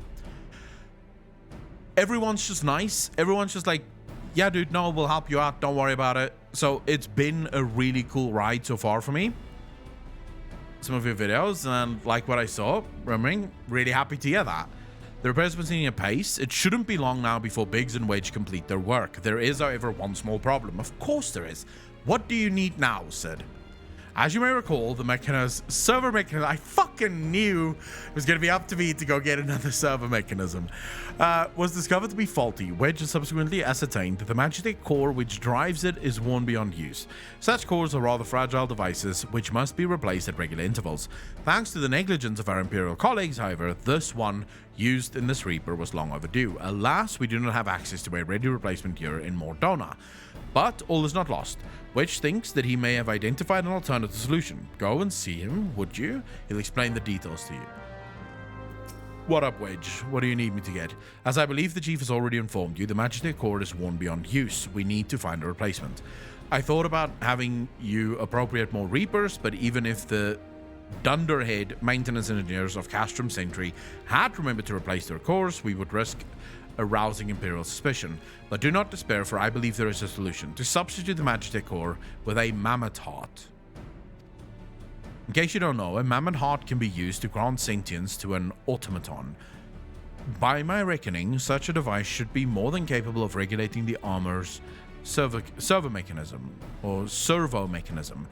We'll just need to make some minor modifications to the housing unit. I've already placed an order for the first-rate Mammoth Heart with the Goldsmiths Guild. All that remains is for someone to go to Uldar and collect it. Of course, we're going to Uldar. No, not running there. Is it Uldar? Let's just make fucking sure. Yes, it's Uldar. All right, here we go. Traveling back and forth in the world. They do like sending you all over the world, which is sort of nice, but also a little bit annoying. Repost, don't know if you saw, after 15 years of WoW, I just stopped raiding, was progging on Sire Mythic, and I have multiple CEs, was pushing, etc. This was my first unsub in 15 years. I just made the full-time swap. So far, I have nothing but good things to say about Final Fantasy. Purple Decay, so my decline in WoW playtime, even though I will be back for 9.1, you know, I have a 6-month rolling sub on my credit card. It's just always fucking rolls over. So I will always be back playing World of Warcraft, but my decline from playing as much as I used to came from being a hardcore heroic raider before Mythic was introduced, and a hardcore Mythic raider when Mythic was finally introduced. I stopped raiding in BFA, and now in Shadowlands, I am sort of finding myself oftentimes asking, well, what exactly is the point of all this? Like, what's the point? Because the best way to play World of Warcraft right now, and this, by the way, is not me shitting on WoW, it's just, this is the truth. If you want to play World of Warcraft optimally right now, the way you do that is you wait for patch 9.3, like always wait for the 0.3 patch, then jump into WoW. Because the 0.3 patches replace everything of all the previous patches. Like, you don't even need to know what happened in the previous patches. Just wait for the 0.3 patch and everything will be better. which as far as I'm concerned isn't the way to handle an MMO.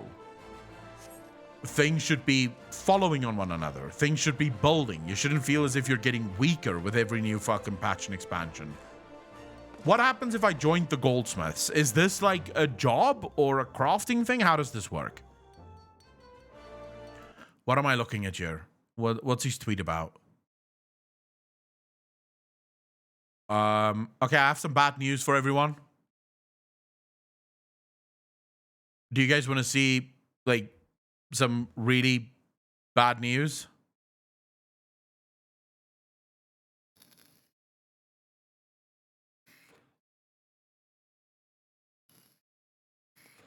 Oh, so it is sort of its own game within the game. All right. This is from Terran Gregory, by the way. This is the lead cinematics developer for World of Warcraft. What is it? What is it going to be? What's this next cinematic going to be? Because if Terran is tweeting this, you can bet your fucking ass it's something bad.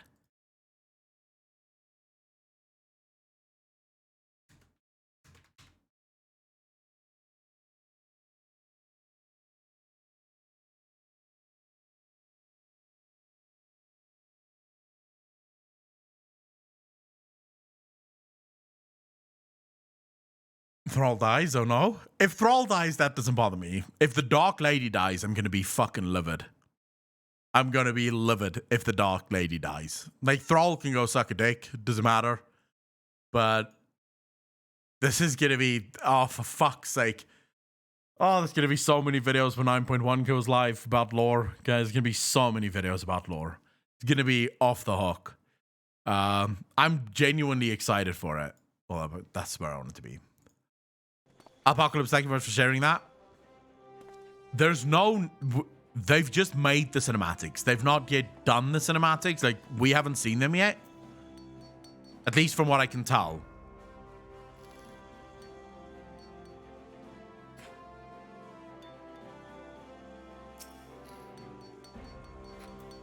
Alright. Serendipity. What a nice name. Hello there. Come to collect the mammoth heart, you say? Then you must be here on behalf of Garland Ironworks. Ironworks have taken the liberty of picking the finest example we have. A heart fit for a prince among mammoths. Payment? Oh, that won't be necessary. The heart is for Master Applenord's personal use, after all. He notified us a short while ago that his manservant would be coming to collect it. The fuck am I? A manservant? You can go fuck yourself, Serendipity. And Applenord, you and I am gonna have words. First are gonna fucking fly. I've suddenly been relegated to a manservant. Like, what the...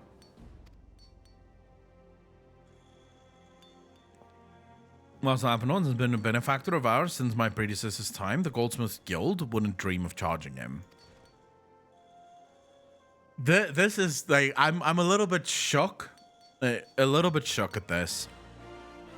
Off herself after she has her private talk with Thrall and realizes how worthless he is. There's a mammoth heart. May it serve you well. Oh, and please do pass on my compliments to your master.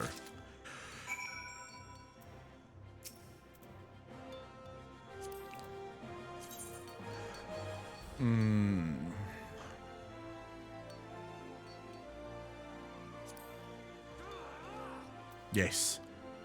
And we'll do a little bit of an angry one as well. Just to make sure that she gets the fucking message. Not my master. Alright, back to the...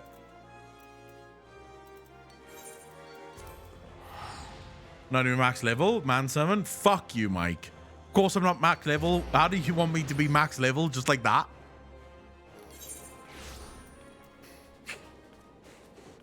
Applenord can go fuck himself. You guys know what's really weird? Tell me the difference between Applenord and his sister. Like, I'll wait. In the cutscenes where they don't have voices and it's just text, I had no idea who was speaking. I had no idea who was speaking. Was it the guy? Was it the girl? Fucking who knows?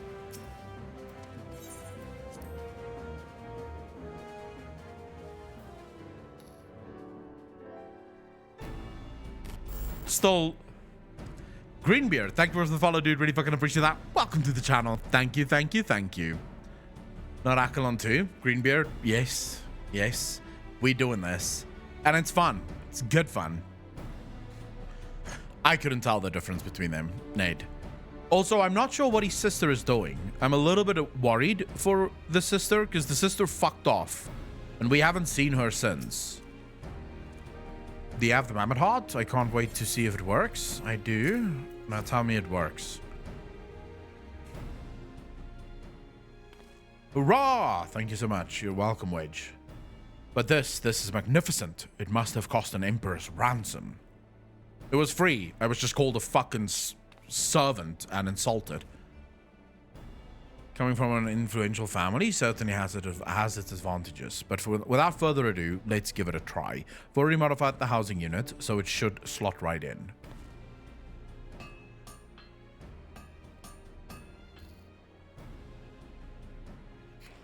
There's Chocobo Racing.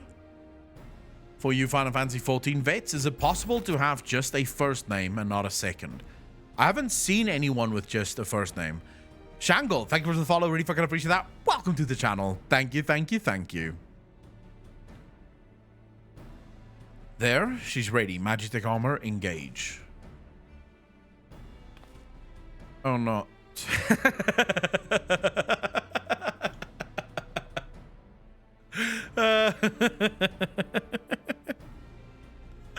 Oh, that's funny as fuck.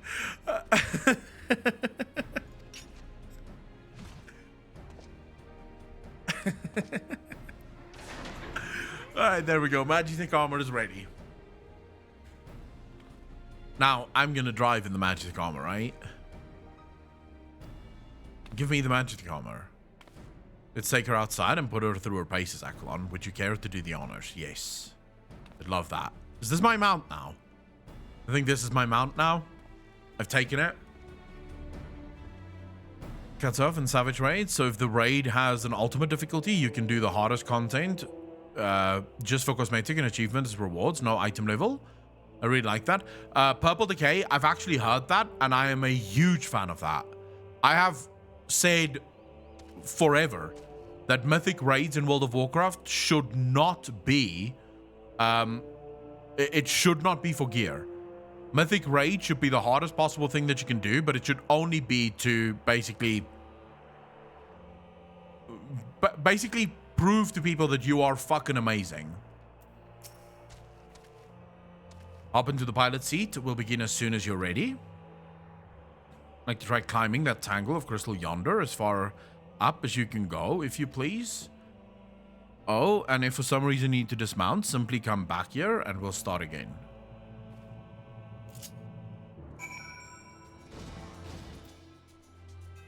Okay, that's not gonna fucking work. Hold up, HUD layout. How do I change? Can you not have them like this? How do you change them? Hotbars. How do I make this one different? That's the pet hotbar. UI element settings.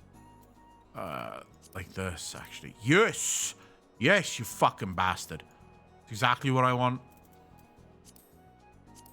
Alright, let's do that one. Actually, this is the pet one. I should just make this smaller. I really just want this one smaller. How do I change the size of it? Actually, much smaller than that. Then we can do it this way. Now, can we do it that way? Yes, I think we can.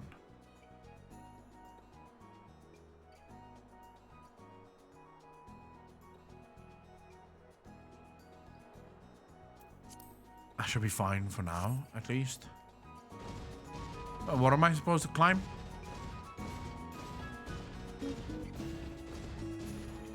I'm supposed to climb this. But I'm not entirely sure how. I'll just up. I'm assuming just go up here. Because I don't think it can climb any other way. No anonymous movements evident from either leg. Good. Next, jump back down and then sprint north quickly as you can.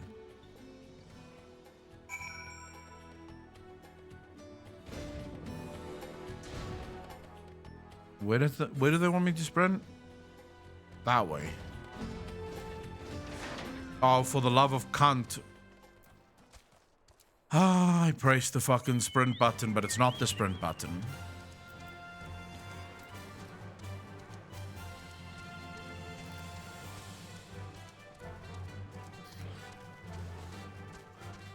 My sprint button is there, and it's tied to number 12 on my mouse there. And I thought, fuck, I'll just press that. That should be sprint, right? Clearly it wasn't. Okay, now we go north. I don't know how to sprint. It says sprint there as fast as you can. How? So this is the sprint. Let's just walk there as quick as possible. Make joints absorbing all impact without incident. Excellent. Please make your way back, Akalon. Right, so we can fuck off now.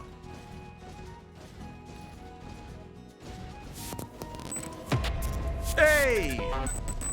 Can we get some love in chat for Big Mac? Macmillan, how you doing, bro? Thank you for the 5 community subs, dude. Really fucking appreciate that. Thank you, thank you, thank you. Mac, how was work, bro? Alright, I'm back. It also remains stable during vigorous motion. Excellent, and that concludes our test. Thank you for your cooperation. I really think I should have that as a mount, though. Here's a summary of my findings. The drivetrain is in sound condition. With some fine-tuning, we can expect a noticeable improvement in performance. As for the servo mechanism, I'm afraid it's not nearly as responsive as it should be, but I'm at a loss to explain why. The Mammoth Heart is in pristine condition and should be installed correctly. Perhaps its inner workings are simply too different to operate harmoniously with the armor's other mechanisms. I don't know how you can ask me that. Palm Top, thank you much for the follow, dude. Really fucking appreciate that. Welcome to the channel. Thank you, thank you, thank you. Well, then sometimes I wonder if you're single-handedly supporting Akko with as much as you donate and gift brought. Macmillan is the biggest contributor to the channel by a fucking mile. Whereas Magitech cores serve only to conduct impulses. Mammoth Hearts enable automata to process the information collected by their sensors as feelings. Maybe she just doesn't feel like part of the team, in which case we should all do our best to make her feel welcome. Oh, for fuck's sake, right.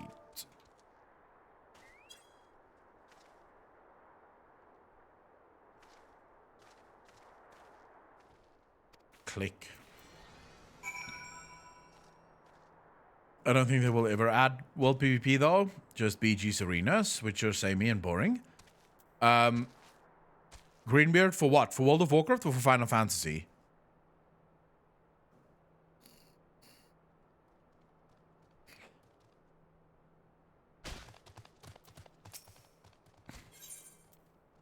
Alright, here we go. Every little thing she does is Magitech.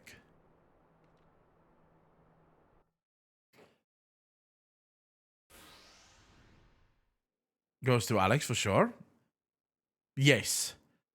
Daft as it felt, I gave it my best. I've welcomed myself to a bloody standstill.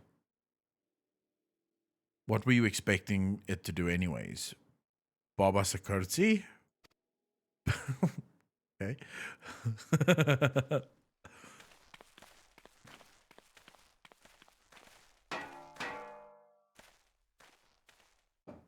Macmillan, I appreciate the support regardless of how much it is. It's always very, very much appreciated. You know that, bro? As I've told you before, first take care of yourself before giving me anything. No doubt you're wondering why the servo mechanism is so important as to warrant this silliness.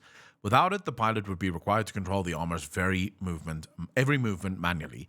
This would be an onerous task at the best of times and wholly impractical during battle. Using a Mammoth Heart in place of a worn Magitech core seemed a promising solution. Alas, the device does not appear to be compatible with Garladian technology. Okay. Wedge, are there no other ways we might demonstrate our appreciation to our friend here? I'm at my wit's end, Chief. She just doesn't seem convinced. We could try a little dance, perhaps, or cheer our heads off. Imperials, they've come for the armor. Damn it, they have us cornered. I can fight them. There's the Reaper.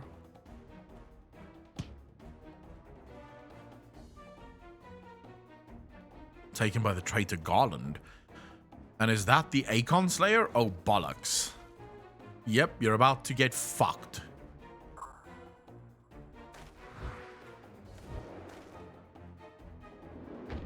The hell was you all? Nice, we're stopping them.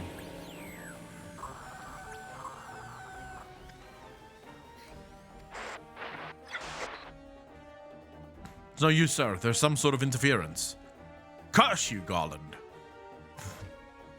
No matter, if we can't reclaim it, destroy it. Oh, shit. Bloody hell, Zakalon, protect the armor at all cost. Oh, here we go again. Me and the fucking protection quest are not good friends.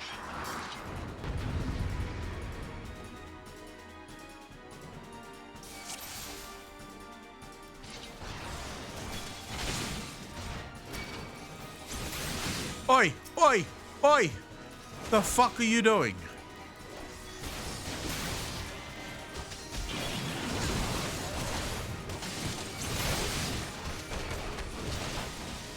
Kill this thing quick.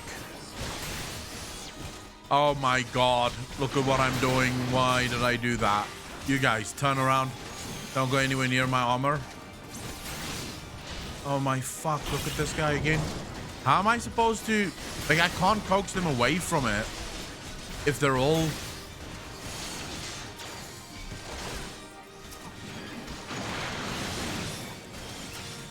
Stun it, I suppose.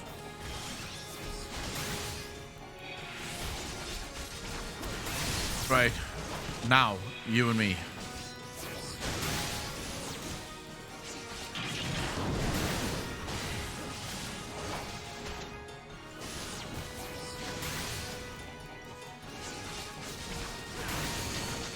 Stun it! Yeah, fuck you. Don't you dare shoot at my Reaper.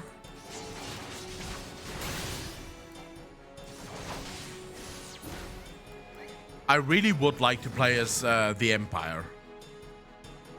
Imagine having Magitech.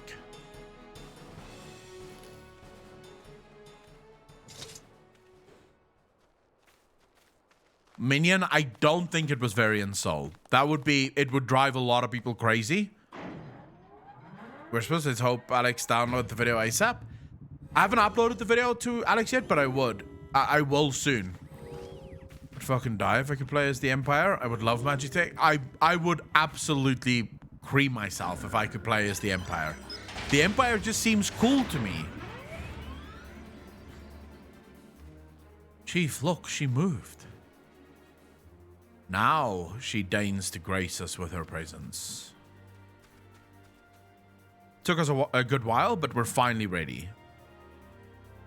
It's time to infiltrate Castrum Sentry and rescue our comrades. Why not?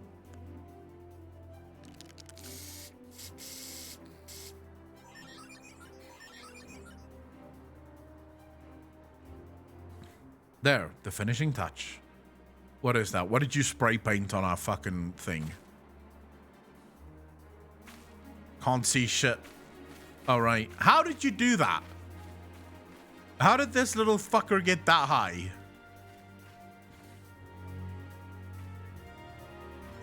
These little people blow my mind, dude.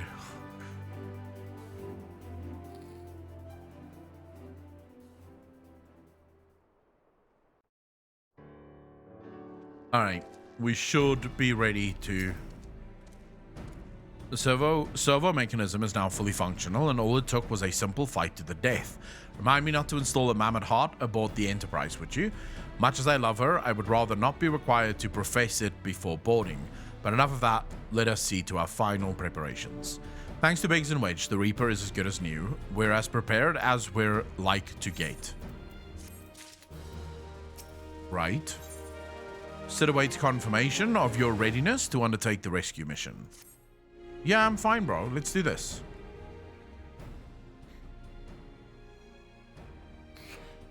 How grow your preparations, Akalon? We leave as soon as you're ready.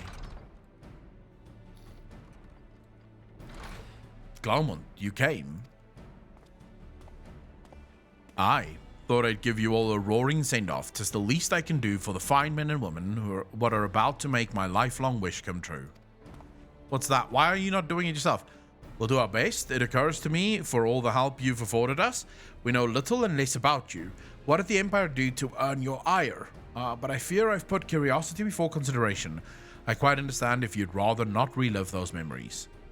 No, I don't mind, really. Truth be told, a part of me was itching to tell you my tale. Mind you, 'tis hardly novel. I ain't the first to suffer at Imperial hands. Like most folk, I used to have a mother. She was a sweet, caring woman with a smile never far from her face.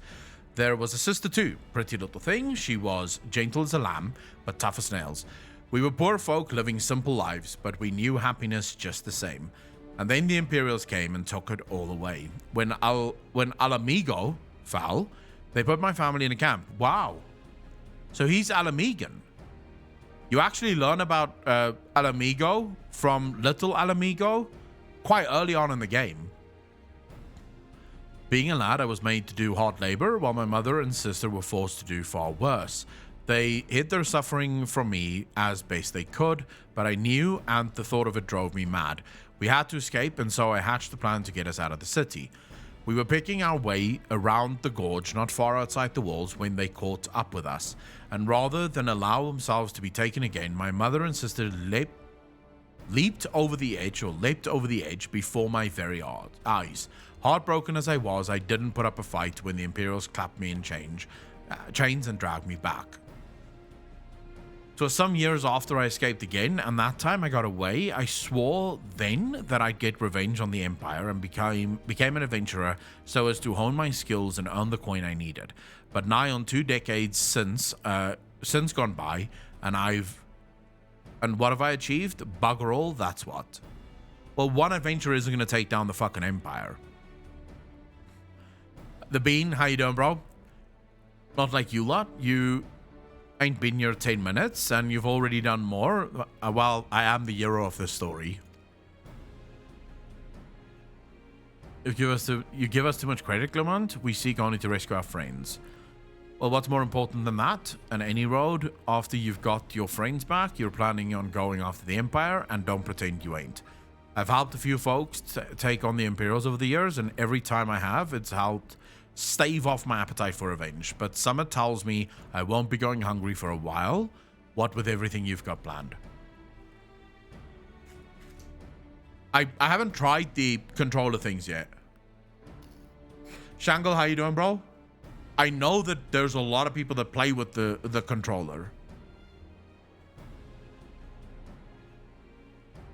And you are sure you will that will satisfy you? If you wish to strike back at the Empire with your own hand, you need only say the word. We would be glad to have you with us. Tempting though your offer is, I'm afraid I must decline. I swore I'd get revenge on the Empire. 'Tis true, but I've long since realized that the front line's no place for a man like me. Then what was all that bullshit about you being a fucking adventurer and wanting to take shit? I mean, there's some ass would call me craven, but I prefer to think of myself as a realist. My talents lie in scheming, you see, not swordplay. Helping folk like you is how I make the most difference. But that's quite enough storytelling for one day. Best not keep your friends waiting any longer. I'll be praying for your safety and success. May Ralgar give you strength. I'm definitely a mouse and keyboard guy. I'm not a controller fan. Every Final Fantasy game? This is a different Sid, as far as I can tell. Wherever the Empire goes, misery invariably follows in its wake. For the sake of all who call Eorzea home, we must put an end to Gaius's ambitions. Okay?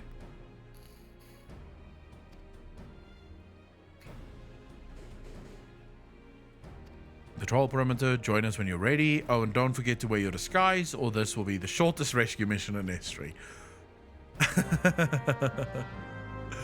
Fine. I'll wear the fucking disguise again, even though I can't change it in combat, and that sucks.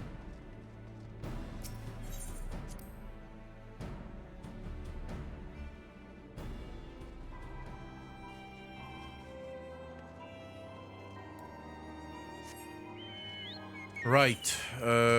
Disguises.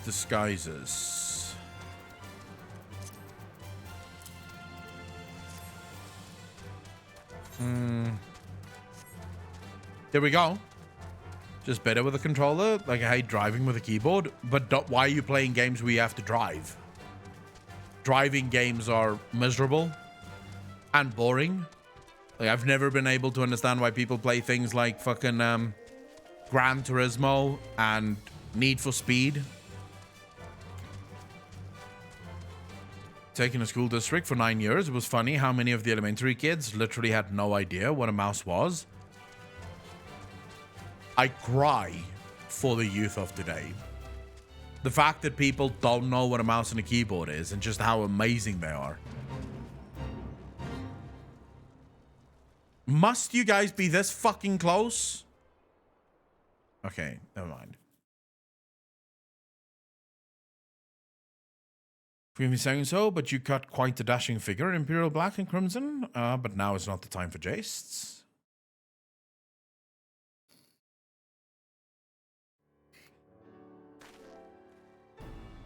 Yeah, but driving in Cyberpunk with your mouse and keyboard is perfectly fine. Filtration pans. Castrum Sentry lies just beyond. A short while ago, an Imperial patrol left to do its rounds. Applenut and I will create a diversion out here and keep them occupied for as long as we are able. Meanwhile, the three of you will enter the stronghold posing as the patrol returning from duty. Should Applenut and I prove less distracting than hoped, I will contact you via link poll. Be ready to beat a hasty retreat.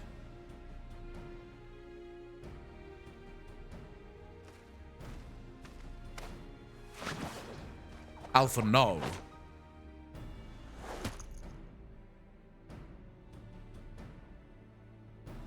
Wedge will lead the way in the Reaper. Stay close to him. And I hardly need to tell you this, but don't do anything suspicious. Okay? Driving was agents out. Well, not after the hotfixes. After the hotfixes, it was perfect. Unless you wonder, Yeda and Ishtola left shortly before you arrived. We had planned that they should linger in the vicinity to cover our retreat in the event of Alpha No, and I attracted too much attention.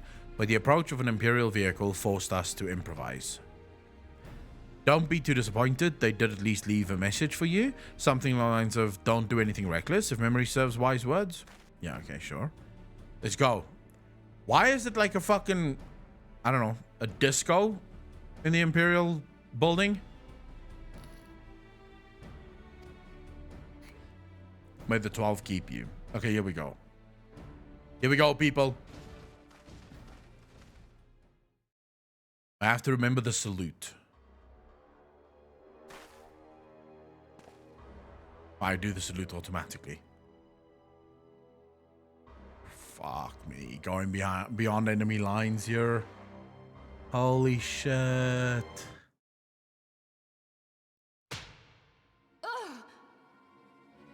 You have spirit. That I will allow. Yet you struggle to the benefit of none. Least of all, yourself. Can you guys hear? The voice is fine, or do you want me to turn it up? Turn it up a little.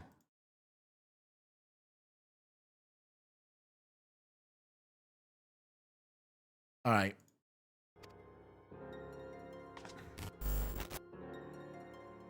Thank you for the follow. Of yours intrigues us. We desire only to understand it, and for that we need your help. Ishmael, thank you very much for the tier 1 sub. Did really fucking appreciate that. Welcome to the Fat Fuckers Club. Thank you, thank you, thank you. I'm struggling to read your name though. Extermus? Extremus. Extremus. Something like that. Artemis in lead speak. Okay, there we go. Hands off my waist, you robot batch. Your waifu. Manphelia is everyone's waifu, I think. The sake of yours intrigues us. You wish to be rid of the icons, do you not? You would have saved yourself a great deal of torment had you accepted our aid from the beginning.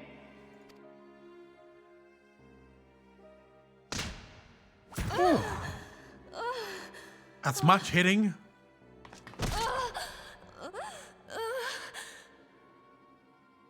Tell me everything, and I shall end it quickly. Refuse, and though you beg for death, you shall not have it.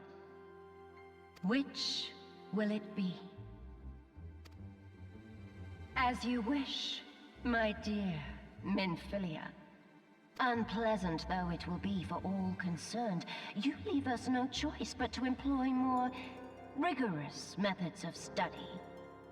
Ooh. Be so kind as to deliver the prisoners to Castrum Meridianum. Yes, milady.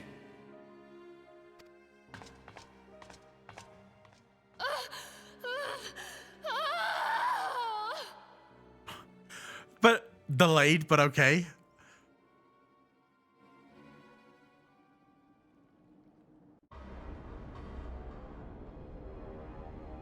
Right. What up, Imperial Courier guy? I best get back to my duties. The supplies aren't going to move themselves, and neither are the prisoners. Come to that. Oh my god, am I supposed to do another salute here?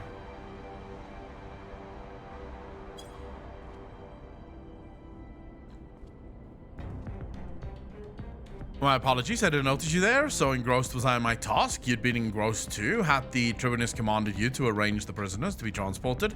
What prisoners do I speak of? You mean you haven't heard? Only the infamous Scions of the Seventh Dawn, captured by the Tribunus herself. If you don't believe me, have a look in the storage tower when next you pass that way.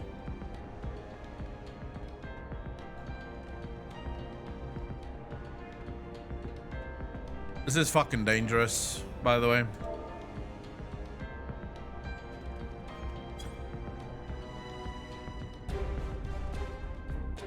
That's a fine salute. Part of the maintenance crew from Occidens, are you? Welcome to Castrum Sentry Engineer.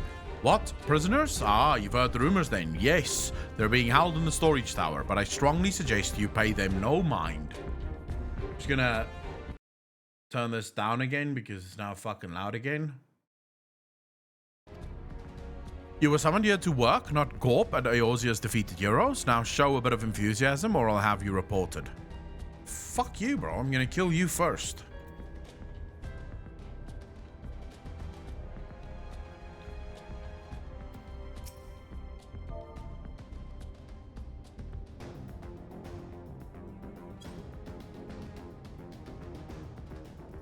Greetings, comrade.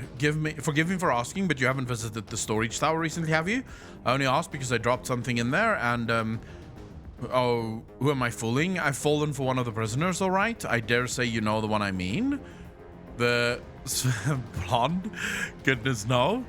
It's the Lullifin lass I'm smitten with. She's so adorable, it hurts. What the fuck? I want to sweep her up into my arms and squeeze her till my arms ache. What do you reckon it would take to convince the Centurion to lend me the key so I can see her? He's fallen in love with the Lullifin. If you had a choice between Minfilia and the Lullifin, who would you go for?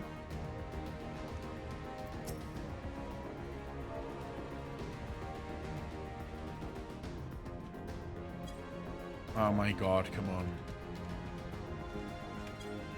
How? I'm literally typing it exactly the fucking way. Actually, storage tower? What business have you there? Oh, we did it. Never mind. Tribunus behest, you say? This is highly irregular, but it would not do to make my lady wrath. Take my identification key, see that it is returned when your errand is concluded. Right, here we go. Tataru might be adorable, but Tataru is not hot. Gistola? No thanks, not Gistola. Ida, maybe? But definitely Minfilia.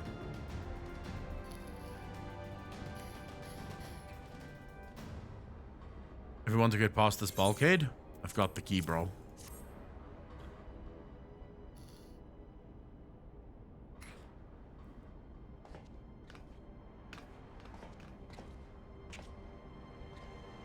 I'm not saying Istola isn't okay, but Istola is not as hot as Minfilia.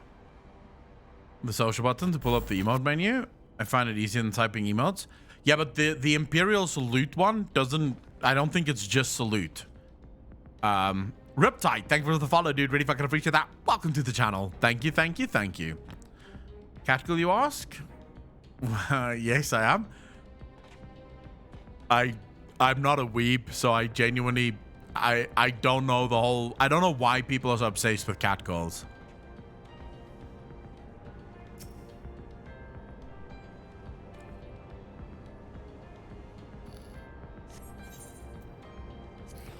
Here we go.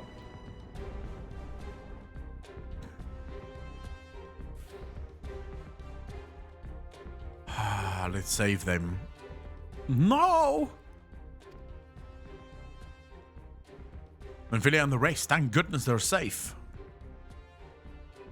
I am the one you want. Leave the others be.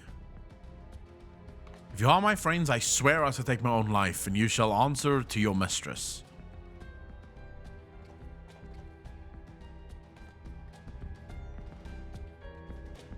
Well, that seems a bit fucking over the top.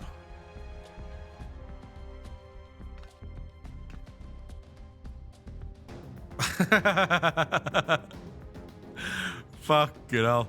Tatter, we must do something. We're isolating the entire castrum. No, we're here. Yeah, why not? You're right. We may not get a better chance.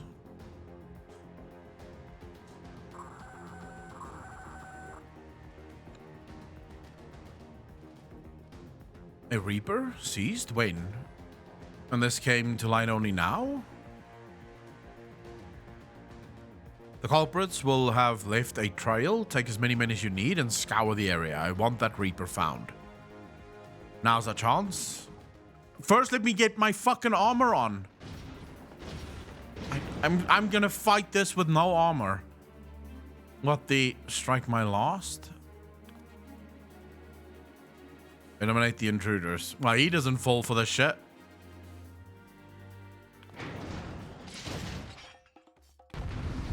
I hate the fact that I'm not going to have good armor on. In later expansions, there are, but not now.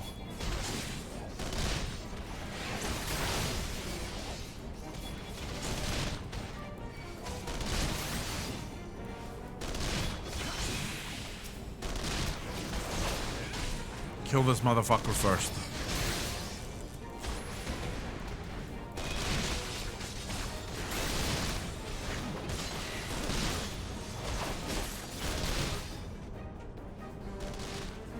I can't see shit there.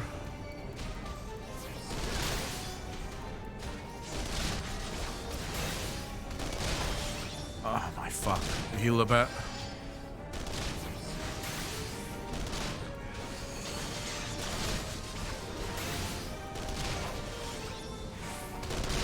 I hate not having armor.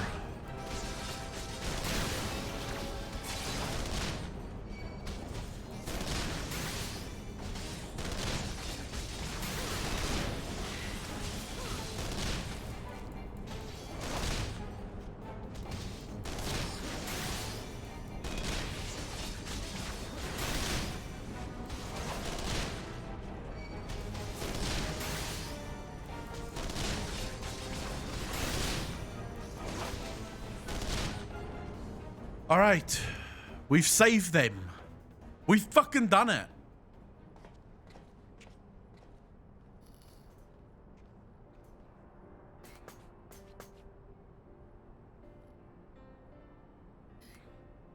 Akalon, I was so scared. Of course you were. It was foolish of you to come. You might have been killed. But thank you. I shudder to think what might have happened had you not arrived when you did. I say, did you not see Thancred anywhere? I'm beginning to fear for the fellow. I think Thancred is the one that sold them out. Turingia shall yield us no answer. Let us away. Ere the window to our liberty closes shut. What a strange way of saying that. Last 3 hours of stream. What did you say? Escaped? Then recapture them. Fail and I shall have your head. And what have we here?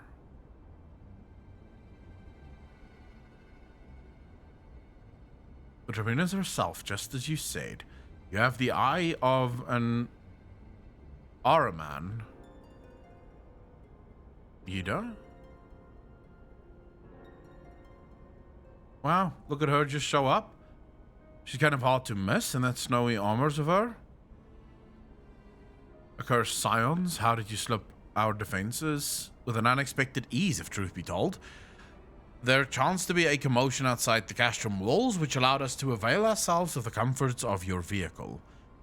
Instead of just being polite, that was one of the most uncomfortable things I've ever stowed away in. It's no wonder it's called the Phantom Train. No passenger would be seen dead on it. So you scuttled in amidst the fright, like the vermin you are. I shall be sure to have words with our rat catcher. Such negligence is unforgivable. Cat, thank you for the follow. Really fucking appreciate that. Welcome to the channel. Thank you, thank you, thank you. That is far from your most pressing concern. First, you must answer for your own wrongdoing. Livia Sus Junius. What a name. Did she just pull out a fucking branch? It was you who laid the raid in the Waking Sands. You who butchered unarmed men and women for the crime of being unworthy of capture. You killed our friends. We'll never forgive you. Nor shall we suffer you to plague Eorzea a day longer. Betake you to your god.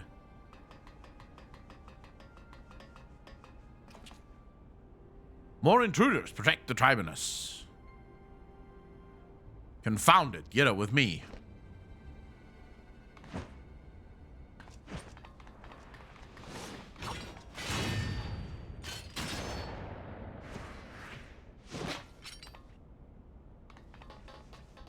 Did she just kill herself? No.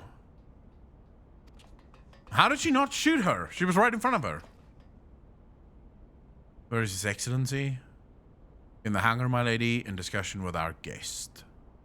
Alert him at once. Yes, my lady.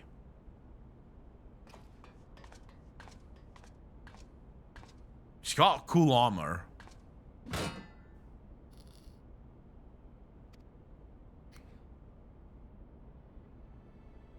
There are fan outs and surround them. Oh fuck, here we go. Tataru can't do shit. Must protect Tataru, Biggs. I'm going in, see everyone to safety.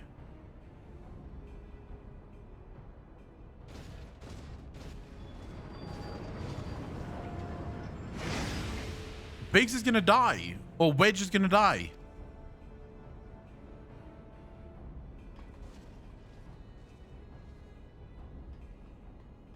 Hold them off. I'll look after Manfilia and Tataru. Of course, that's my job. I still don't have the right fucking armor. Oh, this is miserable. Can I just get good armor for fucking once? Never mind. Clearly not getting good armor.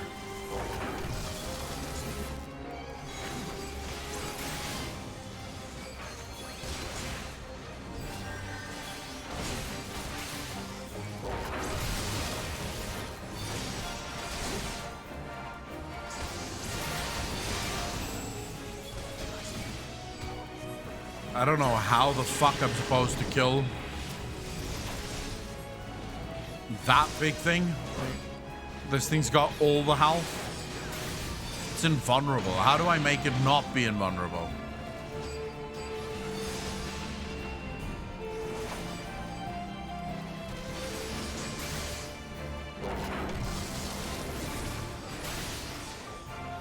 Is there any way to tell me how to not have it be... Look for a shield nearby. What fucking shield?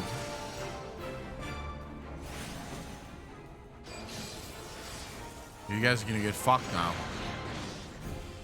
Yeah, there's no shields here.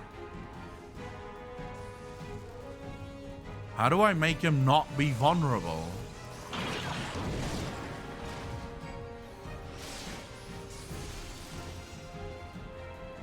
I don't even know what the fuck that is.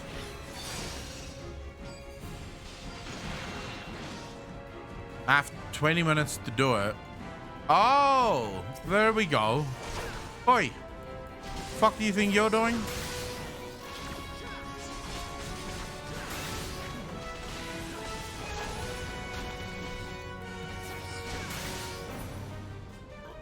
Oh my god.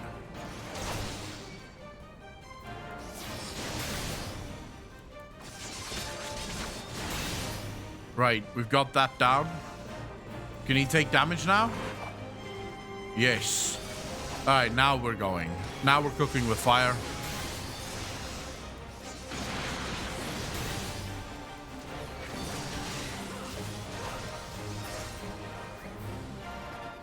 And fucking done and dusted. Let's go.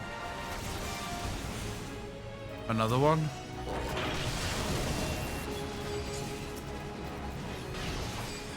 They're invulnerable too? Oh, motherfucker.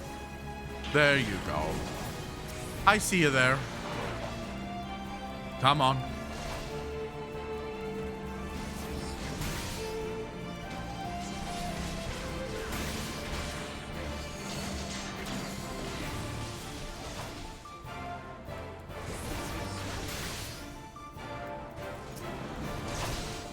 All right, let's go. There's 2 of them, so does that mean there's 2? I'm assuming there's... Do both of them take damage at the minute? No, that one's still invulnerable. So... Need to look for another... shield. I see ya.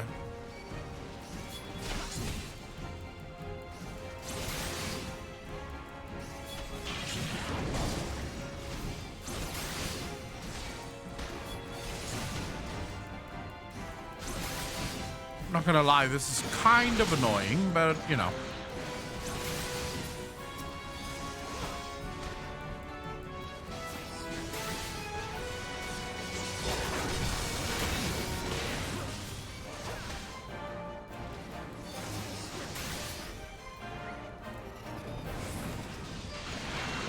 Let's go fucking slaughter this thing.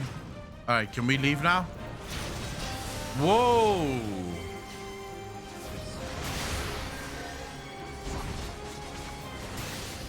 What in the hell's a new design? Alright, this is a big boy. No, no.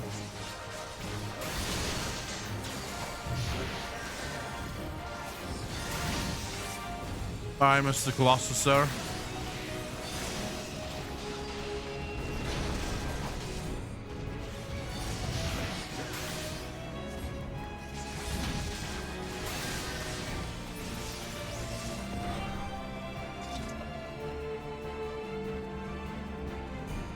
We've saved them.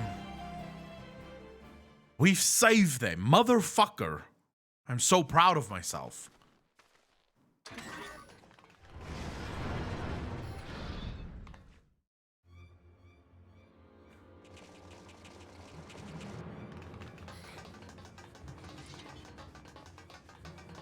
I'm telling you right now, Thancred is the fucker that sold us out. Take the leader, kill the rest.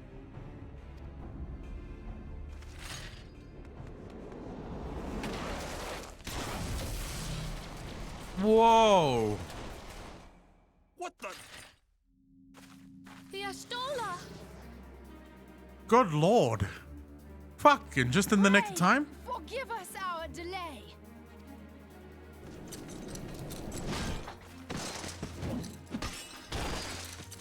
He does pretty badass as well, Jesus. Papolino, Minfilia. Yeah, let's talk while there's enemies around. You know, let's have a chat.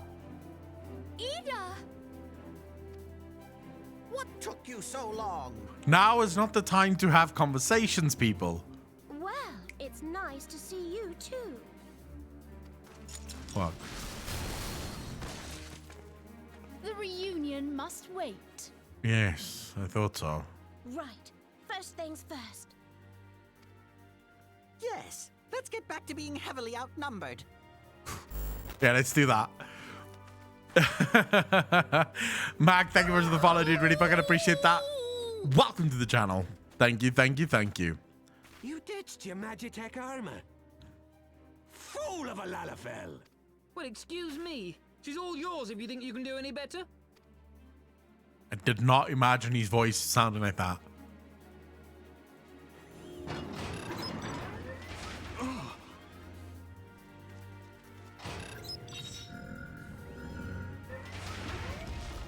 It's love at first sight.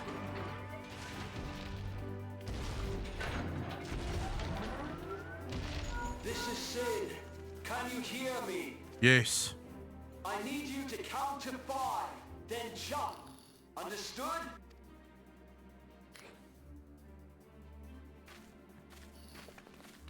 One, two, Everyone's gonna count now? Okay. 3. 4. Me. I don't say shit, I just go. Let's go.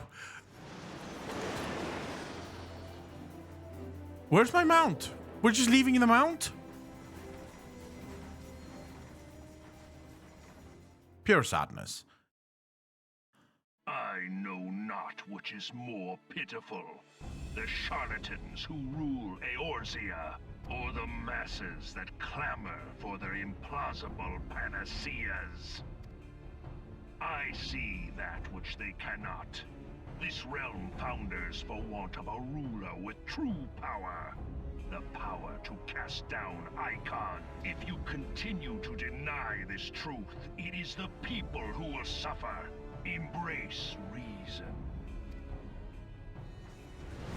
No. Fuck reason. Fuck your logic.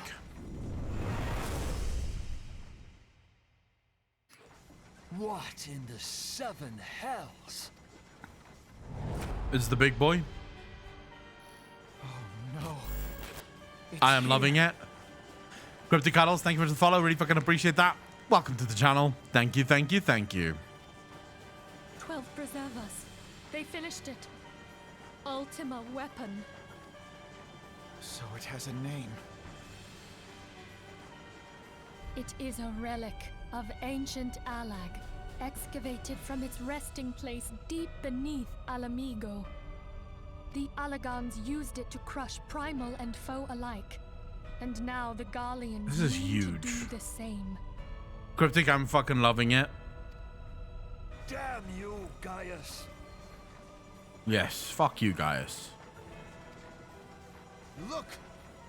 There! Beside the Black Wolf! An Ascian. The Ascians are very interesting to me, even more so than the Imperials. An Overlord, no less. His garb attests to that. La Habrea. It could only be him. They don't make the names easy. Fucking Thancred. Thancred! I told you fuckers. I fucking told you I don't trust that bastard.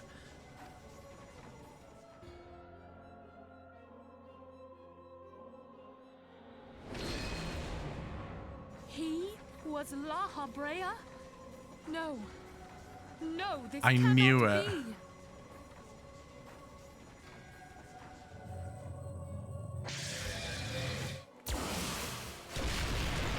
We have to go now. Hang on. I thought we were leaving already. What the fuck, bro? Why are we just chilling? Thancred! No! It's no longer Thancred.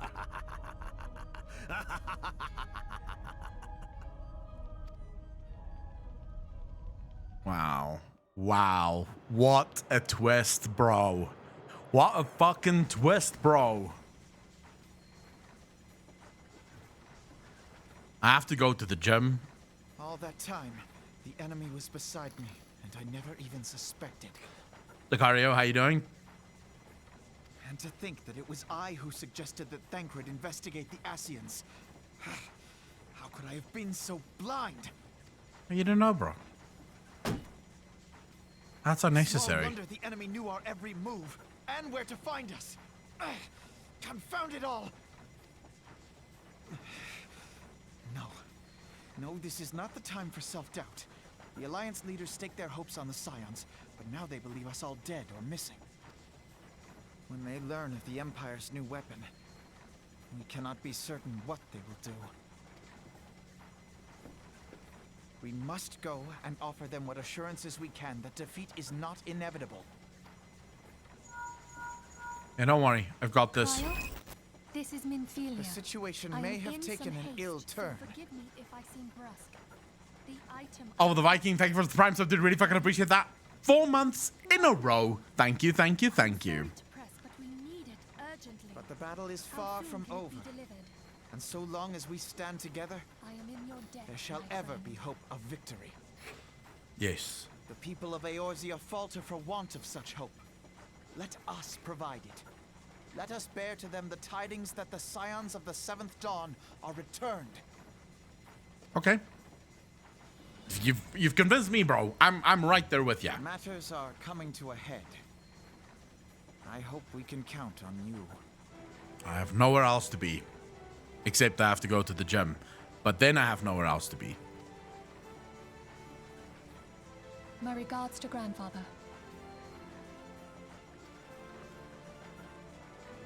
How's it going? Very good. Fucking loving Ready. it. Let us pay a visit to V, the how was the Council of shopping? Alliance leadership.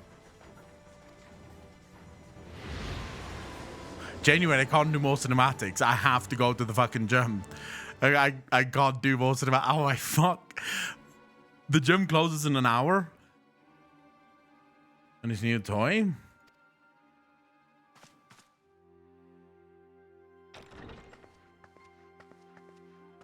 Rally all available forces. I want them ready to move upon my word. And relay to Slafferson the order to sail. That is all. No, the game does not like workouts, it seems. The maelstrom stands ready. What of the flames? Ready as we're like to be. I need only give the word to Roly. Rohuli, or however the fuck you pronounce that.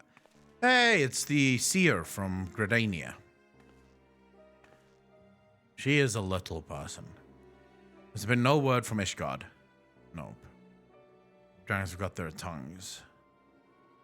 Silent to the lost, I was unwise to hope for better. What would stir the Archbishop to open his holy mouth, if not this? And he claims the fury of his god. It is bad comedy. Okay.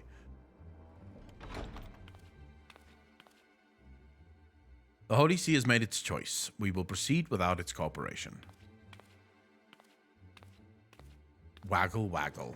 They waddle. These little things, they don't walk, they waddle.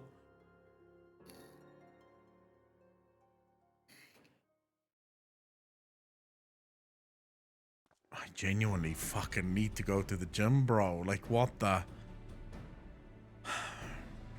But if you're all acquainted with the terms of the Black Wolf's ultimatum, we must agree upon a course of action. Naught less than the fate of Eorzea hangs upon the decision of this council.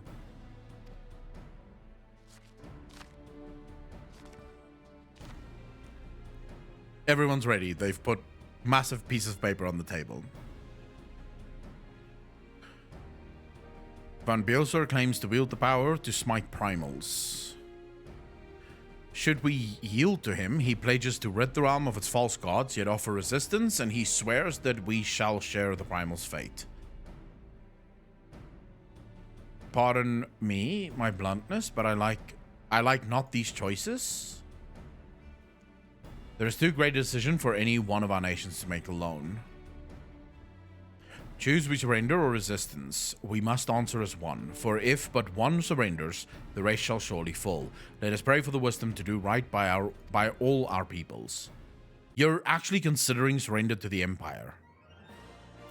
Alright, ladies and gentlemen, we will be back tomorrow. We'll probably play more tomorrow if you guys are up for it. If you feel like you wanna play more tomorrow, you can let me know. Otherwise, we'll probably talk about WoW stuff. But I have to go to the gym now. I literally have 50 minutes left to go.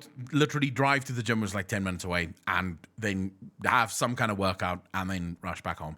So I do appreciate each and one of you hanging out. Thank you so much to all the new people that came in, all the new friends that we've made in the channel. Happy to have all of you join us, and of course to everyone else that have been just blown away by the story, or maybe people that just hung out because they enjoy it. I really appreciate all of you. As always, remember to take care of yourselves, take care of your loved ones, be kind to one another, and I will see all of you in the next one. Peace out, fam.